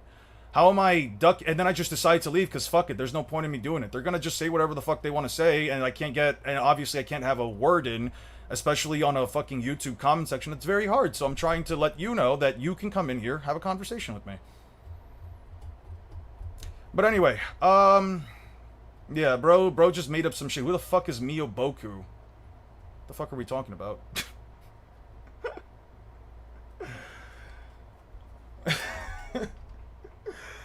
Jesus Christ. Alright. The Water Jutsu, even in its data book entry, it is consistently depicted as an attack that maims the opponent as an actual gunshot.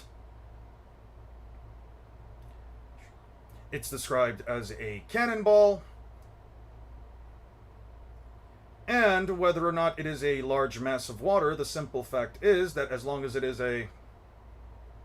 Yes, KCM2 Naruto is at the very least 2 times faster than KCM1. How can you quantify it to be faster? Can you give me a reason why it's faster? Can you quantify it to be faster? How do you quantify it? How can you get an actual value for the speed increase?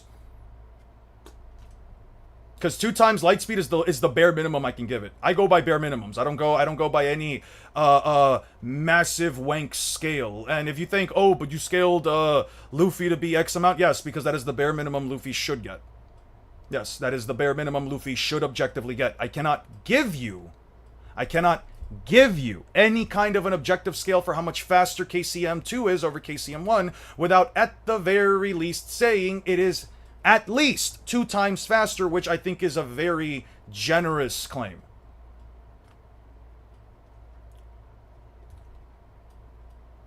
Man, what a waste of time. Anyway.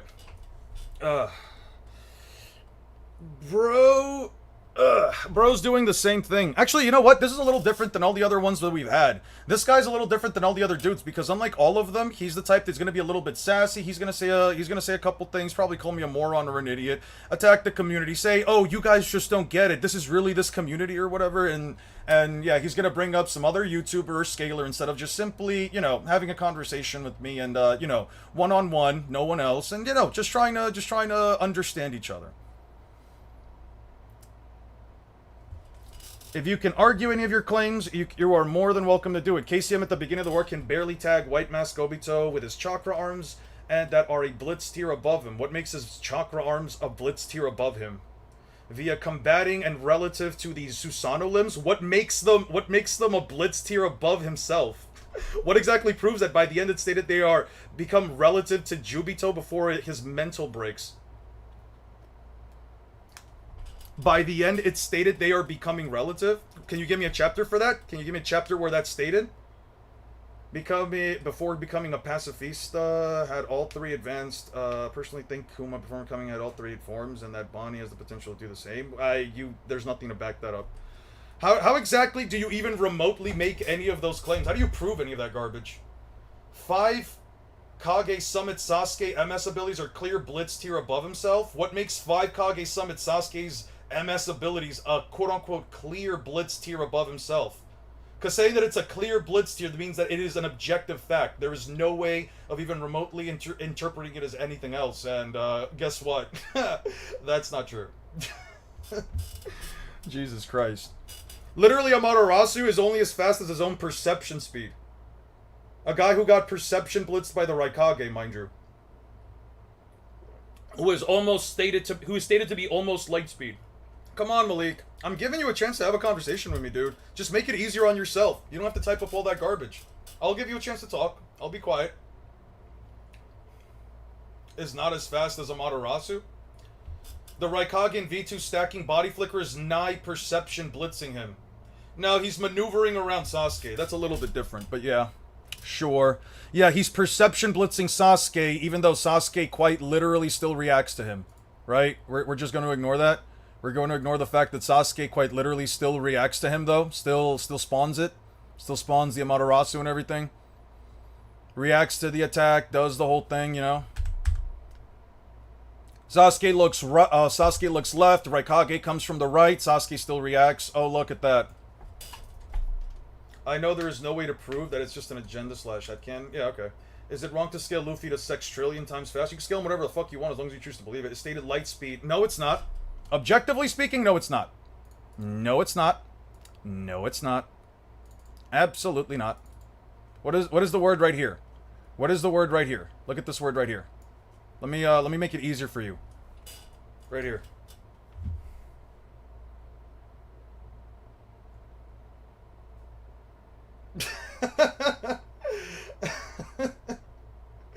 Wow. Yeah. Wow. Wow. Almost light speed. You know, almost light speed could just mean relativistic to the speed of light. Like anywhere above 10% the speed of light. You know that, right? You know I can just argue that he's like 1/10 the speed of light. I'm sure he'll claim that's a mistranslation. Yeah, he's going to say, no, that's not what the Japanese translation says. He's going to say something along the lines of like, well, the Japanese translation says light-like. And then I'm going to say to that, the Ganji Gotoki quite literally translates to what statement... Wait, statements do matter? Statements matter to an extent, as long as they're not contradicting the story. As long as they don't contradict the story, I could give two shits. Pull up the Kirin data book statement. Yeah, I can pull it up. 100%. Right here. I can pull up the Kirin, like... Yeah. And guess what? Contradicts the source material. You know what that does? That contradicts the source material. Here, right here. Let me do you a favor by pulling up both. Right here. One says light speed, a hit at the speed of light is inescapable. This jutsu guides the lightning striking down from the heavens. In short, I merely direct its power toward you. Just as I thought, which is why it cannot be evaded. The speed of lightning is 1/1000th of a second. It's faster than sound. Sasuke has tamed lightning. There you go. Contradicts the story. I could give two shits about what the data book says if it's directly contradicting the source material. One is better than the other? Yeah, I will always go with the source material over what some dog shit data book statement says. I could give two shits what the data book statement says if it contradicts the source material. You want me to give you another one that I think is dog shit? Let me give you another data book statement that's dog shit. Where's Amaterasu? Ooh, I don't have Amaterasu. Let me go find Amaterasu real quick.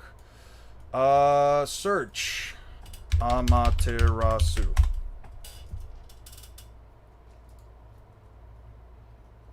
Sharingan. What does it show up in, like, the third data book? Hey, what's good, Julio? I'm just, let me look it up through here.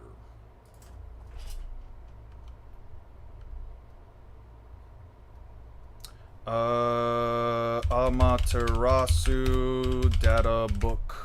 Naruto. The image one everyone uses has two translations for the same sentence. Before you can blink is the correct, since it's consistent with the other text in the data books. Sorry. Yeah, you're fine. Is this one?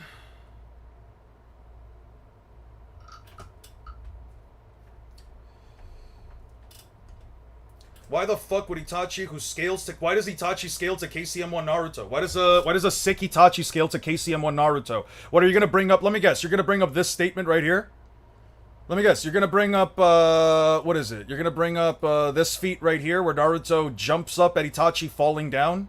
Is that what you're gonna bring up? You're gonna tell me that... You're gonna tell me that Itachi coming down at Naruto and B. You're gonna tell me that Itachi sending a shadow clone to fight, him and B. Was it a shadow clone? Let me see. Samehara. Oh, right. Yeah, he shoots the fireball. Oh, yes, that was the shadow clone. Yeah. You're telling me that Itachi falls down at light speed, dude? Wow. Wow. How cute. How cute. A fully armored Susanoo like Itachi's, like all MS abilities, are nearly several speed tiers above, and genuinely insinuating Itachi would need Susanoo to avoid Dozu's sound waves. I never once said that. I've never once argued that. Why are you making up a fake argument? Oh, look. Oh, guys, look. This is clearly light speed. Naruto jumps up at Itachi. Look at that. Naruto jumped up, guys. Oh, no. Oh, no. Sound is only 2 blitz tiers below lightning. Speed. Speed.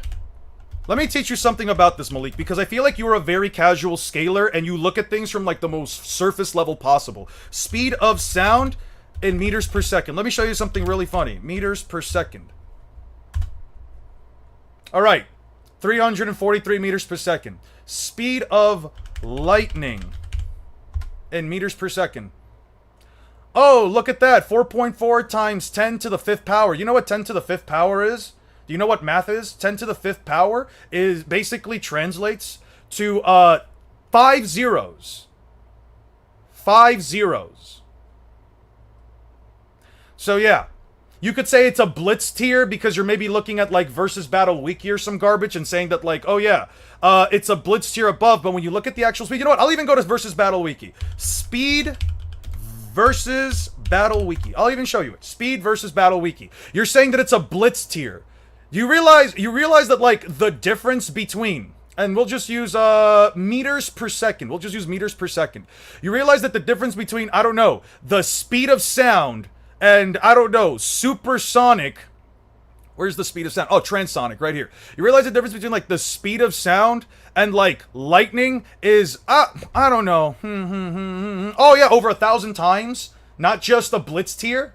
You fucking casual.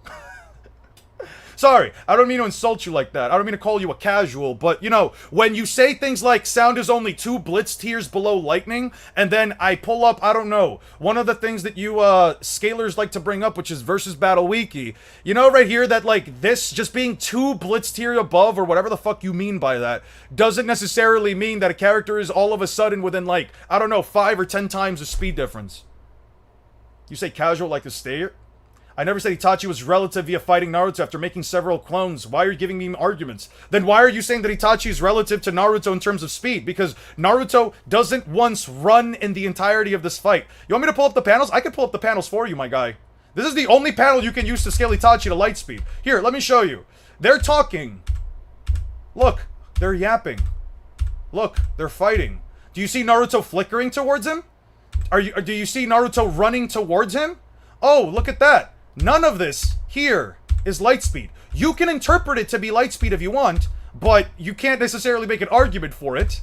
You can't necessarily make an argument for any of it if you don't have anything to actually base the claim. Oh, look at that. I don't see any speed feats here.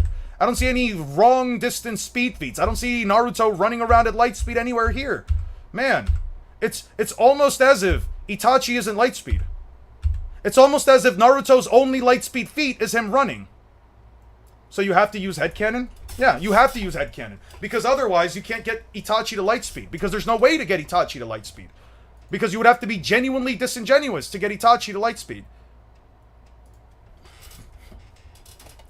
What's the next point, little bro? Come on now. Give me the next argument.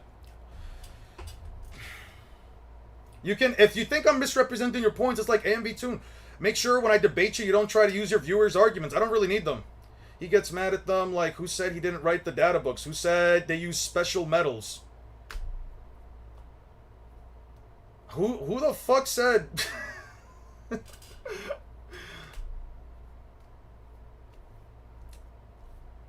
Who said I was trying to get mad at him? What the fuck? Via being relative to Sasuke in the cave beneath the mountain's graveyard? Let me show you something really funny about that scene. Let me show you something really funny about that moment that you're mentioning, right? Alright, so yeah, they show up, right? Oh wait, no, it's prior to, let's see, when they show up. Oh yeah, prior to this. Oh, would you look at this? Kabuto throws out an attack. And you know what it does? It covers a large screech, a large blast of light. A large screeching blast of light and sound. Look at this, a large blast of light and sound. Itachi is running as the jutsu's about to trigger, and when the jutsu triggers, Itachi literally doesn't move another inch. They got blitzed by light, bro. Come on now. Who then joins the fight and combos with KCM 1.5 Naruto? What the fuck is KCM? There's no way you're still... It's 2026. What the fuck is KCM 1.5 Naruto? There's no KCM 1.5 Naruto. What the fuck are we talking about, dude? What the fuck are we genuinely talking about? Bro is calling it KCM 1.5, by the way, guys. He's calling it KCM 1.5. Let me show you exactly why. Because Naruto has his collar open. Because Naruto, prior to activating KCM Chakra... Let's see Naruto's vest. Let's just see Naruto in the way that he's wearing his clothing, right? Pay attention to how Naruto... Oh, look at that. Naruto has an open collar. Look at that. Naruto wearing an open collar. And then Naruto activates KCM, which mimics his clothing. And oh, look at that. The collar is still open.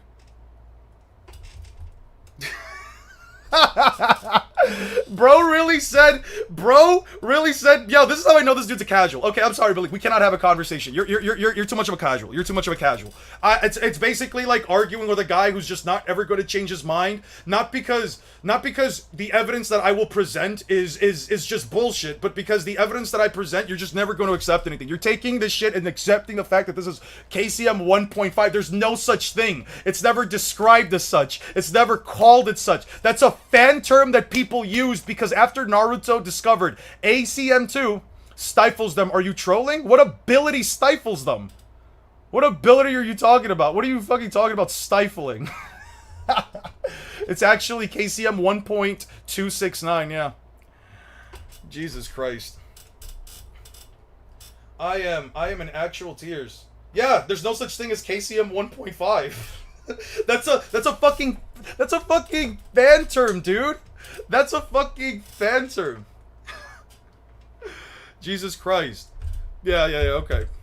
So you're telling me right now, let me see. So you're telling me if I go into the Naruto Wiki. Let me see this real quick. Naruto Uzumaki. Okay, let's see. Naruto Uzumaki. Let's see. Powers and abilities. Alright, let's see. Powers and abilities. Jutsu. It's called Mastered KCM. It's not called Mastered KCM, but sure. Jinchuriki transformations. Let's see. Let's read what it says. Naruto attained Nine-Tails Chakra Mode. Let's see. Nine-Tails Chakra Mode. Okay. Nine-Tails Chakra Mode is related to the form coats to use his body in yellow chakra, which emanates from the Rebs reminiscent. Look at Ray. What the fuck? Okay. Forms. Oh, look. Forms. Nine-Tails Chakra Mode. Nine-Tails Chakra Mode. Nine-Tails Chakra Mode. Kurama Mode. Kurama Mode. Where's 1.5? Wait. Guys. Why is there no 1.5? Wait. Why? What? Where is the... Guys, no. This must be wrong. Malik just said... But Malik literally just told us that it's 1.5. Guys. It's literally not stated here. Wait, the wiki must be wrong. The wiki must be wrong, guys. Malik literally said that there's a 1.5, but wait, no. It's not stated anywhere here. Oh, look at that, guys. It's nowhere here. That's impossible. But Malik just said that 1.5, that KCM 1.5 is a thing. What? That's impossible. Malik can't be wrong. We're One Piece fans. We're fucking idiots. We can't even remotely understand the intricate complexities of Naruto. Feldburrows, stop telling me to calm down, because that's going to be the actual way to piss me off. Don't tell me to calm down, dude. Literally rattled their bones. Right, it rattled their bones. Because it reached them. Beforehand. Like a cocky Jay the Great or something? Oh no, I'm cocky because every single time one of you guys comes into my chat and tries to debunk or disprove any of the garbage that you guys try to speak, you end up not doing it. You end up showing that you're either a casual, that you don't know what the fuck you're talking about, and the simple fact is you don't add anything to the conversation. You haven't given me anything or provided any kind of an argument that I already haven't heard from anyone else. Please do us both the favor and just stop. Just stop, dude. You're not gonna be the one who humbles me. Sage of Thick Calves is never did once humble me. He never once said anything that even remotely stopped me or made my video completely wrong, because the guy wanks Naruto, but you don't see that because you wank Naruto. You have wrong information and yet you speak it with such fucking confidence that it's actually funny. So because I sound cocky to someone like you, you don't like that. But guess what?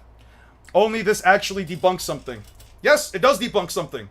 Itachi, who you're saying is Lightspeed, quite literally stopped after a Lightspeed attack reached him. Oh look, same amount of distance. This is a gripe at best. It's not a gripe. This completely debunks Itachi being able to run at Lightspeed. This quite literally debunks Itachi running at Lightspeed. I don't know what else to tell you. Itachi, an attack of light came out. The light hits Itachi before he reaches Sasuke, and then, oh, look at that. They just immediately stop because then the sound hits them. Crazy. Crazy. If Itachi really was FTL Lightspeed, he would have reached Sasuke before that light had reached him.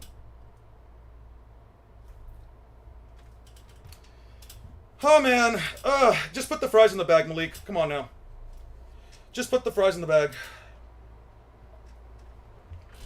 It's okay, little bro. Put the fries in the bag. Go talk to Sage. Go talk to Sage. You can tell on me. Is Might Guy Lightspeed? You want to know what the funniest part about Night Guy is?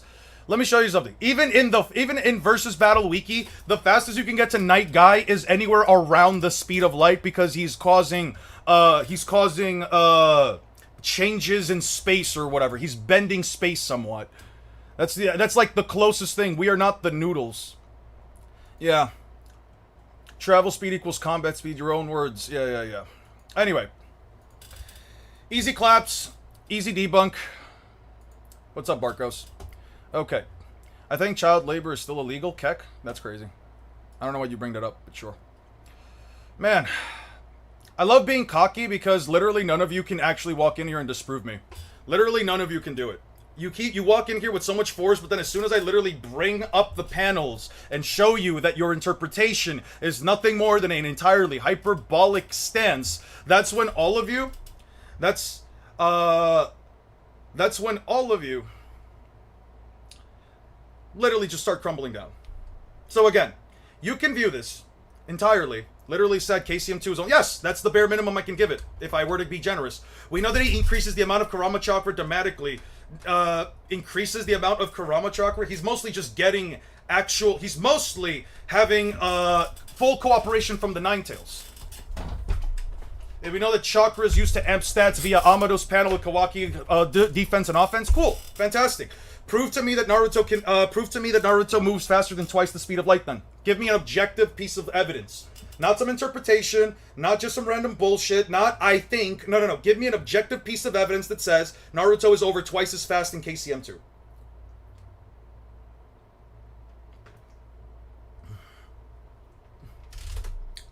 And he's been acting like a child the entire conversation. He has been acting like a child.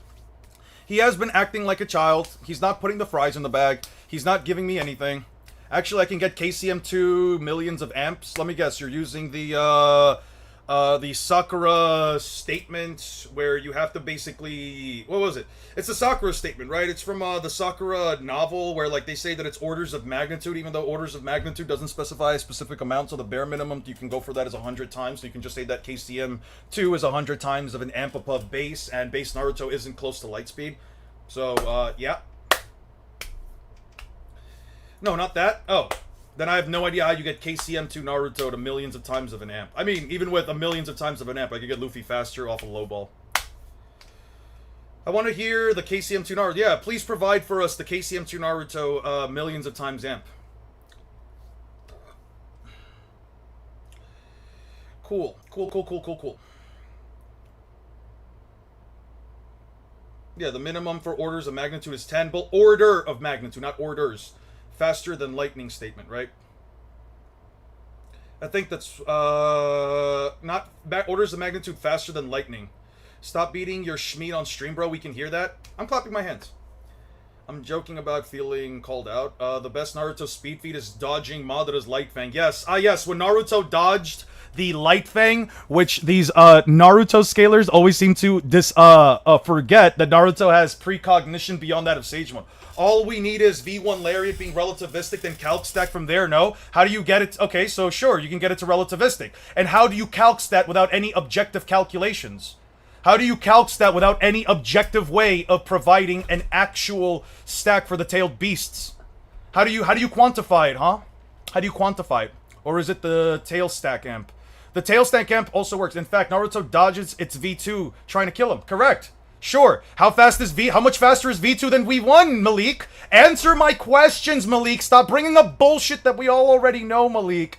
Come on, man. It's not rocket science. Explain to me, this very instant, how much faster, objectively, is KCM2 over KCM1, or how much faster is V2 Raikage than V1. Give me an objective scale. Oh, by the way, we got some fucking donations here. I forgot to mention them before. Oh, One Man Comics, thank you so much for the 20. Holy shit, thank you so much for the 20. Can we get some W's for One Man? Can we get some W's for him? Thank you so much. I really appreciate that. W's for One Man and W's from Level and Spun. It's about time you accepted that Naruto is quantifiably 478 quinquagintillion.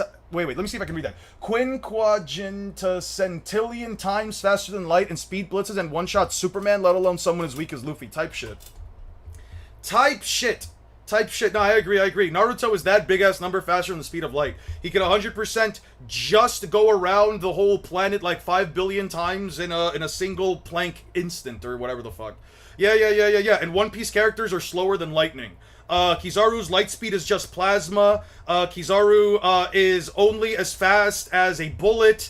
It's all been wanked. You can't trust Oda. You can't trust any One Piece character or any One Piece statement at all. Yeah. Naruto characters, every single statement, including everything in the data books, no matter how contradictory it is to the source material, is objectively right. Absolutely right. Absolutely correct. One Piece, you know what? Luffy isn't even above wall level. Kaido couldn't even smash Luffy through a rooftop. He isn't even roof level, bro. Kaido couldn't even smash Luffy through a rooftop, bro. Come on now. Shit is easy. Shit is easy claps. Child Konohamaru, right out of the womb, right out of his mother's own womb, is faster than the speed of light. Come on, bro. Let's keep up. Let's keep up now.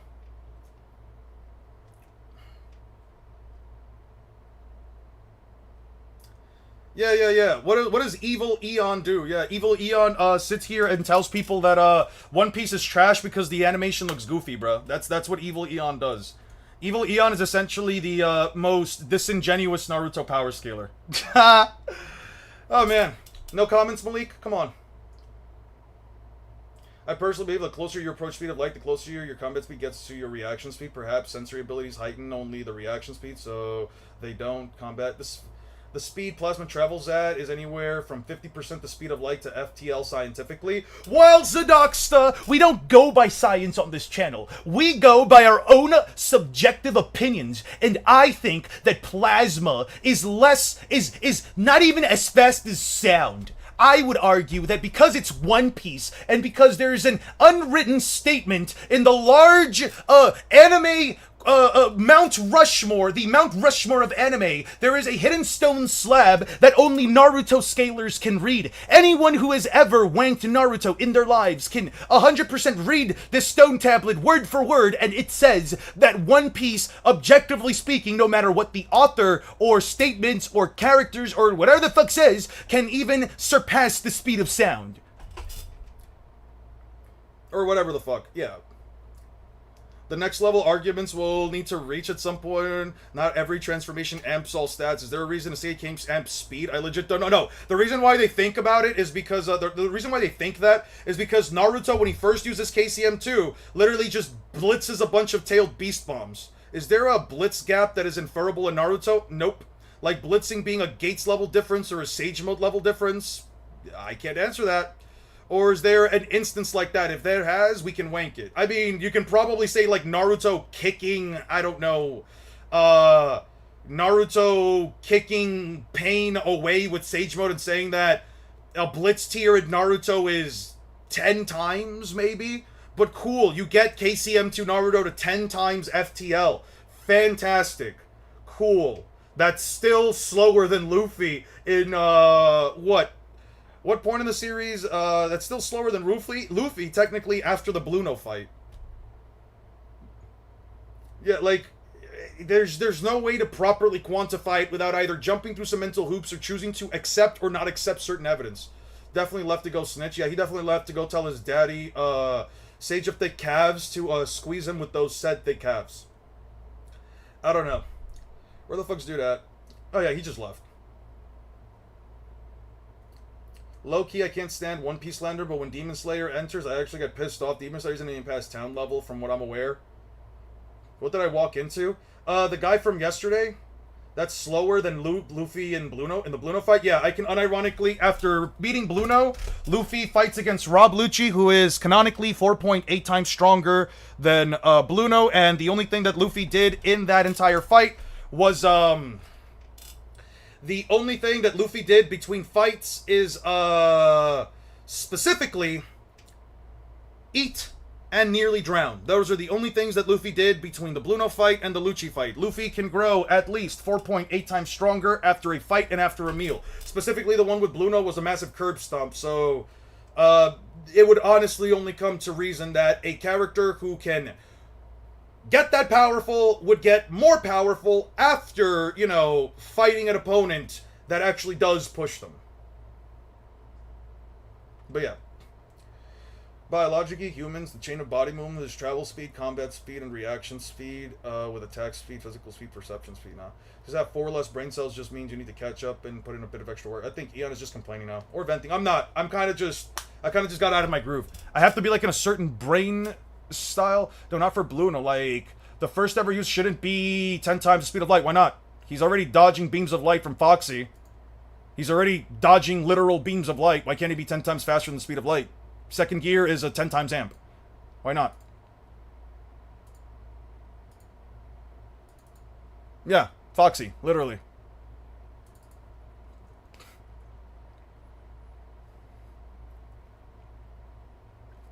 Where the fuck is it? Yeah. Oh, no, should be. Oh. Oh, should be. Oh, he said should, my bad. I'm near a storm, so my internet gets cut out. Pray for me. Best of luck with that. Seriously, though, like, all jokes aside, if you are really actually near a storm, I do hope the best for your safety. Regardless of us disagreeing on some stupid anime bullshit, I would not want any actual harm to come to you, Malik, so let me just clear that up real quick. Toxic Naruto scalers everywhere. Saw post Luffy beating Naruto, but it was AI and it sucked ass. Commented, I believe Luffy over Naruto, but the post was shit. Literally every Naruto fan was toxic to me. But they're undiscovered photons. Yeah, they are undiscovered photons. Let's just establish Luffy speed sextrillions times speed of light, AP large planetary, 4.8 times stronger in his ability to use the 6 powers, not just a flat out stronger, which includes shave, so so it doesn't matter. If you literally have brain cells here. Appreciate it. Yeah, no. Yeah, you're in Chicago? Yeah, this is the Windy City. Yeah. No, seriously, please take care of yourself, and if you find any location... Like, here's the thing, Malik. Let me just be clear with you. We can disagree on a lot of things. We can disagree on the whole scaling or whatever, and if you're down to be a part of this community, you're more than welcome to. I always let anyone know that no matter how much someone disagrees with me, they're always willing to be a part of this. And if you want to come in here every stream and just disagree with me, that's completely fine too, but I'm going to be honest. As long as you are not in a situation that is life-threatening and a situation that doesn't actually bring any harm to you, I think we're good. We can disagree all we want, but I'll never actually wish harm upon you or anyone else. Unless it's like a couple of specific people that fall under the tiers of PDF, under the confines of the PDF. Those people, I just hope that a meteorite falls on top of them. And certain people that live in the White House. It's like a Japanese translation thing I learned from Grand Line Reviews and Power Scaling. Gotcha. But okay. Afro Luffy is a mental amp, so normal Luffy doesn't scale. I don't agree. Should have seen my rant against Naruto fans the other day. I'm really starting to dislike them. Not all of them, but the scalers, they wank, get too serious, and are toxic. Yeah, I can see that. Have you seen the EDP documentary? No, I haven't seen it yet. I saw another video describing it. I want to watch it. I genuinely want to watch it. I don't know if I can watch it on YouTube, though. Actually, the best argument I heard is Luffy light speed at long ring long. I believe Luffy light speed at long ring long. Haki Bloom applies to all living beings in One Piece. It should at least apply to humans, and anything that would fall into the confines of humans, which would also include... Oh, come on, you cannot be serious. It's the very statement. Whether or not a large amount of water, simple fact is, as long as it is a...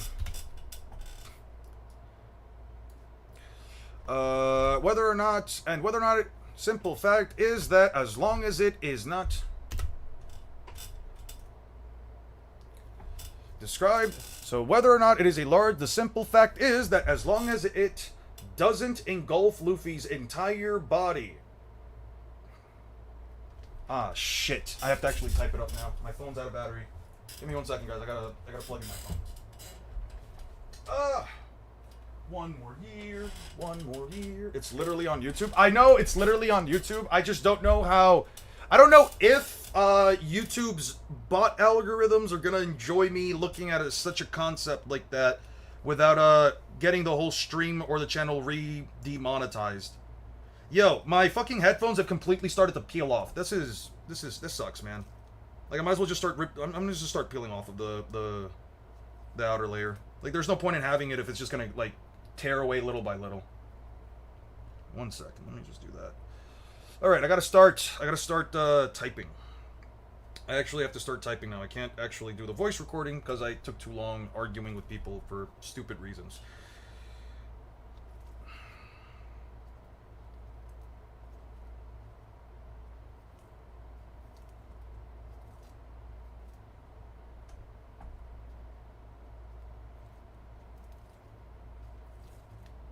Yeah, it sucks. I didn't want to have to rip this off, but I kind of just don't have a choice. So how's everybody doing today? How's everybody's day going? Usually these are on the type def. Do not watch it on stream. Too much cursing. Not gonna lie, I see why people like EDP is funny. A sicko, but funny. That's what I've been saying. It's like, listen, listen, I don't even remotely justify or think that the guy is any kind of a redeemable human being. I think that he's an honest piece of shit, especially after some of the stuff I saw through some of them. Why just sit here and argue with people who have not formulated an argument but join a One Piece livestream on a win? Because they come in with a lot of hot energy, and usually the fact that I can just disprove them is enough to make myself some content. What kind of headphones you have? New ones? It's the gaming ones that I always use, love. It's the gaming ones that I always use. The red ones. It's just that, like, they're peeling now. Like, the outer layer of them is peeling. It's one of the issues with, like, getting headphones like this.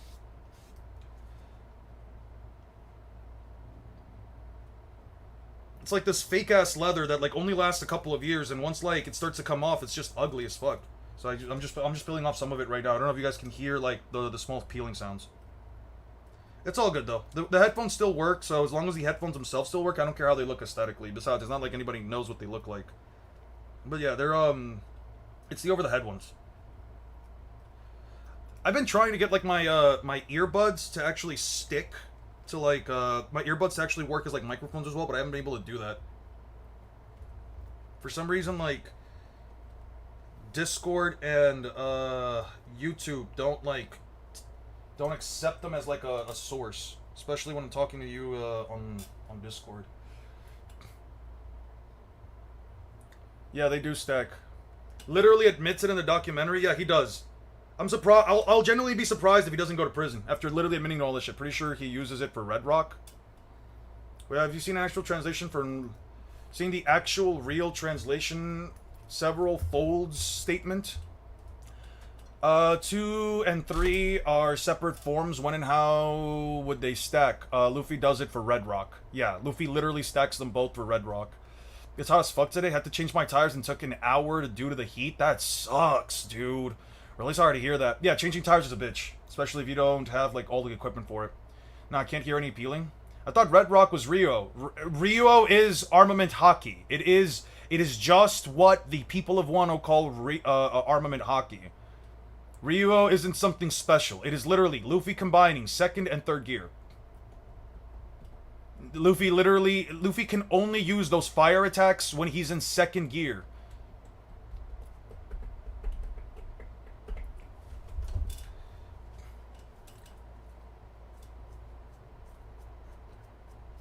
He stacks both. I know that he stacks both. I'm fully aware that Luffy stacks 2nd gear and red gear. I am fully aware, but I don't want to have to look up that stuff up right now.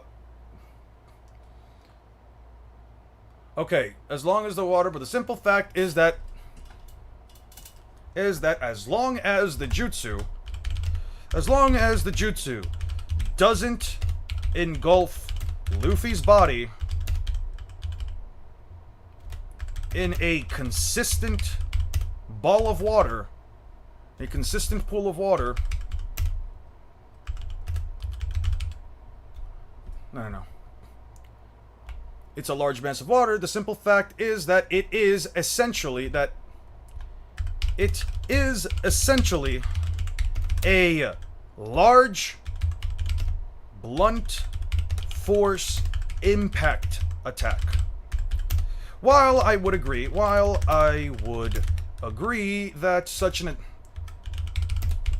a jutsu of this scale can weaken Luffy while his Luffy while he's hit by it.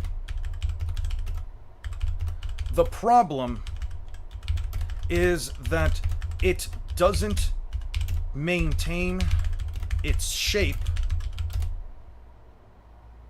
and because it disperses on impact, the water bullet would, at best, fall under the category of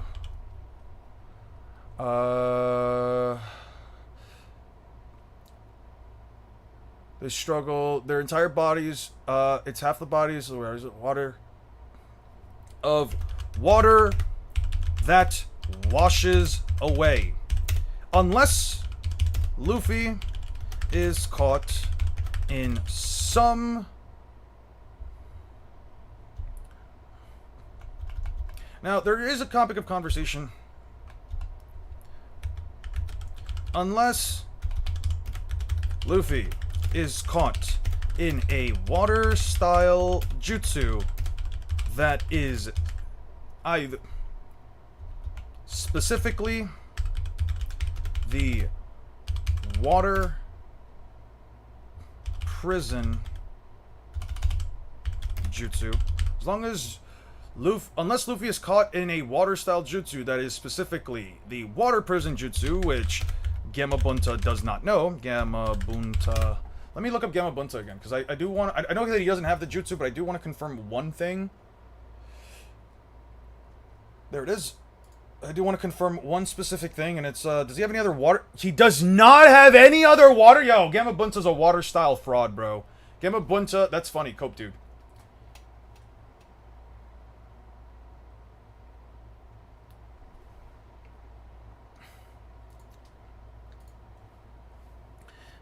Which, that is specifically, unless Luffy is caught in a water jutsu, that is specifically the water prison jutsu, which Gamabunta objectively does not know. There's kind of no reason. There's no real reason for me to believe that upon impact, the jutsu won't disperse the water to the point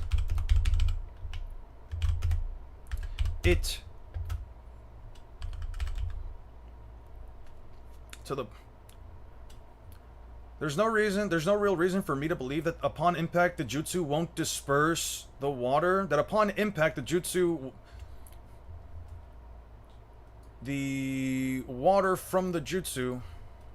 water from the jutsu won't disperse to the point that it would still cover a vast majority of Luffy's body. There's nothing for me to base this on, so it would be entirely headcanon to... It would be entirely headcanon to believe such a thing. Now, I'm sure... Now, for my One Piece fans...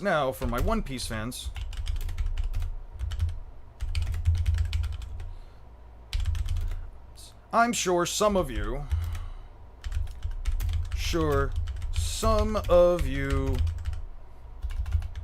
are wondering if water-style jutsu falls under the category of the sea. Listen, I don't know.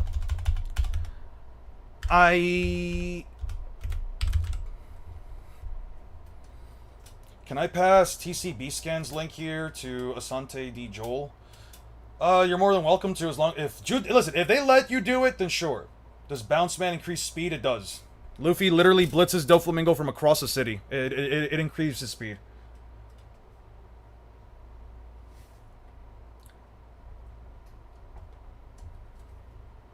We have an EC president in One Piece we can use for an example of water style. Okay.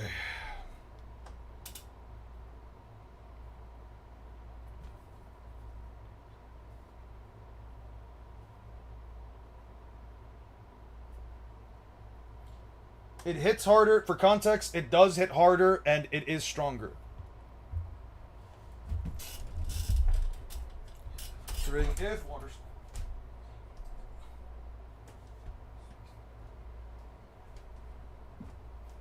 There's only something that Kishimoto and Oda can come down to, and even though I know there's no line.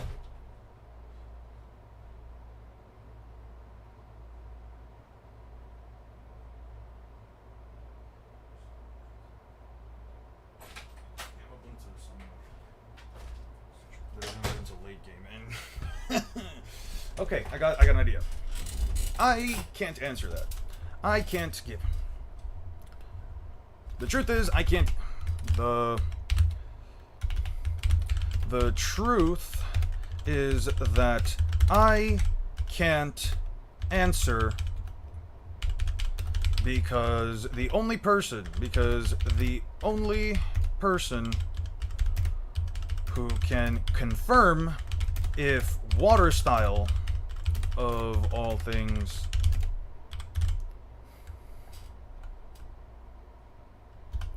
counts as the sea is Oda.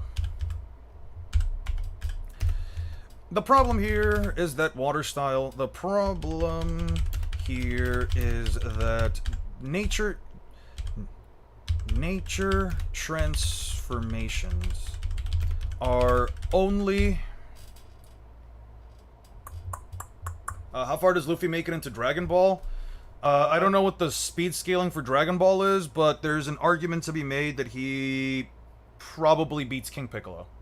I could probably make the argument that he speed blitzes King Piccolo and just keeps blowing up his insides.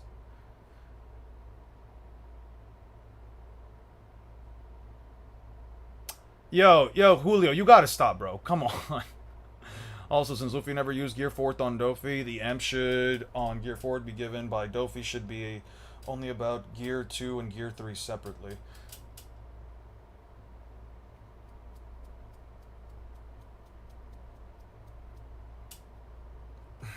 Am I wrong for thinking Gisman's Jujitsu proves water style interactive with Devil Fruits? I don't know what you mean by that. You got it out for me. I didn't even read most of it.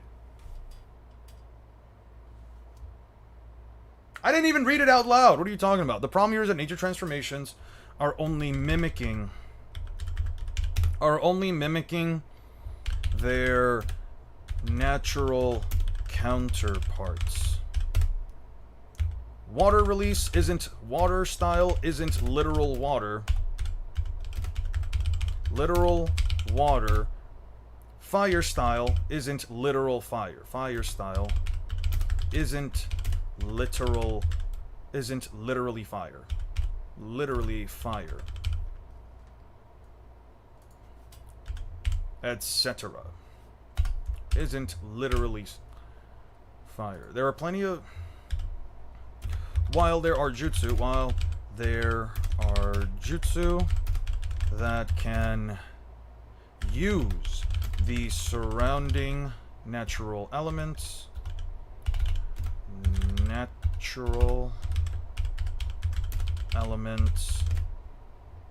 while there are jutsu that can use the surrounding natural elements to enhance their power and scale, it doesn't inherently mean that jutsu used on their own are said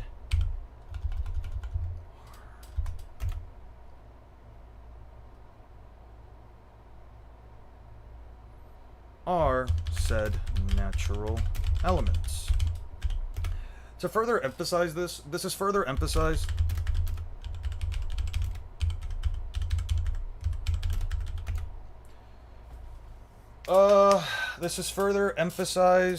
said on their own are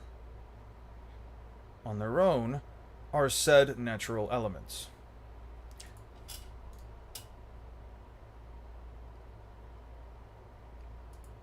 Inherently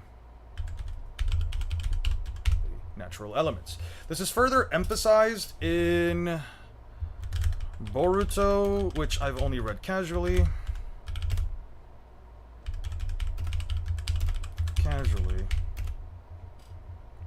Probably.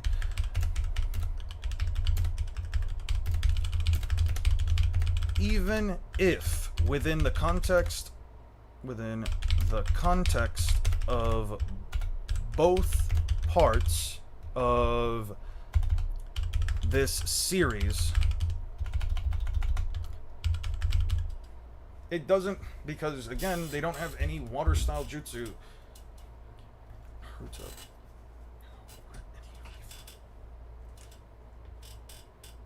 Context of this video series. But my whole point here is that even if within the context of this series, I were to say that water style jutsu style techniques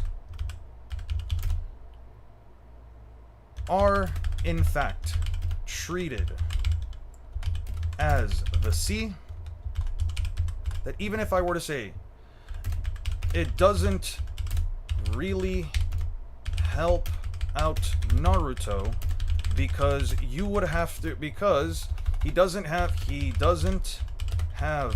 a single jutsu in his arsenal, let alone Gamabunta, including Gamabunta, that can, including in his arsenal, including Gamabuntas, that one can use to argue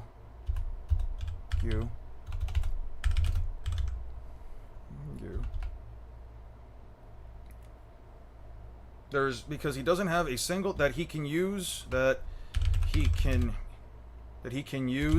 to completely engulf Luffy's entire body in a constant stream of water.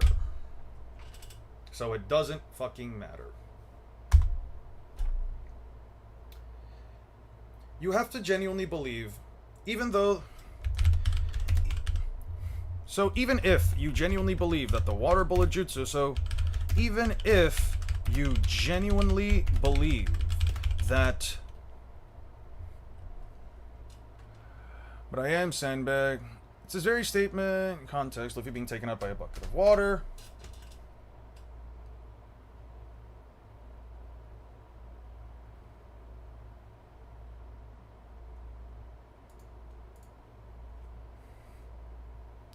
So even if you genuinely believe that the water bullet is that Gamabunta's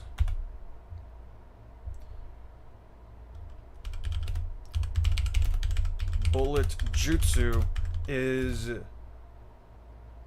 completely engulfing Luffy. So even if you believe that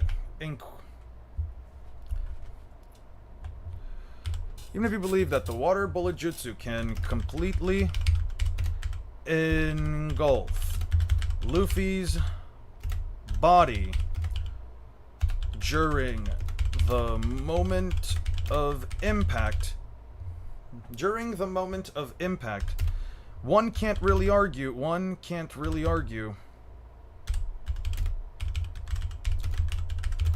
that Naruto or Gamabunta is going to instantly capitalize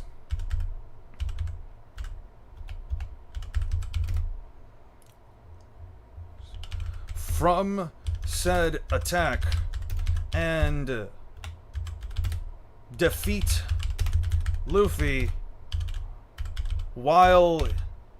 before the impact disperses the water.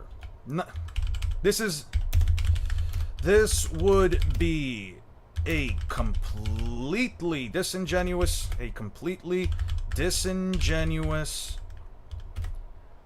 assertion that essentially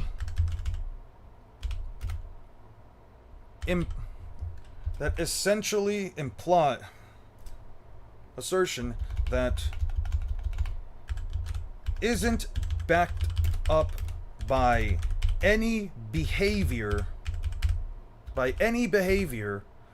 within any behavior or actual fight within the context of Naruto.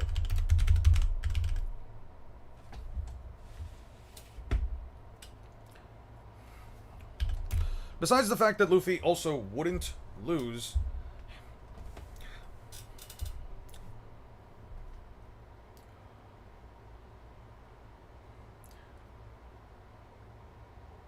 water. As Oda stated, it's this very statement that we can get an idea of how much water needs to be consumed to the point where we can longer move. This also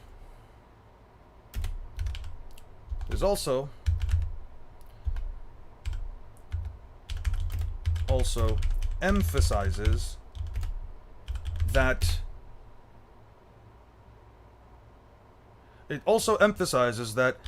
devil fruit users don't entirely lose their powers. Come don't stable everything that holds. So when their power enters such a place, naturally their powers don't work as well. Don't entirely lose all of their powers.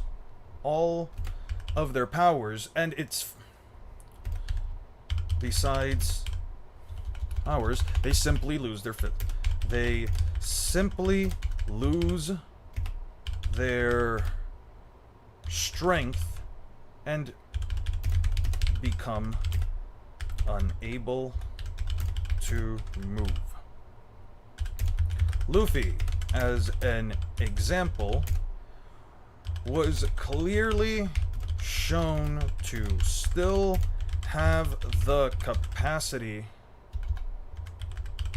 to stretch his neck a large distance inside Arlong's pool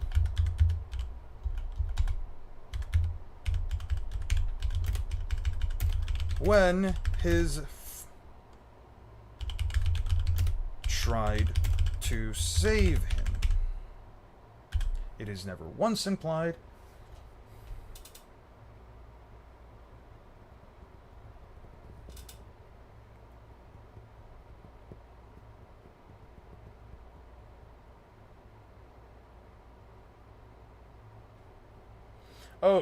Oh yeah, wasn't the pool deep enough that the water pressure was affecting Sanji too?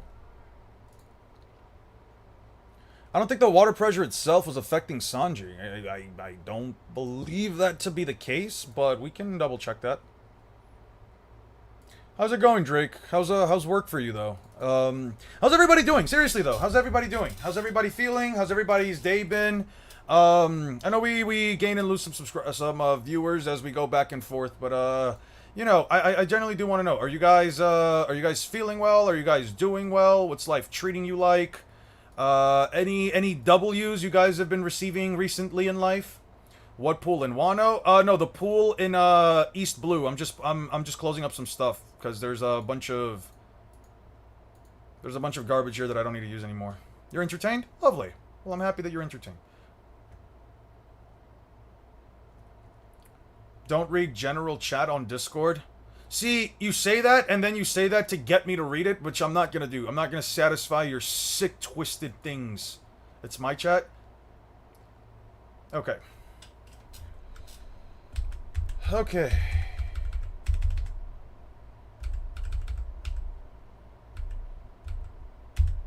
He doesn't say anything here.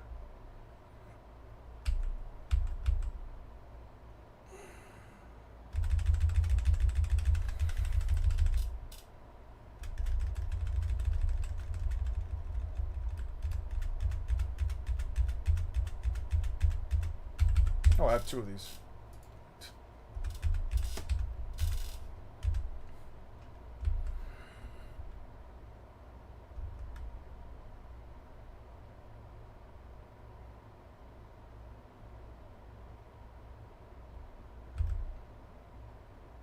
No, he never makes a comment about the pressure.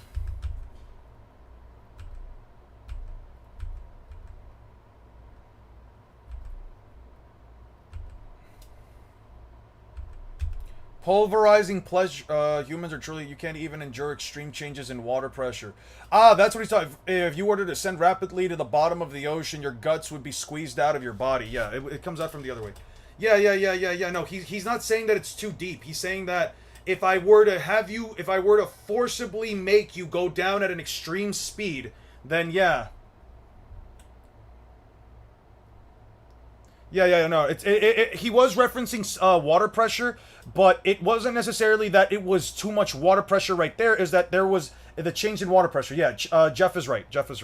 Yo, Jeff, you should just become a power skiller, bro. Just become a power skiller, bro. Just make a YouTube channel. I'll sponsor you, bro. I'll get you up to 10K subs in a month. I got you, man. You got a real job too, so you can pay me to edit your videos.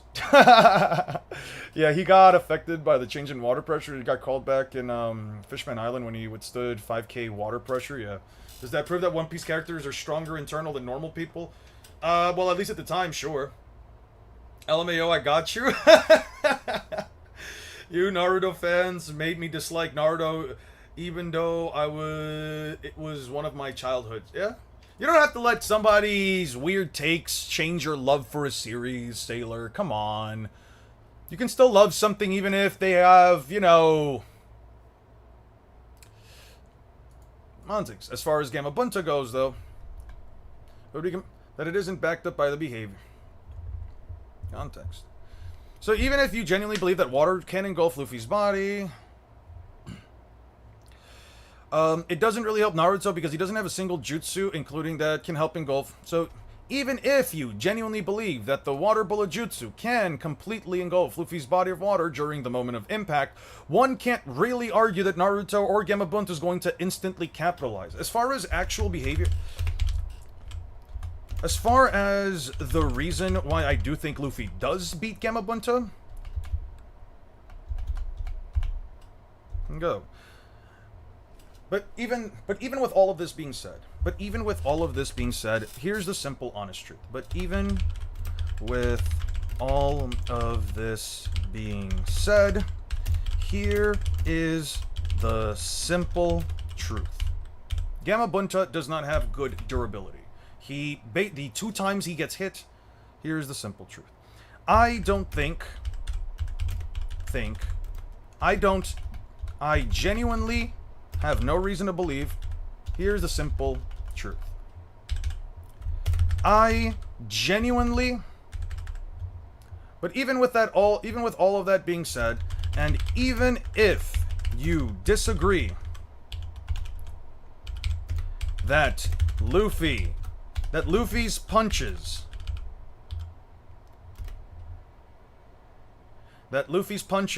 can 100%, where's the percent sign? Percent. Not only hurt Gamabunta, but he can literally lift him up and send him flying. Even if you disagree with the notion that Luffy's punches, with the notion that flying, the simple objective truth is that the simple objective truth of the matter is that Naruto is never summoning Gamabunta within the context of this fight, if I take personality into account. Which I have been.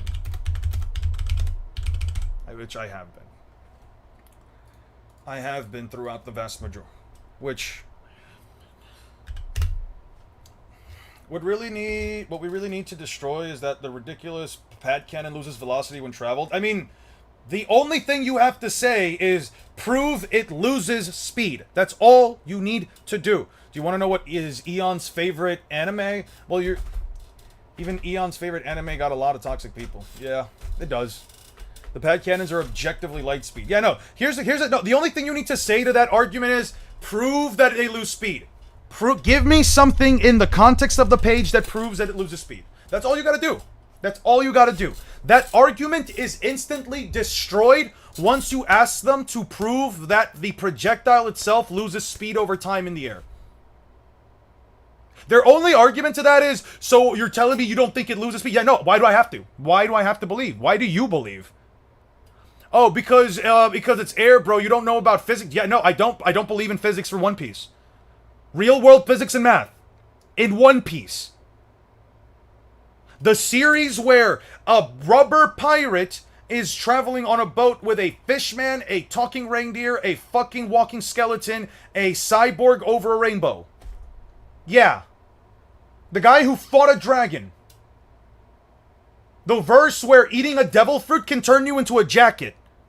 Yeah, that verse quite literally. So telling me if I drink milk, I'll be able to regrow my teeth and fix my skeleton? Yeah, no, you won't be able to. Yeah, no, that's not how the real world works. Never diss on Big Boss Bunta again. I'm watching. I never dissed on him. Which I have been. Naruto never summons Gamabunta in any fight that isn't a large-scale battle. Naruto never summons Gamabunta under any context that isn't a large-scale battle after his first summon.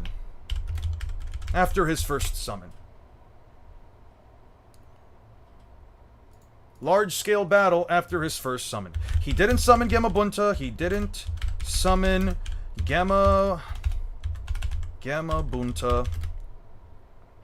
during his fight against Kimimaro or Sasuke or Deidara or Orochimaru.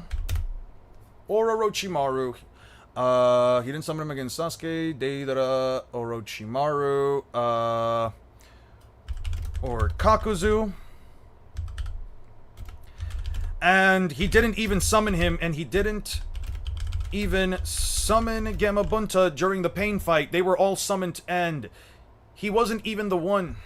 He wasn't even the one who came with Gamabunta. He wasn't even the one who summoned Gamabunta.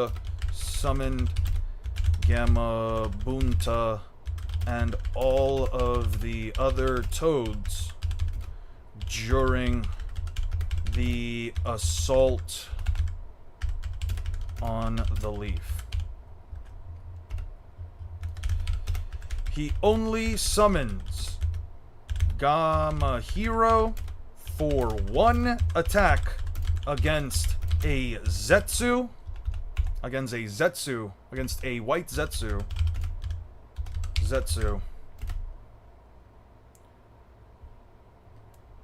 During the war arc, he only summons Gamahiro for one attack against a white Zetsu during the war arc, and he summons Gamakichi in the later stages of said war arc, after the Ten Tails summons for the specific intention of jumping over the hordes of Ten Tails clones. It's not in his character to bring out. It's objectively not in his character to ever. He didn't summon against Neji or Kimimaro.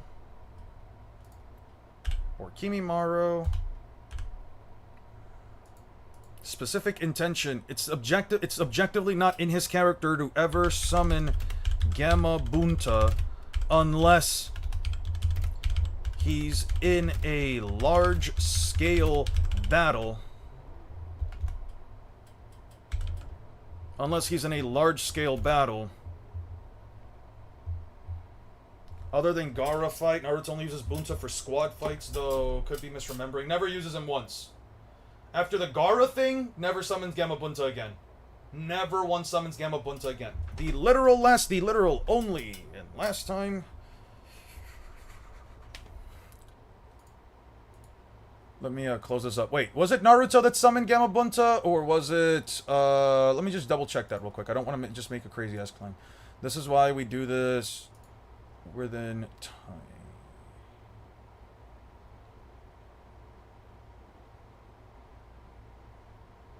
Oh, yeah, it was Jiraiya. Yeah. A large-scale battle. Unless he's in a large-scale battle. Even then, even if he summoned Gamabunta, the Chief Toad, in character, the Chief Toad never just the Chief Toad is never once immediately attacks without prejudice. Never once immediately attacks without prejudice.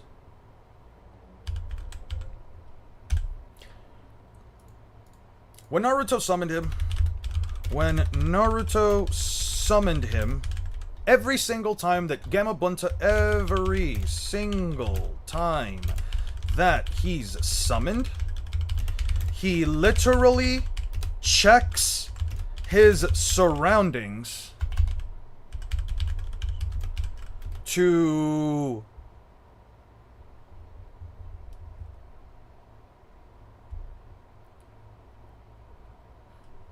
get an understanding of the situation.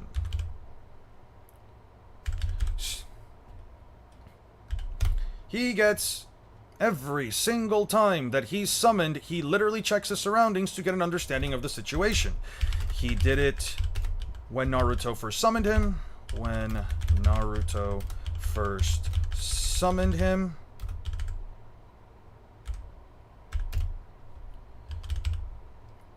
When he did it again against Shukaku, even stating that he didn't want to fight or didn't feel like fighting. Search for Tsunade, Chunin exams. I will say this is... If I'm not mistaken, that's right. I'm really counting on you. No thanks. What do you mean? You said you were going to make me your henchman. Indeed, I did say that, but we have an exchange, and why should I go out of my way to fight that creature? How idiotic. You gotta be kidding me. Wondering... He did it when Naruto first summoned him. Upset that he was summoned in such a place. First summoned him. He did it against Shukaku, even stating that he didn't want to, that he didn't have a reason to fight. Reason to fight the Sand Spirit.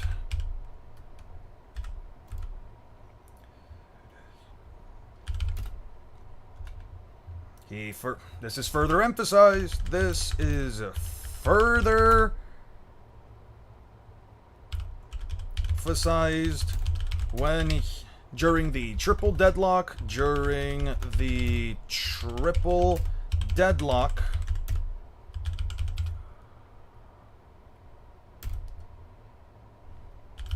even has a small verbal exchange with Manda. Verbal exchange with Manda.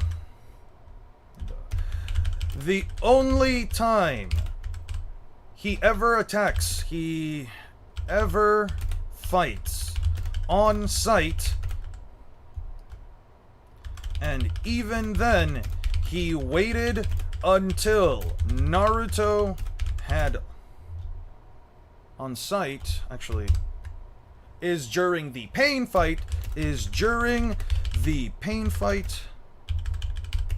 where he has, where if anything,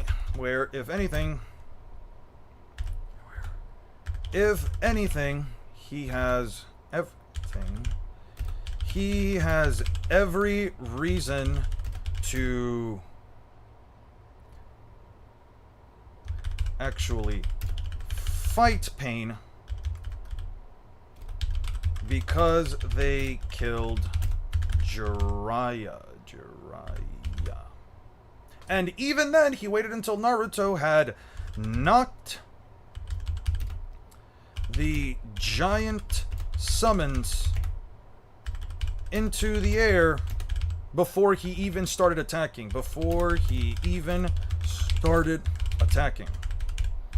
Like, I say all of this. Do you have any Boruto manga considering Shibai? Any Boruto manga considering Shibai? No, I don't have anything of the sort. I don't know what you're talking about.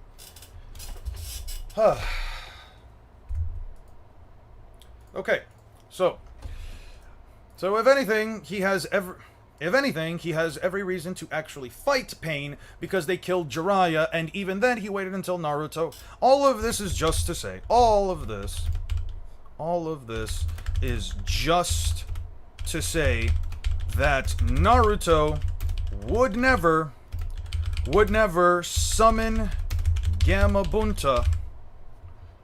Naruto would never summon Gamabunta in the fight. Even if he did, I can unironically argue that Gamabunta, based on his personality, would laugh at Naruto for summoning him against a 17-year-old wearing a straw hat, flip-flops,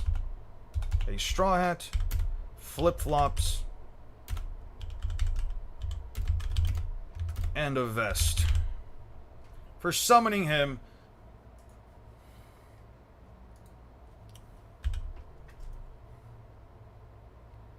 even if he did, I can unironically argue that Gamabunta, based on his personality, and considering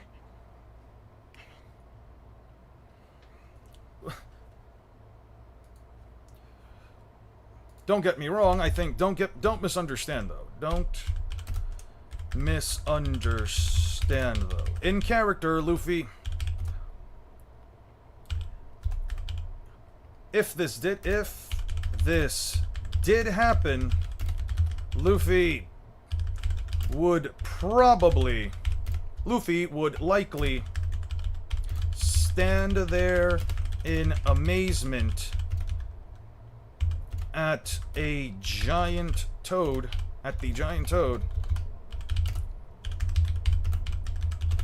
that randomly popped up mid battlefield.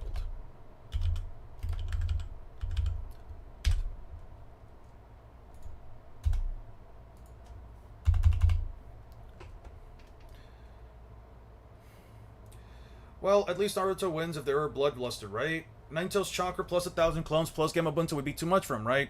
Really? We're gonna argue bloodlusted? Naruto bloodlust could be Luffy? Absolutely not. And if everything that I've already gone out of my way to explain to such an in-depth extent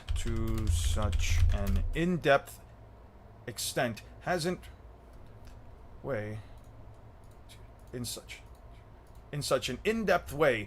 resonated with you thus far, then let me reiterate. If Naruto summons 1,000 clones while completely enraged and under the influence of the Nine-Tails, he would still lose to a bloodlusted Luffy.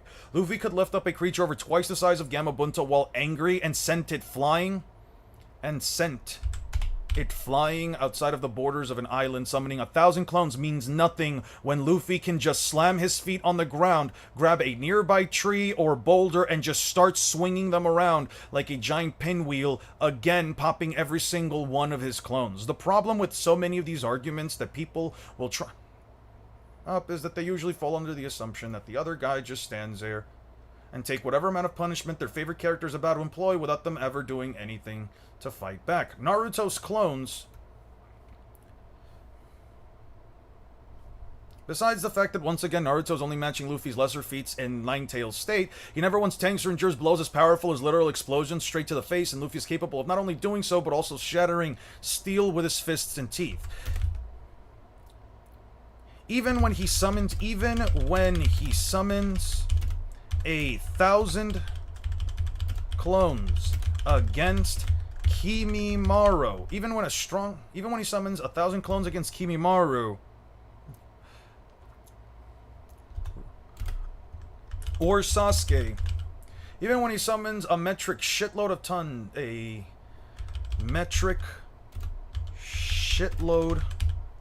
of clones against Kimimaro or Sasuke, during their first fight,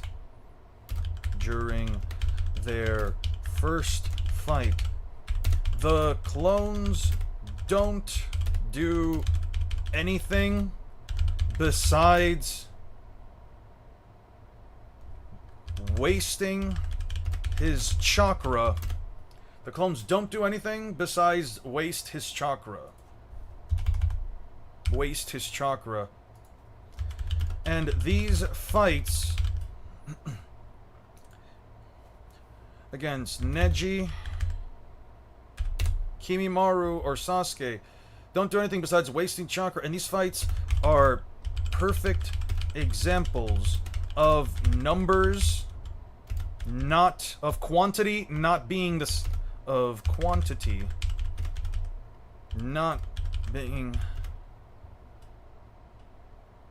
a viable, that sheer numbers, examples of sheer number are perfect examples of sheer numbers not resulting.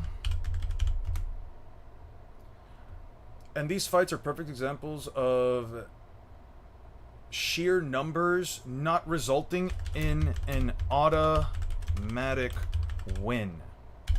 Coupling this with punching speeds that are at least 15 times faster than Naruto's high-end quantifiable speed if you think he's at least Mark 1 with the Nine-Tails, and 3 times faster if you just wank him to be as fast as Weightless Lee, only goes to show that if Luffy lands either a Gum Gum Bazooka or a Gatling, or worse, a Battle Axe on Naruto, he is 100% crushing him or killing him in a single blow.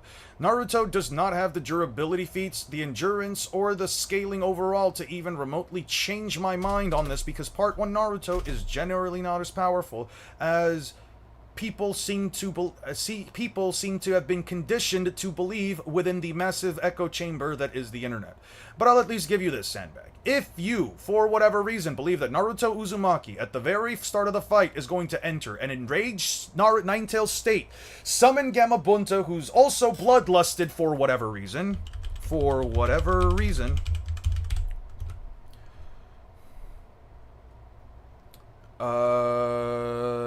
verbal exchange. He did it against he didn't have a reason to fight the Sand Spirit until his own son said that Shukaku bullied him.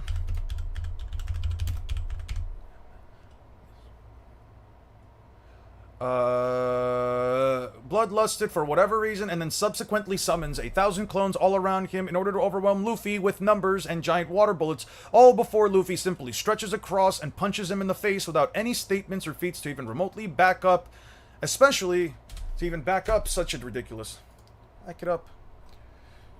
Back up such a ridiculous notion, especially within the first... Such a ridiculous notion, especially within the first 100 chapters. And Luffy just stands there. Actually, I don't need this. Before Luffy simply stretches across and punches him in the face. Meanwhile, chapters, and Luffy just stands there and does nothing, then I suppose that he can beat Luffy. However, I feel like at that point we're shoving a controller up Naruto's behind, giving him every bit of information,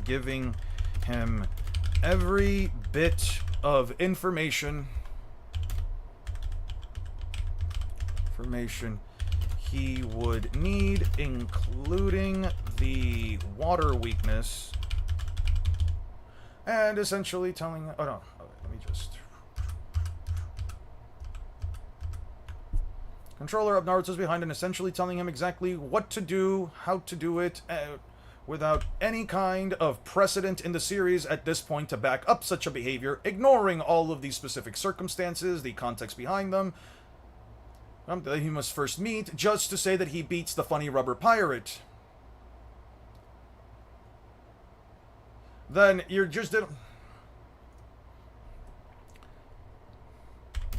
Then at that point, I don't think you want...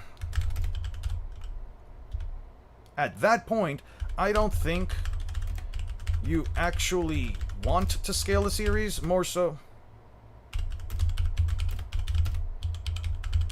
Fairly more so... You just wanna say that your favorite character wins the fight. So, though that being said, it's my genuine and honest opinion that Luffy outright beats him in every single category I can think of, whether it's range, speed, durability, endurance, pain tolerance, destructive capacity, and overall attack potency. Monkey D. Luffy absolutely curb stomps the living hell out of Naruto Uzumaki within the first 100 chapters. Thank you all so much for watching. Part 2 will be out eventually. I hope you guys have a wonderful rest of your day, and I will catch you all in the next one. Peace out. Alright. There we go. Yeah, I heard about the new YouTube monetization policies. If I do make a second channel that's mostly about clips and stuff, I would have to actually make it beforehand. I would have to do it before we get to those next things. What's going on in Discord? You said check general chat. What's going on in general chat?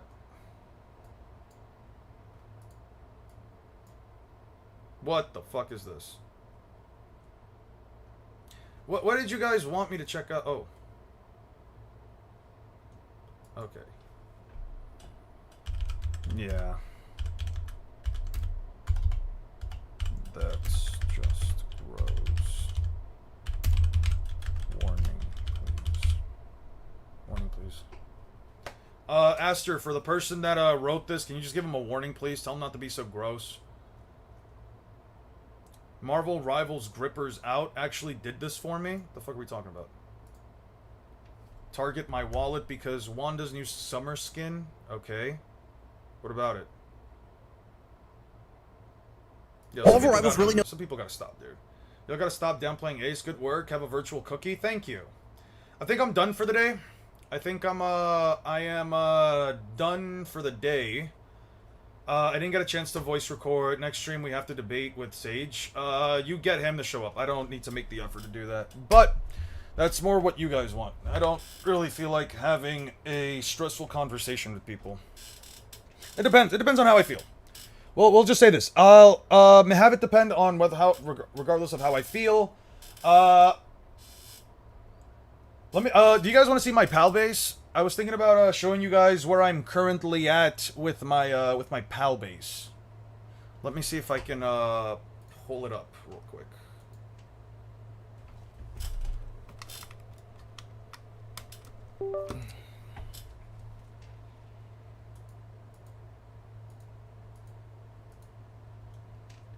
Give it a second.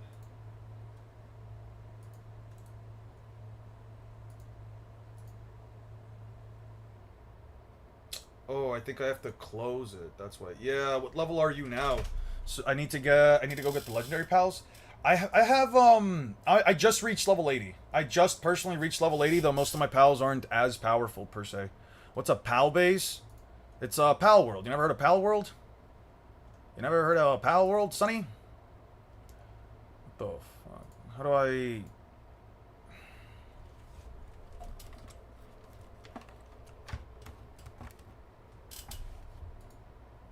Maybe I have to close app.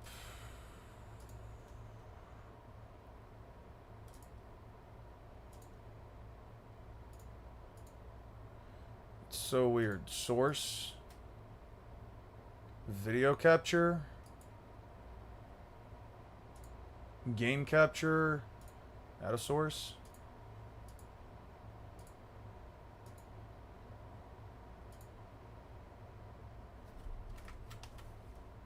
Ice.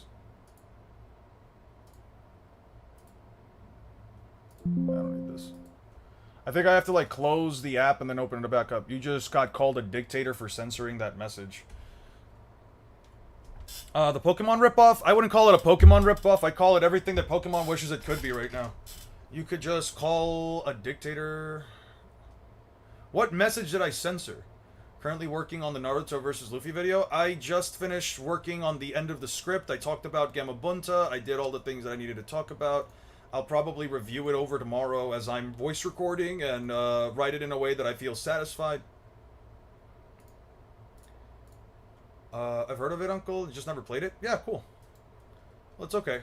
Hopefully I can get it to start working. What the fuck? Why isn't it working? I can't get this thing to show up.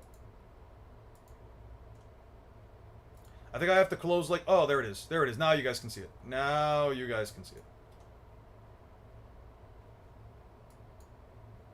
Let me see. Okay. Yeah. You guys can see my, You guys can see my, system now.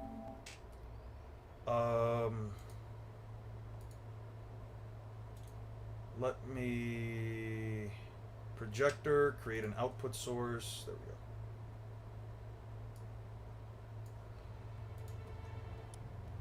Just make this bigger. There. Now you guys can see. Yeah, I'm level 80 right now. Oh, the one I just showed you. I got called a dictator for censoring that message? Yeah, it's fucking gross. They can call me all they want. Call me all the things you want. Yeah, this was gross. Warning. Verbal or physical? Verbal, please. Verbal, please. And the roll as well. Alright. So, this is what my character is looking like right now. I finally got the ancient armor. I need to build up some other stuff. I had to do like some big remodeling as far as like my base goes. Also, if you guys see some weird camera movement, that's because of I'm having some like pretty crazy drift. These are some of my mons right now. These are some of my PAL teams and stuff like that. It's coming along. It's coming along. I'm happy with what I've been doing with my bases. Let me show you guys what I've been doing.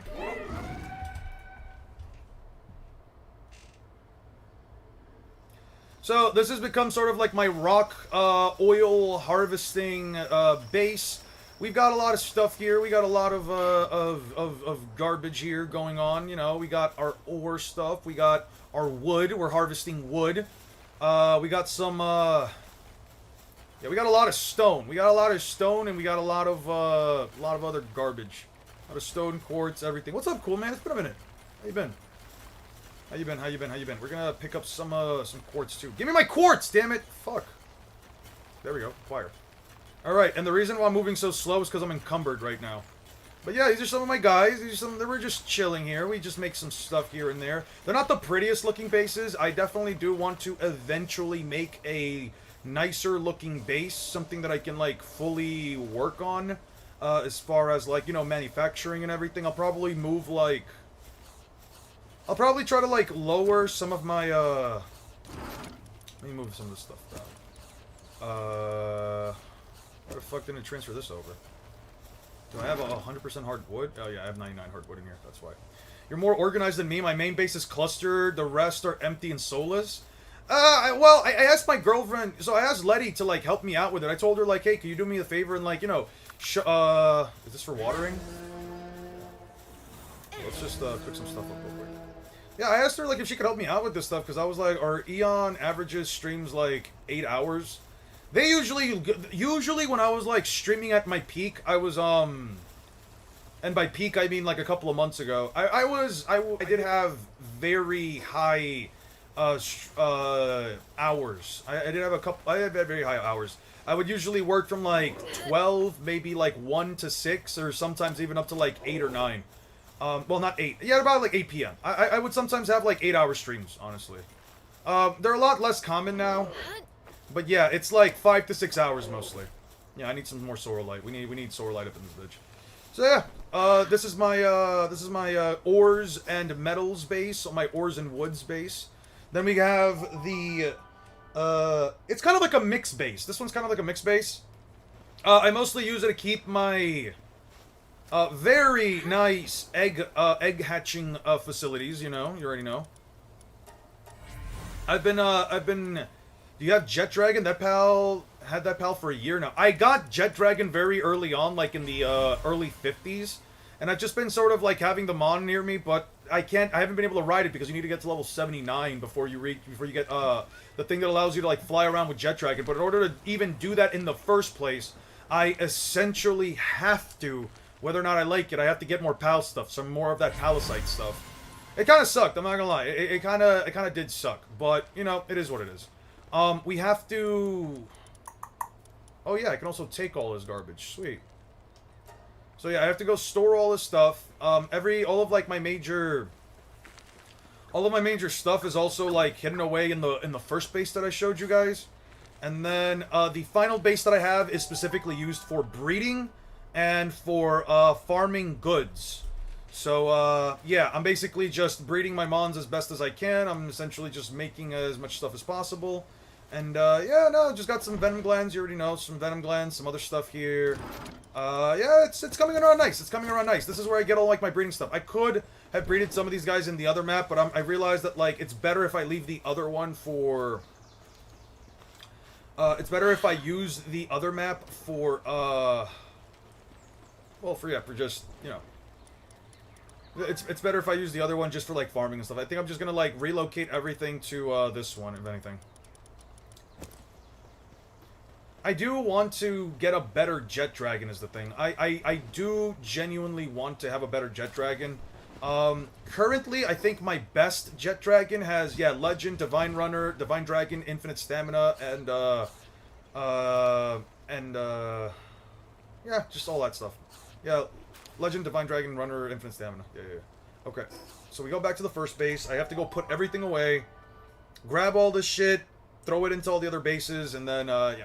Well, I'll probably just head out after that. I want to build a water base. I have an oil-based mining base for the Ice Mountain, my main base at the start of the game, and 2 other bases. That's not. Oh, that's right. You can go up to 5 bases, right? Yeah. Once I get to the 5th base, I think I'm gonna just move everything out of all of these locations, and I'm probably just gonna make a giant mega tower like in the middle of the ocean. I think that's gonna be like my my final take on all of this, because I don't want to be attacked anymore. Like, honestly, being attacked by like random folks is fucking annoying. Let's see, some work set ability. Let's go for an expedition firepower. We'll throw you. I don't think I'm building the most amount of honey right now. I don't think I need honey, all things considered. We'll throw in all of you guys. Yeah, all of you guys. Which Jet Dragon was this one? That was the level 1 one that I can give Runner and Infinite Stamina to. Yeah, we'll throw it in. I've just been just cycling around, doing the things that I need to do just to, like, upgrade a couple of my things throughout this game. I'm definitely enjoying it. Like, if you guys haven't played Pal World, I would recommend it. I would genuinely recommend it. I think it's a lot of fun. I think you can do so much in the game that something like Pokemon just doesn't allow you to do. I think that you can have... the more and more I played this game, the more I've realized as I played that, like, man, it's just fun. It is just fun.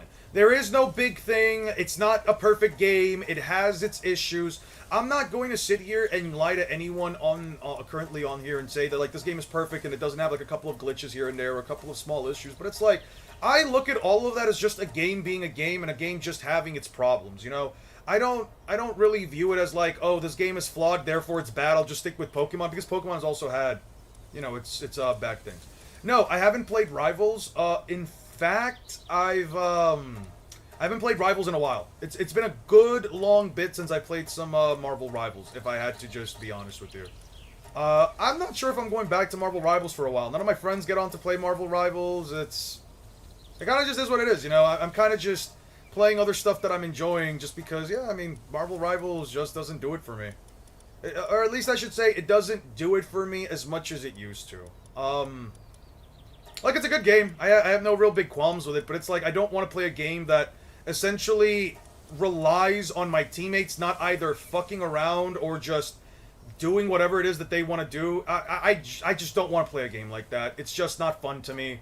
I don't think it's fun to have a game that's so overly reliant. I did buy the remake of Black Ops 2. I did buy like the remaster or whatever. It was fine. My base have 2 strong pals. They lose immediately stepping in, but I wanted to boost my current limit since they maxed out and build more bases. Yeah, that's fair. That's honestly fair. I think Pokemon has a better story. I'm gonna be honest with you. I don't know if you have ever actually played a Pokemon game, but Pokemon games don't have good stories. Like, what is a Pokemon game story, right? Like, how in-depth, how special is a Pokemon game's, you know, like, how special is a Pokemon game story? Like, realistically speaking, right? Like, what do you really get out of a Pokemon games as a story? I don't know. Like, the only good story in all of Pokemon basically was XD Gale of Darkness,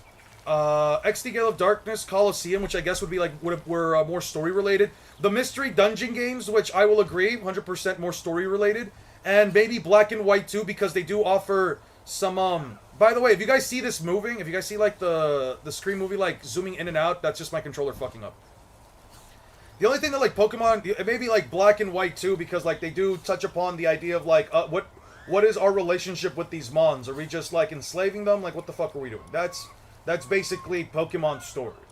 I don't agree with the idea that Pokemon just has a better story, but I also can't tell you that this game has a better story, specifically because, this game, if I had to be honest, does not, it does have a story, but the story doesn't matter. It's about as relevant of a story as, like, Pokemon games and their stories. You don't play the game for the story. You're never playing these games for the story. You're only playing these games to, have cool Mons, catch cool Mons, fight with cool Mons, and that's kind of it. That is the point of these games. You build the thing, you make the thing, you do the stuff, right? If you think that Pokemon has a better story, I mean, hey, listen, that's your prerogative, that's your business. I don't personally care that much either. But I would not sit here and say that a franchise like Pokemon necessarily has a better story when they themselves don't really care about it. I hope day one we get cross-save. I want to play on PC one day, hopefully. I'm definitely thinking about, like, making a massive pal world, you know, like, just like a base for, like, me and my subscribers, you know. Anyone who's in the main channel, anyone who's become a member and stuff like that, you can join the server, and we'll just post some rules throughout, like, the server and stuff so, like, people can join, you know. I think that would be fun. I think that would be a lot of fun if I ever do make enough money to, like, also be able to, like, have this, to be able to have such an extra expense and it not, you know, cost me a lot. I would be down for it. I think it'd be a lot of fun, and especially as the game continues to get updated and, you know, grow more. I really do enjoy this game. I'll say this, I have genuinely fallen in love with and enjoyed every aspect of this game. Seriously. Is your hobby, you are a total fucking loser? If power scaling is your hobby, you're a loser? Why does that make you a loser? That's a very strong way of wording things. Why does having a hobby make you a loser? Is the idea that people like to gauge how strong characters are just too much? Did you just have a bad experience with some people online, dude? What's the beef, man? Oh wow, it just left. I love debating when fictional badass dude beats the other fictional badass dude. So awesome, bro. Yeah, no, it's fun. It's just for fun. It's just a thought experiment. It's for 12-year-olds? Not really. Not really. You don't have to be a 12-year-old. Do you have to be a 12-year-old to enjoy video games? Do you have to be a 12-year-old to enjoy, I don't know, collecting cards or something? You don't have to be 12 to do any of these things. Grow up? I think you should grow up. I think that you making such a random, baseless claim like that essentially just goes to show that you just don't like something that, for whatever reason, pisses you off. And if you're pissed off by it, that's completely fine. But I'm not going to sit here, I don't think we should sit here and just entertain the idea that, hey, man, all of this is bad because I don't like it. You should need to grow up, man. If you can't have a genuine conversation with people, that's a you problem. That's not an us problem. Oh yeah.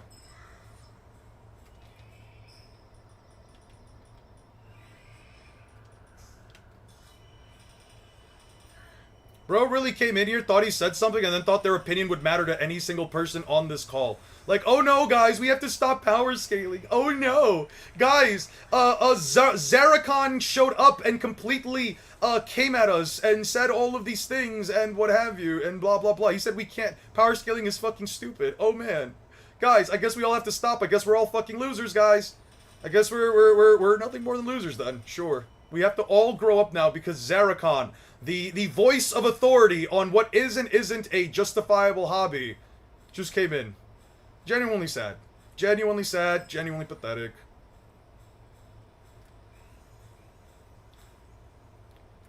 Attack them! God damn. There we go.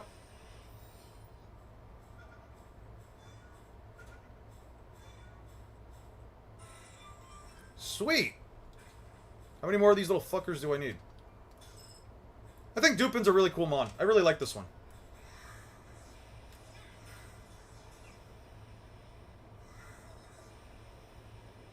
Give it a second.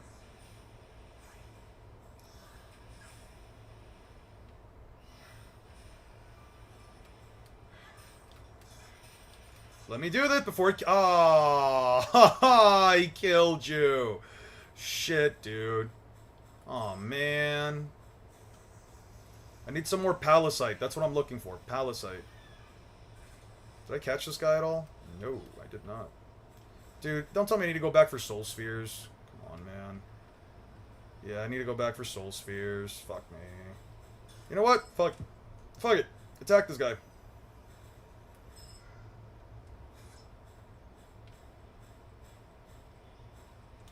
Hydrolon, what the fuck? Attack this thing. Oh, that's unfortunate. Okay. We'll just keep collecting along the way.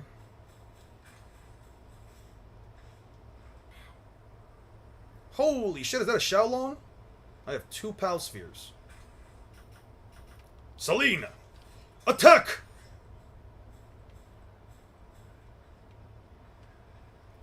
Celine. Attack. Basically 11:15, so almost midnight. Have a good one, man. I hope you have a good one, Emperor Drago. Please have a lovely rest of your day. No! I am going to fucking... Stop invading my attacks, you bitch! Fucking hell! Please. Yes! We caught it! Yo, my mons do not fucking move when I tell them to move. What the fuck? Alright. Where the fuck do we go next? Okay. Oh, it's one of these guys. Do I not have these guys?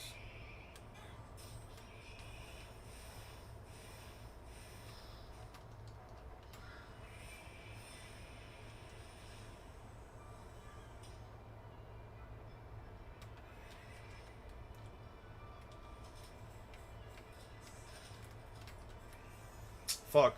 Killed it. Whatever. It's giving me night shards and stuff. Whatever. What do you do if I kill you? Boom, boom, boom, boom, boom, boom, boom, boom, boom, boom, boom. Blast.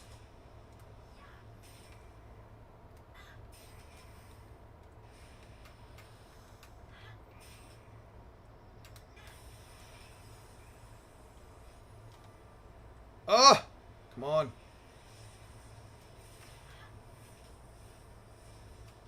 Okay. I should have came in here with more balls. Oh no. Alright. Are you really incapable of being... Yes! There we go. It can catch it. It can catch it. Yes! Yo, never... Yo, one thing I will say about this game is even if it's at like 5 fucking %, just throw a ball at these fuckers. Trust me, you can catch them like half the time. A 5% roll in this game is like 100% fucking roll for me, man. I don't know. Maybe I'm just spitting. Come on, gimme. Go down. There we go. Alright. Where the hell do we get some more, stuff? I need some more stuff, man. The fuck are they? Oh, shit. That killed him. That actually killed him. Oh, shit. Oh, shit. Okay.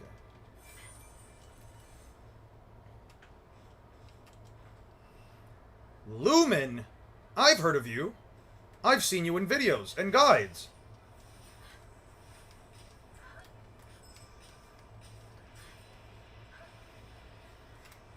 Aw, shit. Well, these guys drop dark radiant gems and all that garbage, alright.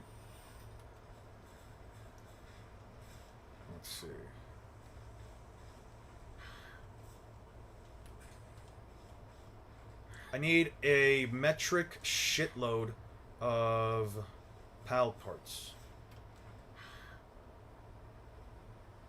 The fuck are you guys?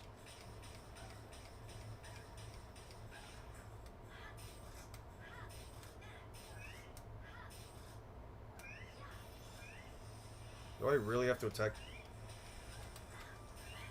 Uh-oh. Uh-oh.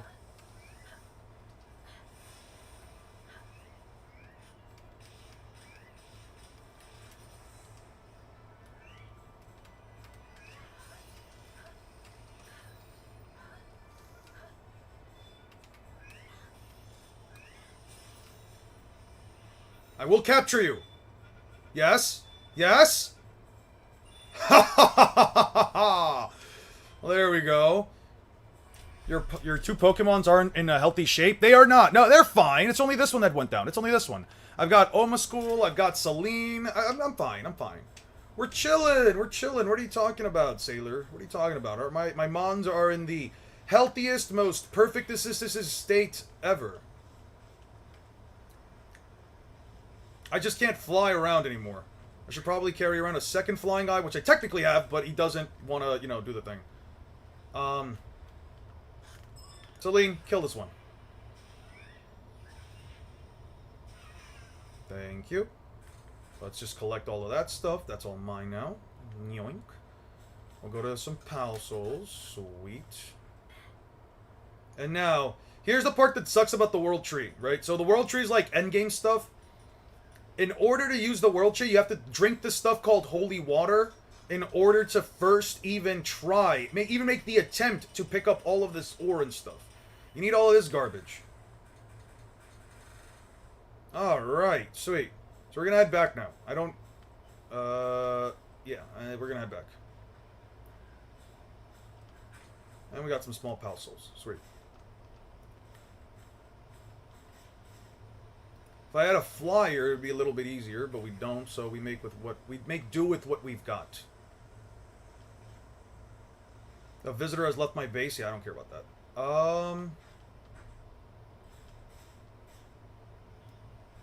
I have been thinking about maybe like making a base in the World Tree, although I'm not exactly sure if it's plausible. I can't get from that. No, that doesn't work. I was so happy when the World Tree finally happened. I couldn't wait after a year of playing the game. Yeah, no, the World Tree is really fucking cool, dude. The World Tree is genuinely really fucking cool. I'm enjoying it. I'm enjoying every aspect of this game. I've legitimately enjoyed everything that the game has currently had to offer me. We'll also need them. You can make a base anywhere? I was thinking that. Jesus Christ, Celine, you pop out of nowhere. Okay. And I can't run because I'm encumbered. That's fine. Bro, I've been undercover in the most diabolical Naruto Discord groups, and it's sometimes hard to hold in their terrible takes on power scaling. I mean, you could also just not be in there. I guess you're doing it out of, like, morbid curiosity, I'm assuming. And that's fine. Honestly, just having the morbid curiosity to be in there is completely fine, dude. But I gotta be honest, like, I'm in some Naruto versus One Piece, I'm in some, like, communities and stuff like that across the internet regarding that stuff, and it's like, bro, it's annoying. It's genuinely fucking annoying. That's all I can say to it. It is nothing more than annoying. It's like genuinely... I don't know how some people have the genuine energy for it. I'll put it like that. I just don't know how some certain people have the energy for it. And I say this as someone who, you know, to an extent has the energy for it, but like, no, not really. I don't know, man. It's just weird to me. It is just genuinely weird that, like, people care this much about whether or not people, like, power scale or don't power scale or do something or don't do it. It's like, bro, worry about yourself and worry about how you spend your time, bro. We have a limited amount of time on Earth. If I want to spend that time power scaling, well, we can spend that time power scaling. It's not on you. It's not on me. It's not on anyone else besides the person doing it. Any lore for power scaling? Actually, I don't know. If I had to be honest once more, I don't know. I don't know any real Pal World scaling. What exactly? All right. So here's what we're gonna do. We're gonna go into the World Tree, and we're gonna start wiping out everything with a heartbeat. Now, one thing I will say is that because this game doesn't have a Nurse Joy, there's no way of healing your Pokemon, your pals, unless you... how do I word this? Basically, there's no objective way of like healing your pals unless you just throw them into your base, which takes about 10 minutes for them to heal, or unless you make a thing specifically designed for that. There's also this pal named Lylene, who has the ability to like revive any pals that are currently like knocked out in your party, which is the one I'm using right now. I'd be curious on what goes in their brains that makes them think the Naruto in the entire verse is multi-complex and infinite speeds and is the strongest of the big three.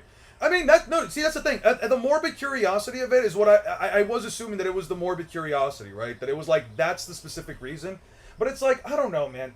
To me personally, right? And I say this from like a very subjective perspective.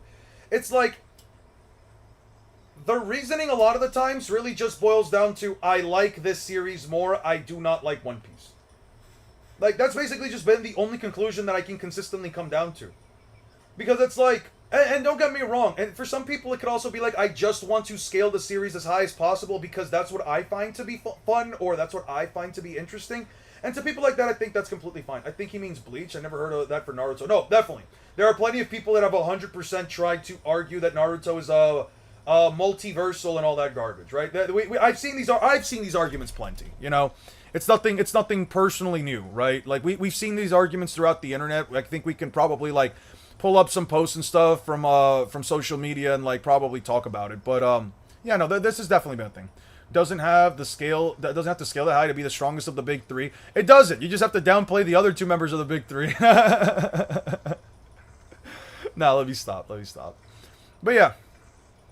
Some interesting stuff here and there, you know, all that jazz.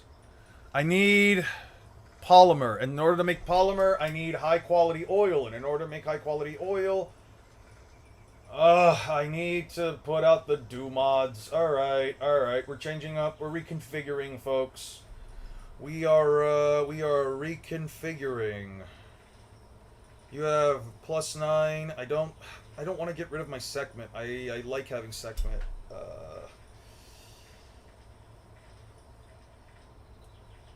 Boosts Anubis work speed by 20%, 30%, if Kes segment. Okay, so I don't need the Anubis. I've already got you at 7. You increase bounty production. What do I need you for? Level 7 of that garbage. I need you for planting. How many of you guys plant? I have 1 for planting, and that's it. I don't think I need 2 Dynamoths in my base. I don't think I need 2 of you. An 8 in watering. Let's just throw these guys in here right now. I'll throw 1 of you for watering, and I'll throw you for the ice stuff, because I know that I also have you for that, right?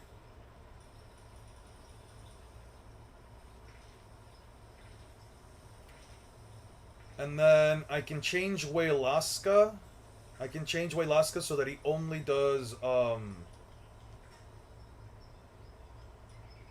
can change Waylaska's thing so that it only does, ice-based stuff, which is great.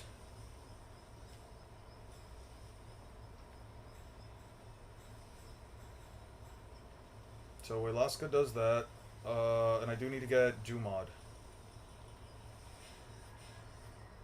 Yeah. I need Dumods to do that.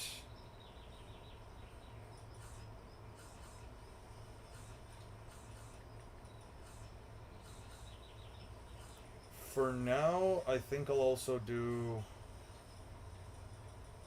I do need another freezing pal. I do need a cooling pal, so let's see.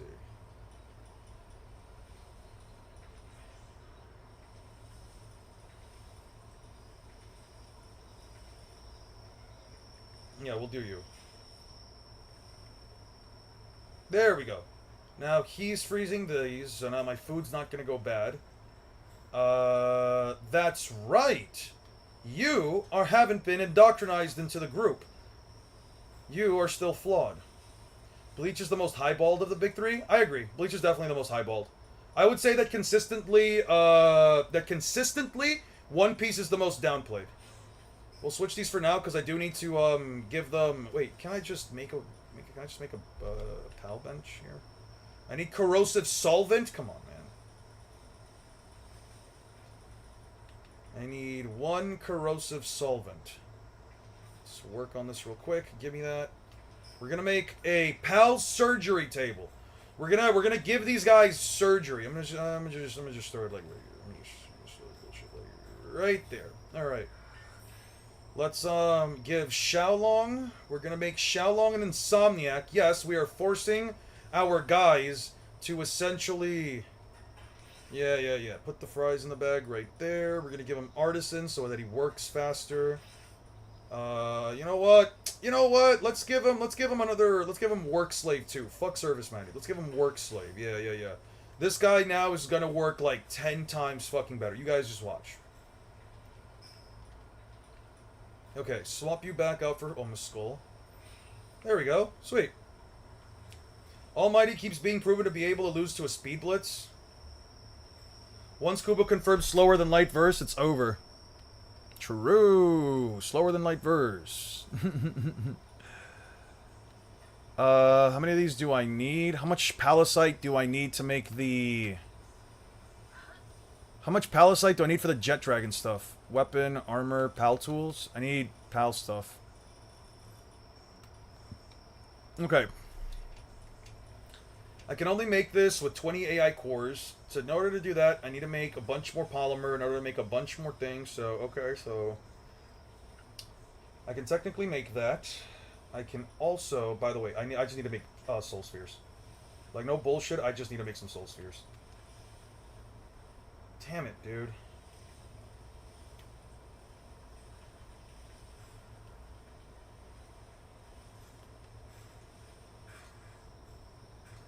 Yeah, I'm gonna need all of these. Yeah, give me all that high quality oil. Yeah, all that high quality. We're about to oil up, boys. We're about to oil up, folks. I really have not worked on this at all, and I still need ice organs. Damn it! What about medicine production? I need something for medicine production. I need medical supplies. How do I make medical supplies? Yeah, make me a metric shit ton of these medical supplies. Okay, so we did that. Where the fuck is Dynamoth? Oh, there it is. Let me guess, they're throwing him in here? Yep. Okay. So we go back here.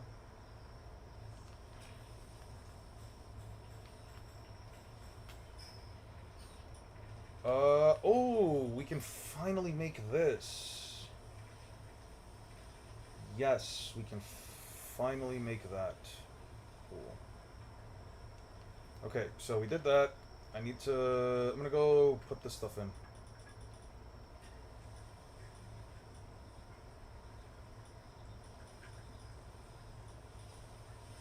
Yeah, I don't care about how fast the research speed is. Nice voice recording, though. Just came back. I didn't record any voice today. It was just, we're just talking about Pal World. Just talking just a tad bit, just a smidge about Pal World. You already know. Let me get all of this.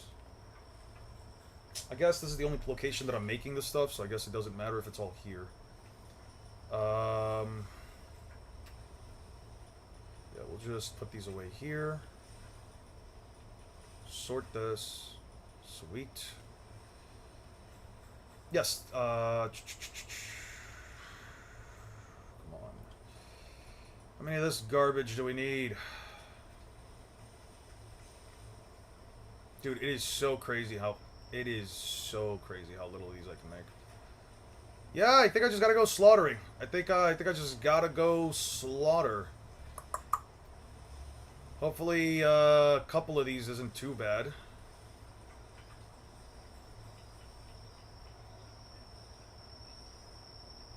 Put these back in the medicine cabinet. Put these pills in there. We'll put this in Nya. And then we'll use Nya and Nya. More ancient technology point. I think I've gotten way too many ancient technology points. I just have nothing to use it.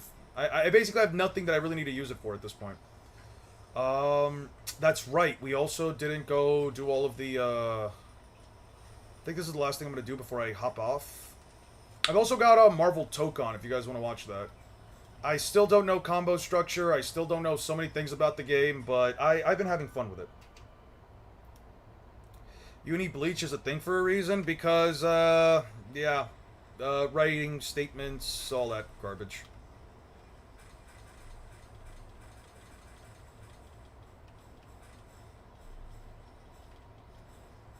Alright. I think I'm good with the Mamorists. Collect.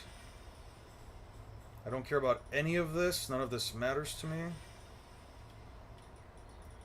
Set. Set. Take all of this. And then set these two. Okay. I'm going to show you guys something a little crazy. I'm going to show you guys something a little crazy. Maybe a tad bit, too crazy, I would argue. And let us, also swap out the Mamorists, because I don't think I need to make more of them. Okay, so we put them away. What else must I continue to craft? I think I do have another Gilded Dumod. I think. Sort. Pal number. Soul. Pal number. There we go.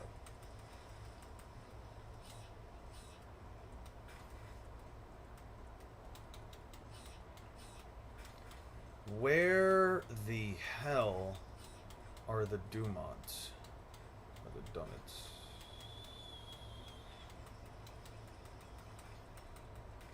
Wait, what the hell? Where the hell are my Dumods? Ah. I need this guy working in the ranch, and screw it, why not? No. No. We're not doing that. You are going to have all of the things that make you far, far better. Okay, we need Artisan over whatever garbage this is. And we need Insomniac. We need Insomniac. Nope. Right there. There we go. Okay. So we go here, swap these out, throw this guy in here. What else do we need?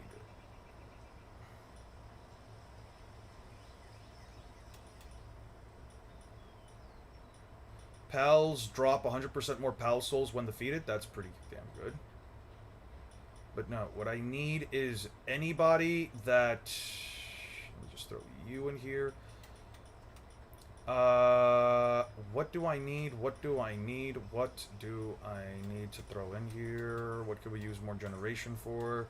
You know what? I think I already have a Sparkit in here. No, we have no Sparkits in here. Let me throw a Sparkit in here, because I know I'm going to need to make more batteries and all that jazz. Alright, so. Now that I've gotten rid of most of these eggs. Just throw them here. Set all. There we go.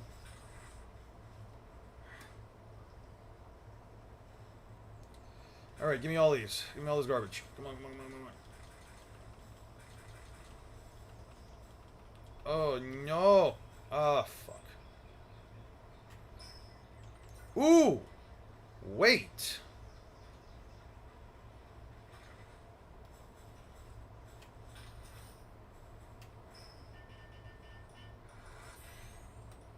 I still cannot believe I can't build this.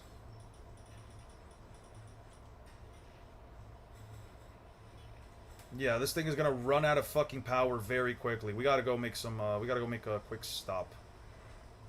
But before we do that, we're gonna... Before we do that... swap here, make the PAL metal.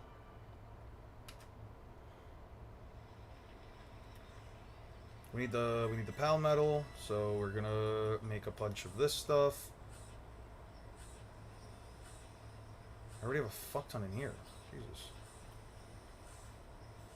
Would you recommend this game? 100%. 100%. If you want to play a game that'll give you tons of hours to work with, and you have a game that is extremely close to Pokemon in design, and you like that kind of stuff, yeah, try it out. 100%. Would never not recommend this game to anyone. I would never not recommend this game, like, genuinely. I think this has genuinely become one of my favorite games of all time. I would argue that this has definitely become one of my top 3 favorite games of all time. I love this game. It has a couple of flaws here and there, but I do think that the overall product is far superior to anything I've seen from Nintendo in years. I genuinely could not recommend a Nintendo game, specifically a Pokemon game, over this.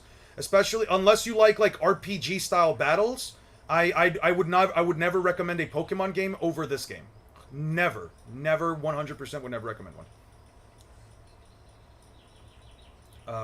Put this at the bottom because I don't need any of these weapons. It's fun. You get a ton of hours. You get to play with a bunch of cute mons. Some of the designs aren't that great, but hey, listen, they all can't be winners. But I think that overall, yeah, this game does have a high level of quality about itself that I just don't get from Nintendo. You know, I genuinely just don't feel like I get this kind of quality from Nintendo, or at least this kind of gameplay. Okay, this though I do need. This though we do have to take. Sort, and then this I will take. Yeah, that's for sure. I've seen live, and it seems like a complete game. Is there a story? There is a story, but it's one of those games where, like, the story in of itself doesn't matter in terms of the grand scheme of things. Like, I don't know what the story is. If you want to pay attention to the story, if you want to go through all that kerfuffle, I think it's worth it. I think you can probably find a bunch of cool stuff. I think you can probably find a bunch of interesting things. But as far as the actual, like, gameplay goes, I think you're playing this game for gameplay. I don't think you're playing this game for story. You're 100% playing this game for gameplay. And I think that when it comes to gameplay, this game absolutely blows out anything that Pokemon's made out of the water. Everyone that's played Pokemon, especially people my age range, what we've wanted was a game that is fully open world, that lets you do all this cool shit, that lets you actually interact with the mons, and yeah, Nintendo's never given that to us, where every single choice and decision matters, where you have just complete freedom to do whatever you want. They just haven't given this to us in Pokemon. It's always just the same garbage, so yeah, I would say if you want to play a game that is this fun, this interesting, does all this cool shit, yeah, just get Pal World. Especially if you've been looking for a Pokemon-style game. We put this over here. What has me so encumbered? The fuck? Okay, we just put those there. Yeah, I mean, recent games are objectively mid at best. Yeah, recent Pokemon games are just not that fun to play. In my opinion, as someone who has sat down and actually watched people play this shit, they just do not look like they're that fun to play. If your choices are between this game and Zeta A, just remember one thing. This game is $80. Sorry, this game is $30. Meanwhile, Zeta A is... What is Zeta A? Like $70 or $80.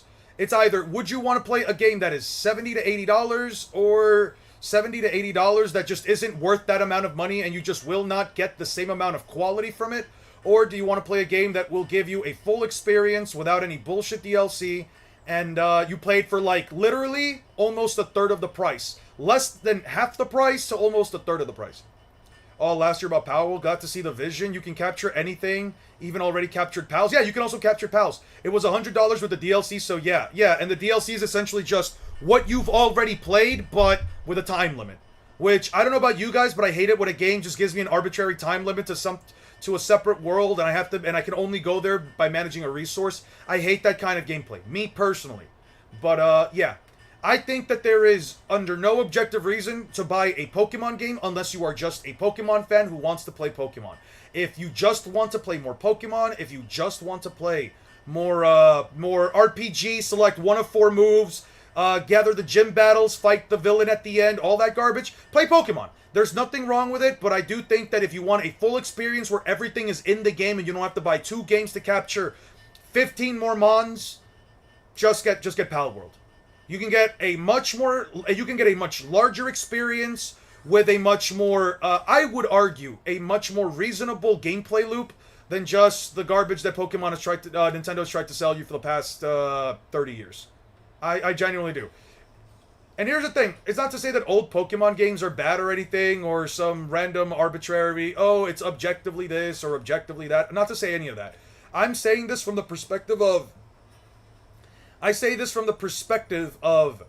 you can 100% still enjoy the games. Hell, there are a bunch of old Pokemon games that I'm sure you can enjoy. I could personally replay a couple of the Black and White games or the Gen 4 games every now and then, but it just doesn't scratch the same itch as actually interacting, playing, and actually learning to, you know, make these guys your friends and family. Which, to be honest, I don't view the pals as my friends. I view them as a means to an end. These pals are a means to an end, but a means to an end that is far more fun than anything Nintendo's made in a long time. I got a Beacon Crest. Sweet. Set all. Sweet. Set all. More sweet. And I just got a Beacon Crest. You guys want to see something fun as well? You want to see something fun? You see all these Mons? You see all these Mons that I have hidden away that I just don't have any use for? Let me show you something exceptionally funny. Here, let me just start throwing them into the butcher. I can literally just butcher my own guys. I can literally just butcher them. I'm literally just killing them now for their resources. Yeah, you can also play this game completely unethically, if you wanted to. If you wanted to, you could just throw these guys into the wood chipper and literally look at that. They're coming out for materials for me. This game is great. I love this game. I love the fact that I can just do this stuff. I love the fact that I can just do that. I can just throw them into the wood chipper and they just give me materials. Keep handing me materials, you fucks. Yeah, 100%. Man, this stuff is sweet. Look at how many precious plumes and ancient civilization parts. You can capture people, I believe. Yes, I found out through chat, actually, that you can capture people. Yeah, this shit's great. Absolutely great.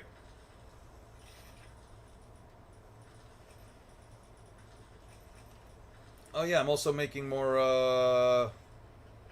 Right, I have those guys in there. Right.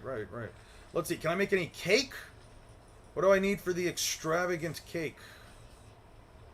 Extravagant vegetable cake, but that's not the one I want. Where's my other cake at? The fuck? Oh, there it is. Special cake. I need the Mamorists. That's why. I thought you were stopping at 4. No. We got into Pal World, and I have an absolute addiction to this game. I have an unhealthy addiction to this game. I've been staying up extremely late every night playing this game.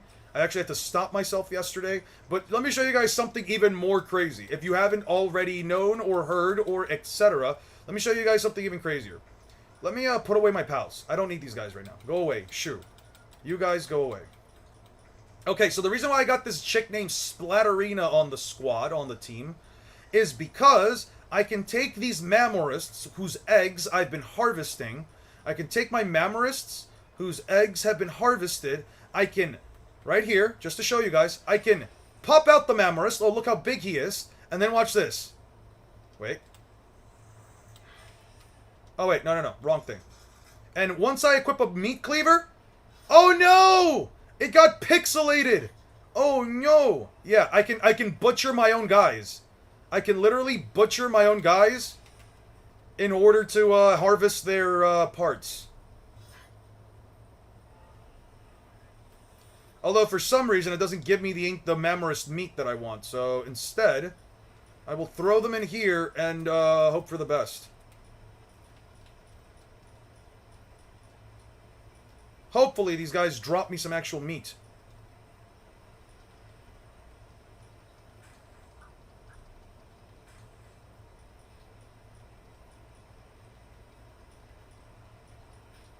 Yeah, we're just fucking around at this point. We're just making bank. We're just making a bunch of FUD. Look at all that FUD, guys. Look at all that FUD, folks. Yeah.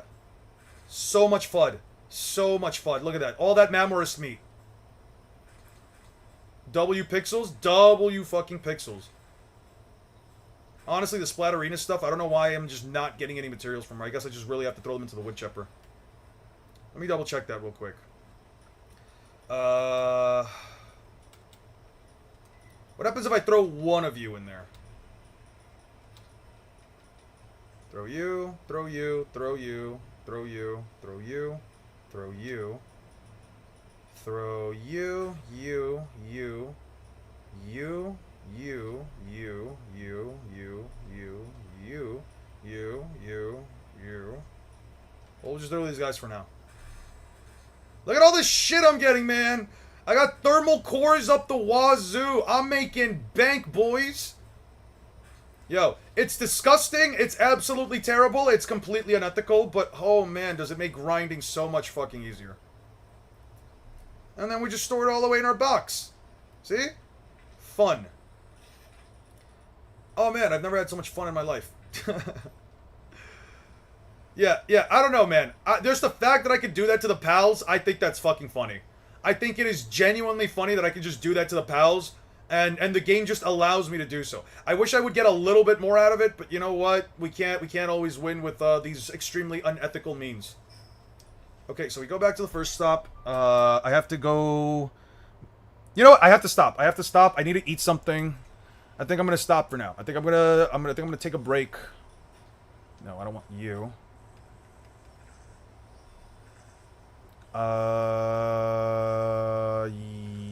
Yes. Okay, so we did that. Put everything else away, and then we go get some more stone, and then we leave.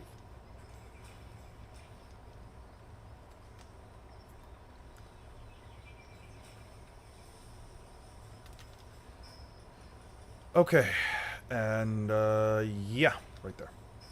Anything else we need? Absolutely not. Oh, we still have some, yeah.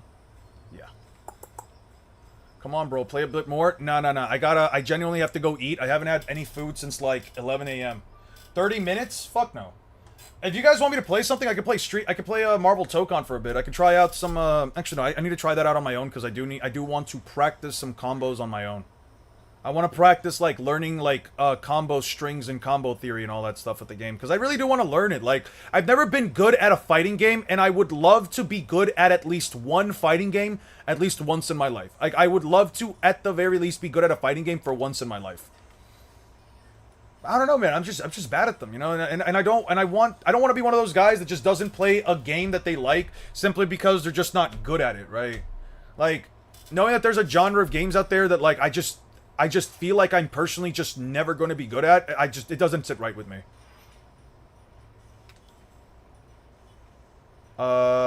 We need to... Give me that. Okay. Put this back.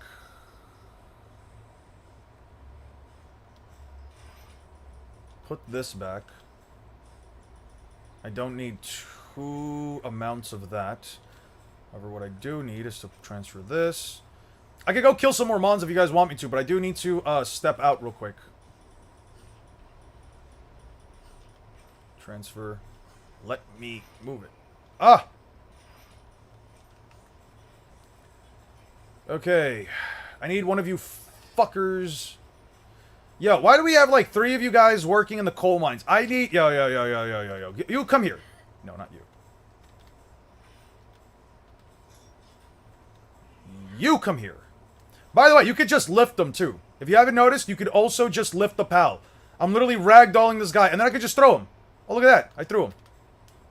No! Come back. Not yet. You don't get to eat just yet. First, you're going to work. I'm going to assign you, and then you can go eat. If you're hungry, that is not my prerogative. My prerogative is that you work on the stone pit. Alright. What else we got here? What else we got? What are you guys' food at? Your food is fine. Dude, is nobody fucking... do I not have an Icemon in here? Where is she at? Alright. Oh yeah, let's just keep throwing more stuff into the... Fuck me. Alright, whatever. Anything else for electricity? I need circuit boards, which I don't have. I need circuit boards for that. Anything for lumbering? Sure. Okay.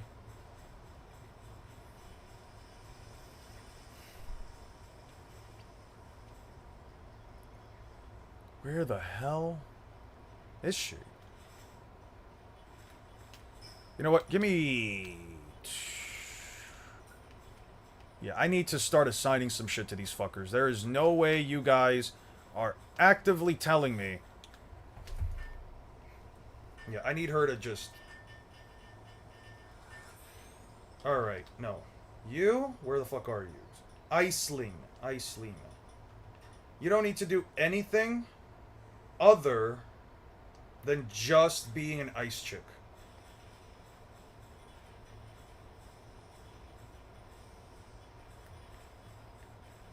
Why is she... Drop this. Drop this. No, no, no, no, no, no, no. That's not what you're going to do. What you're going to do is you're going to keep my food cold, because otherwise you guys won't have any goddamn food. Is that it?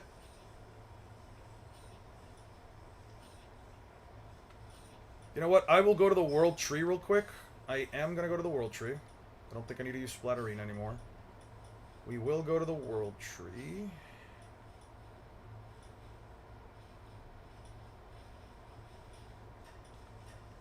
Okay.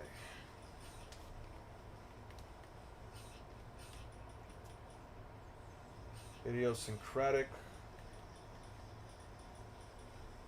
Immortality.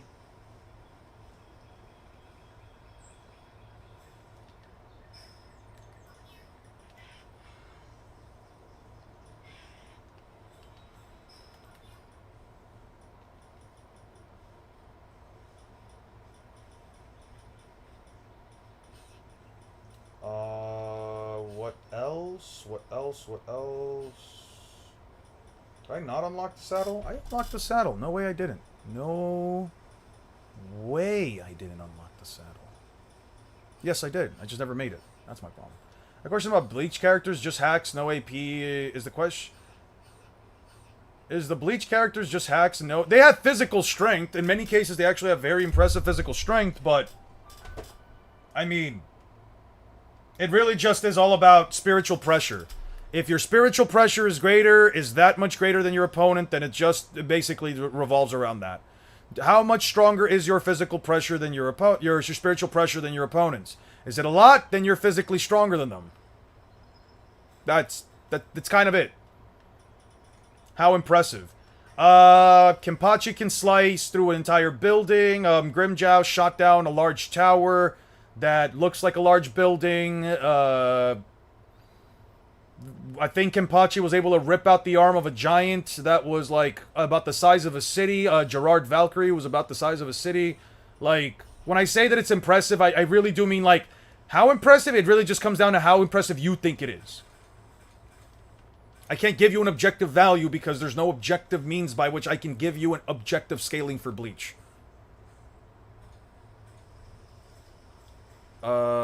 Transfer all of this in here. Select all pals. Sweet.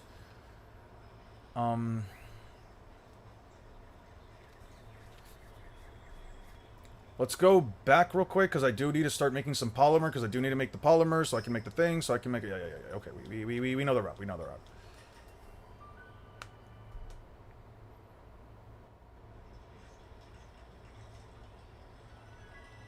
Because I've seen people scale it to multi, but I see feats of it just cutting. You can argue that that's just straight up attack potency, but it is kind of an uphill fight because they don't ever really scale to universal. Most characters even. Like, really, you could only kind of scale Ichigo Kurosaki and maybe, like, Yuhabaha. And that's kind of it. But because Ichigo scales above this guy, and this guy should be relative enough to Ichigo, and blah, blah, blah, blah, blah, then they try to, like, get all the characters up there, but it just doesn't... It doesn't logically add up if you're actually trying to... If you're actually going by, like, just raw statements. Oh, I could finally make all this cool armor. That's not relevant to me at this point. Can I not make polymer? Circuit board. No, yeah, I need polymer. I need as much polymer as possible. So we'll make all the polymer. Come on, folks. Join up.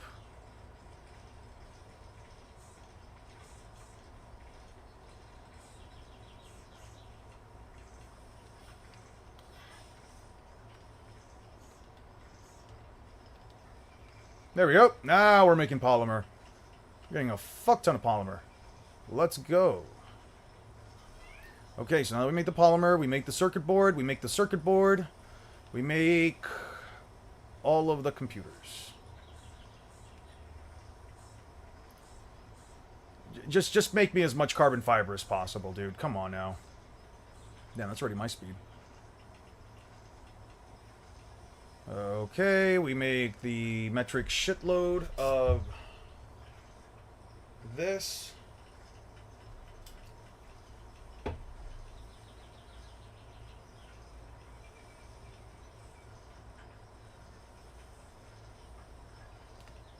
Okay, while they're doing that, I'm going to come back to it. Base. Most of this is like, what you guys are seeing right now is mostly what I like to do in regards to this game. I like shifting around my bases and like just, you know, just do the farming aspect of it. I love the farming aspect of it. Let's see what we got. Let's see what we got. We got a huge mutated egg that always results in something cool. We got... Whoa! Cool! Immortal, Lifesteal, Idiosyncratic, and Babysitter. I don't need that last one, but this is cool. Also, this guy can't be very fast. Cool. I might just, yeah, I might just throw that guy into the... I might just throw that guy into the thing. Just, yeah. You're still streaming? Yeah, just a little bit. I am getting off, but, I did want to stream just a tad bit beforehand because I do have to make some stuff for this game, and I do need to step out in a bit, so... Yeah. You guys will probably get like a couple more minutes of me, and then I'm gonna just, cruise on out.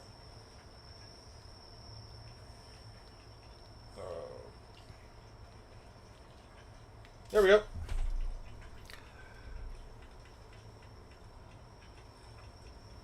Come on. These guys are just getting free XP. Let me get the other team real quick. Oma School. Yeah. Oma School. Yeah.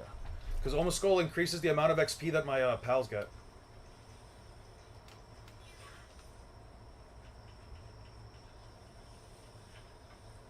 Babysitter might come in handy. Babysitter comes in handy, specifically having the pal in the base essentially allows it so that Babysitter makes it so that they make more babies and so that their eggs hatch faster. You just kind of need the guy to just roam around, but I've already got another Mon. Well, I'm done with my appointment, so I don't know. I guess I'll just watch an anime? Yeah, for sure. Watch an anime. Express your free will however you'd like. This is how I choose to express my free will. Okay, so now we made a metric shitload of carbon fiber. Now we'll just make a metric... Yeah, we'll make a ton of this. We'll make a ton of these circuit boards.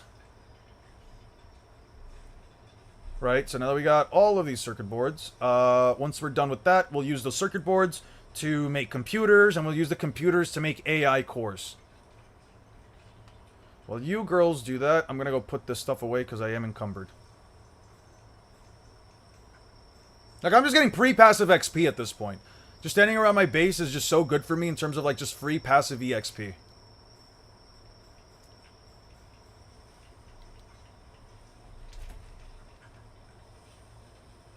Man, I love this game. I really do love this game. Like, there is this game gives me every reason to want to come back and actually play, like, my systems now. Like, I've been feeling so, like, down and blah lately about, like, even just gaming as a whole, just because it's, like, any game that I want to play with my friends, they don't want to play, or any game that, or they're just too busy to play, and, I haven't really had, like, a single-player game that, like, really pushes me to, like, really sit down and just, like, dig deep into it. Alright, so now we make the computers here, and, I'll leave them to do that. I'm probably just gonna craft the AI course through here. Alright. I hope you guys enjoyed that little thing. I hope you guys enjoyed this little excursion into Pal World. I hope you guys like my base. I can't wait to build a nice, tall, massive structure. But till then, guys, I hope you guys have a wonderful rest of your nights. I can't wait to play Marvel Tokon. I can't wait to play more of this game because this game is a lot of fun. But yeah. And I also got a little bit of Sonic Racing Crossroads. They added the Teenage Mutant Ninja Turtles, and those motherfuckers look completely lifeless. But, yeah. Have fun, guys. Please take care of yourselves. Treat each other with kindness. Drink water, all that jazz. And I hope you guys...